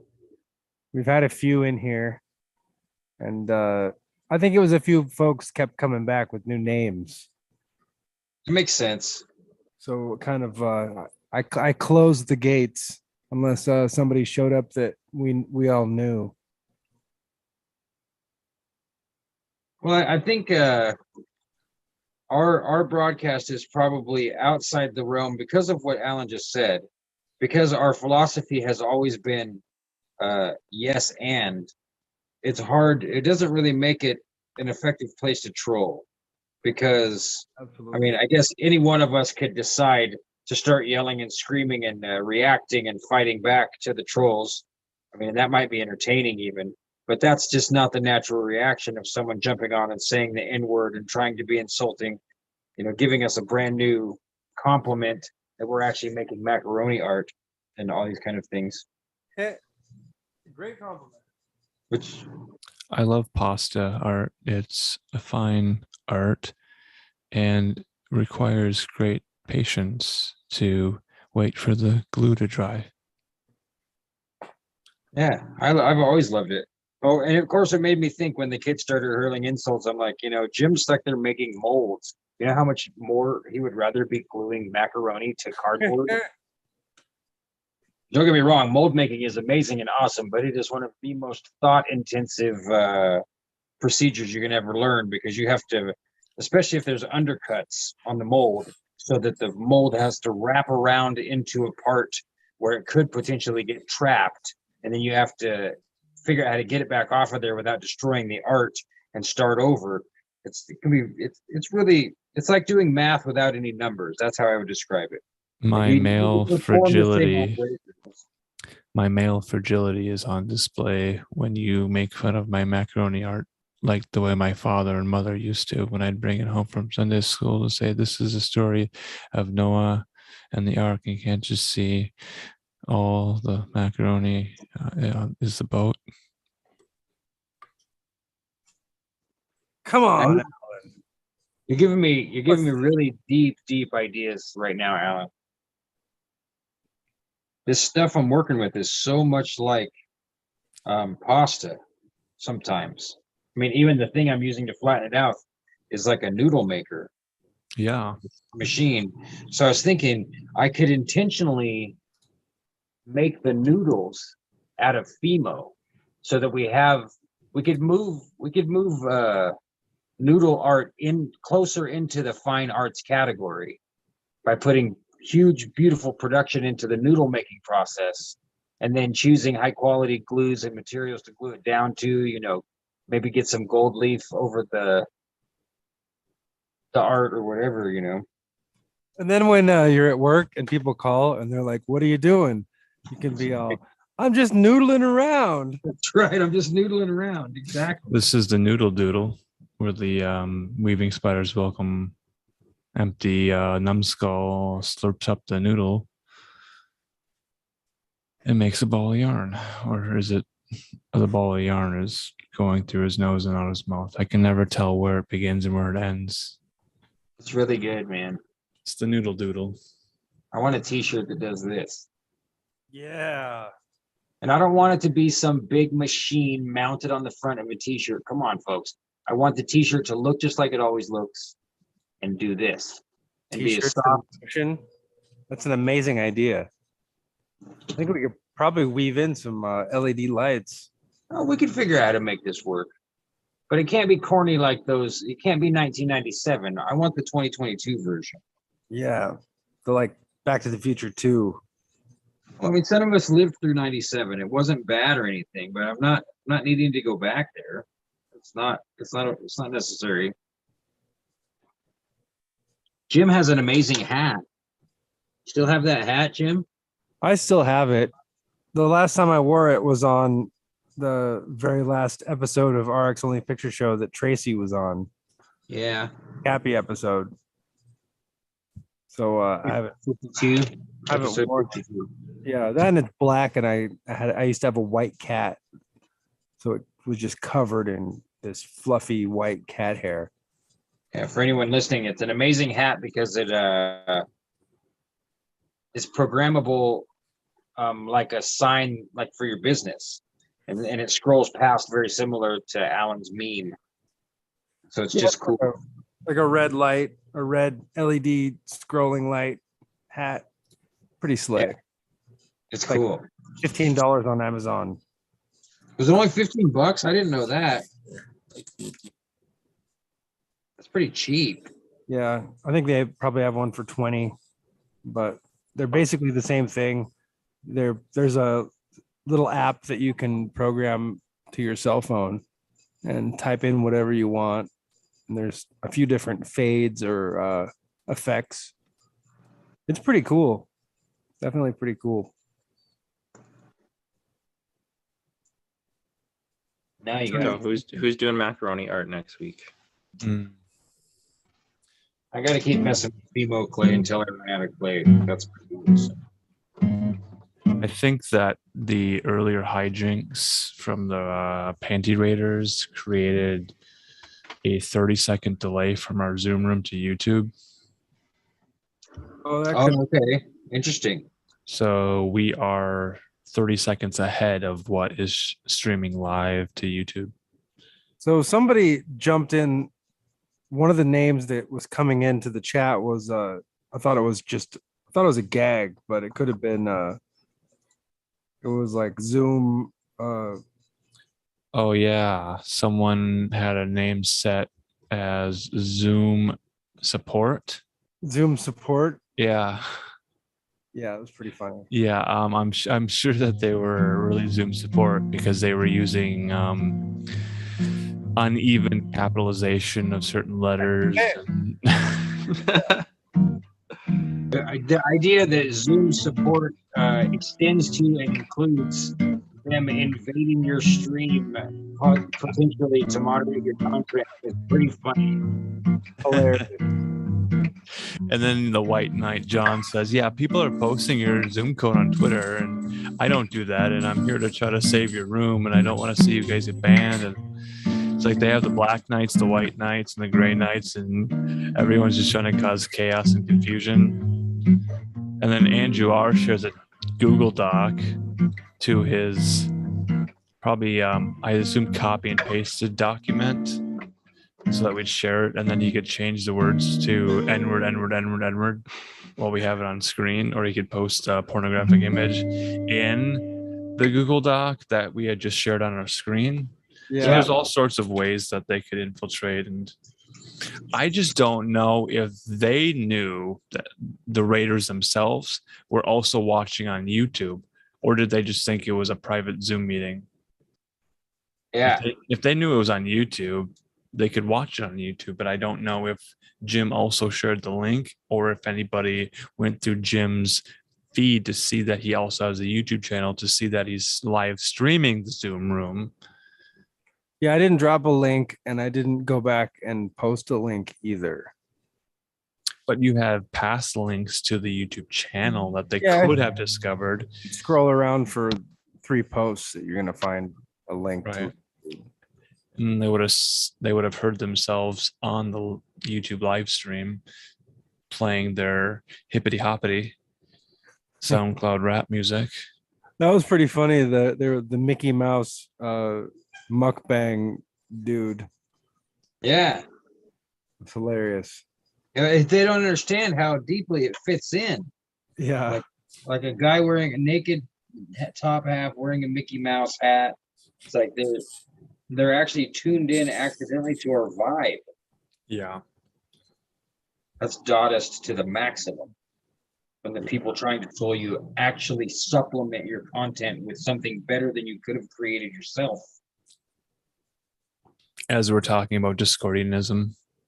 Yeah. Chaos and Discord and Eros and Slack servers and Discord servers.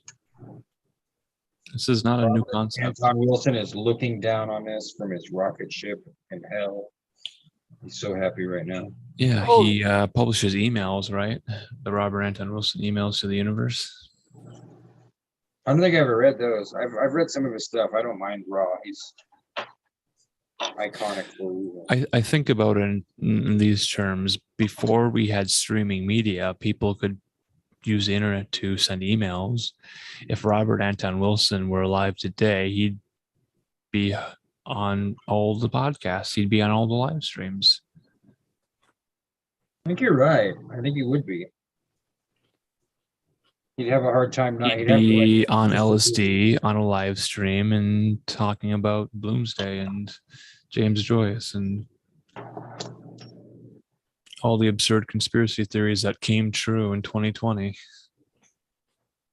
Well, I love that they keep hatching them as the most ludicrous thing ever and then having them become true in less than 2 years. It's great. It's going to cause everyone to think like we do. It's only going to take 5 or 6 more years. They won't have a choice. So the only thing we can do to remain sane in an insane clown world, honk honk, is to keep making art and making memes and making each other laugh and offending everybody.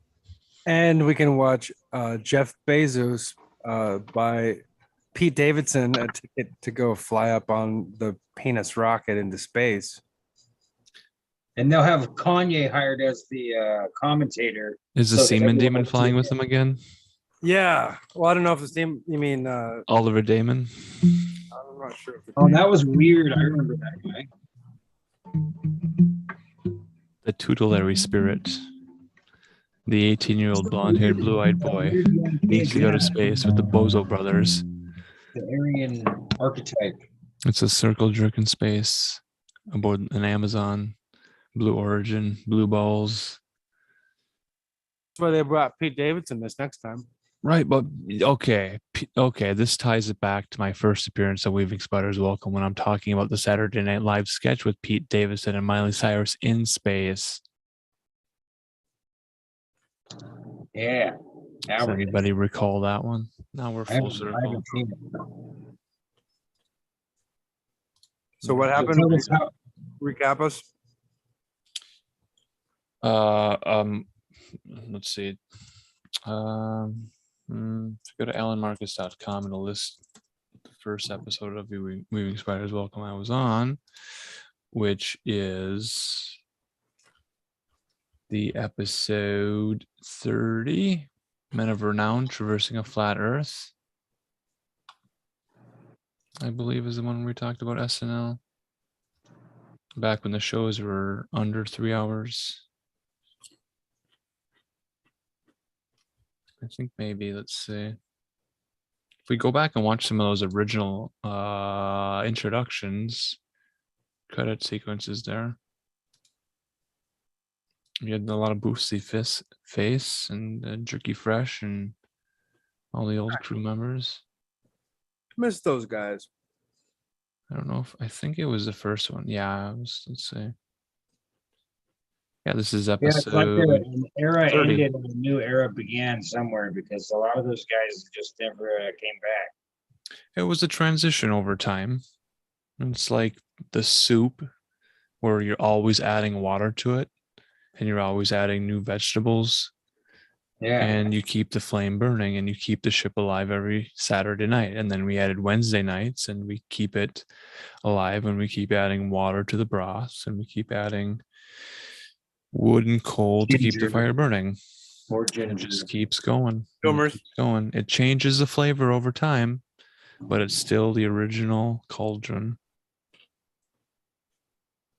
The Ting. It's one of the I Ching cards. That's the name of it. The cauldron, but the word is like, I think it's Ting or Tang. Sure. So episode number 30, Alan Marcus, part 1, Men of Renown Traversing a Flat Earth, 143 views. That's my first appearance. There's probably 500 people who haven't seen that video who might be entertained by it. It was a pretty good video.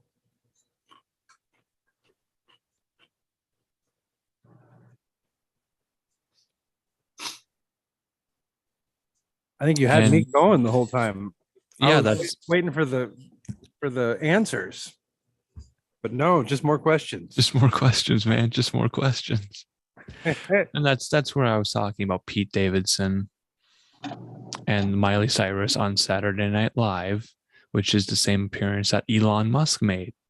Of course, Elon Musk also has a space sex ritual operation underway. And Jeff Bezos and his brother of Blue Ball Origins also have a space race situation in which they have very weird choices. They chose an 18-year-old boy and they chose a very old woman. So they had the world's oldest woman fly to space with them. That's weird. An old crone with a young buck. Things that make you go, is right. Well, I used to do a hip hop dance routine, a choreographed hip hop dance routine to that song. Oh wait, maybe we only rehearsed to that one, but we performed on stage with the other popular CNC Music Factory song. I wonder if people understand that whole digression. Yeah. Well, because it came from the Black comedian and show host Arsenio Hall. He had a bit called "Things That Make You Go and some writer somewhere in Hollywood or wherever decided to write a song for their pop group that were performing artists, the CNC Music Factory. I would be shocked to find that the CNC Music Factory was writing any of their music. It was great music, though. Hey, I loved it. The rap comes into my head. Pause, take a breath and go for yours. On my command, now hit the dance floor. Gonna make you sweat till you bleed. Is that dope enough? Indeed. That's the everybody dance now. Yeah. Is that like on the jock jams? You remember that collection of music known as the Jock Jam? It probably is on the Jock Jam. I mean, it's a popular workout song still to this day. I mean, it works C great plus for the- C, Music Factory, gonna make you sweat. Gonna make you sweat. Everybody dance now. Yeah, you got it. Yeah, that's a hit. What a hit. Everybody dance now. The woman in Walla Walla who had she taught what they call jazz dancing and tap dancing and some ballet. And she allowed me to become a member of her class for free because I had all of the fresh hip hop moves coming out of Central California in the Sacramento Valley. And so when it was, when the word got around Walla Walla that I was an unbelievably talented hip hop dancer, then she was kind enough to let me join her class for free. And it was fun. I was with the most attractive girls in high school, all stretching in front of mirrors at least once or twice a week, if not more. It was great. Yeah, I felt like a genius when I figured out that if you go dancing, you're like the only guy with all the ladies. Yeah. Yeah, I Oh, felt you like were a genius to figure genius it out. when I Those figured guys are that out. just too insecure. Oh, I wish I figured it out sooner.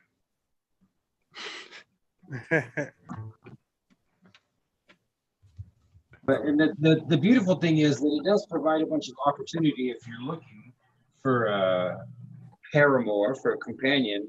But even better than that is it just provides you the opportunity to become closer friends with the ladies. And if you do that, your life is just better, you know. I mean, sure, there's some exceptional ladies that you might want to avoid or some that are more dangerous than others, but in general, to be in good taste with all of the women by dancing and having a good time is just better than not doing it. Right? No. I love that me and Jim actually met before we ever became friends, because we would both sing at the same karaoke bar, and we would both appreciate each other singing and compliment one another when we chose a good song. It's so strange that we never came over and like had a regular conversation or anything, isn't it, Jim? That's not weird. Yeah, I guess so. I always got so drunk there, I never remembered who I talked to anyway. That one bar. I mean, that might be the reason neither one of us. What's your karaoke song? Oh, I'm a rock and roll singer, man. I sing everything. But what's your karaoke song? That night, I think I sang Manic Depression, Jimi Hendrix. I can remember that. Yeah. A lot of random different stuff. But yeah, I have a lot of different songs. I used to sing Toxicity by System of a Down quite a bit. But I knew I was getting too drunk if I started choosing Prince or Michael Jackson. But I could sing Queen, you know, I could pull off some like that Don't Stop Me Now. And you know, Oh, if that's they my had, favorite Queen. Yeah. yeah, that's a great song. Yeah, It's a great song. The like juxtaposition of him dying and singing that song. Well, to me, the song always seemed like a masked suicidal, like a manic suicidal song anyway. Oh yeah, it's genius. But yeah, that's why I love it, because to me, I get that feeling from it. Like, I really wish I could stop. So I'm going to take it to the top. I'm going to go as hard as I can, because really, I wish I could be doing this. You know? I wish I could get away from all this. But I can't. So I'm going to do it to the maximum, you know. But I love Freddie Mercury. I think I'm gonna go. My fingers are killing me. I've played guitar all day. Yeah, you're doing great. But this was fun. Thanks for having me, guys. Yeah, bring it again. Enjoy the rest of your night. Enjoy the rest of your art. Yeah, we're getting close to the 5-hour mark. Perfect. Sounds great. It's about that time of the night where it's About time to that say time. good night, everybody. Yeah. I'll say sweet dreamland voyages to everyone. Yeah, blessings to everyone. I hope that you all have a clean pair of undergarments to wear before you fall asleep. I hope you do. And then wake up and put on a new pair too, a new clean pair. That's right. In these troubling times, the one comfort we can have is clean undergarments. It's important. Plus, that's what we're advertising.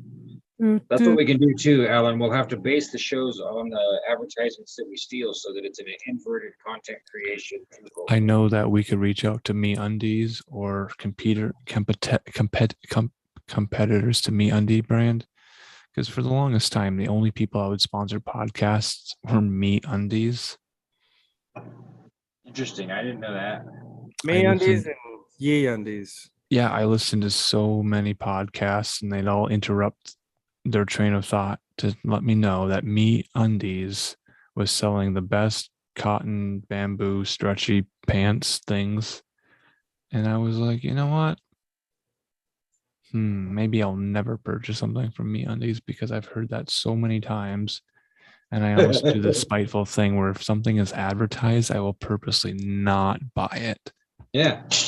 Because I don't want to see their advertising anymore. Yeah, like if you guaranteed me in the ad that you would help me to reduce my chance of ever coming in contact with your advertising again, that might encourage me. Insane, yeah. To try it. Like,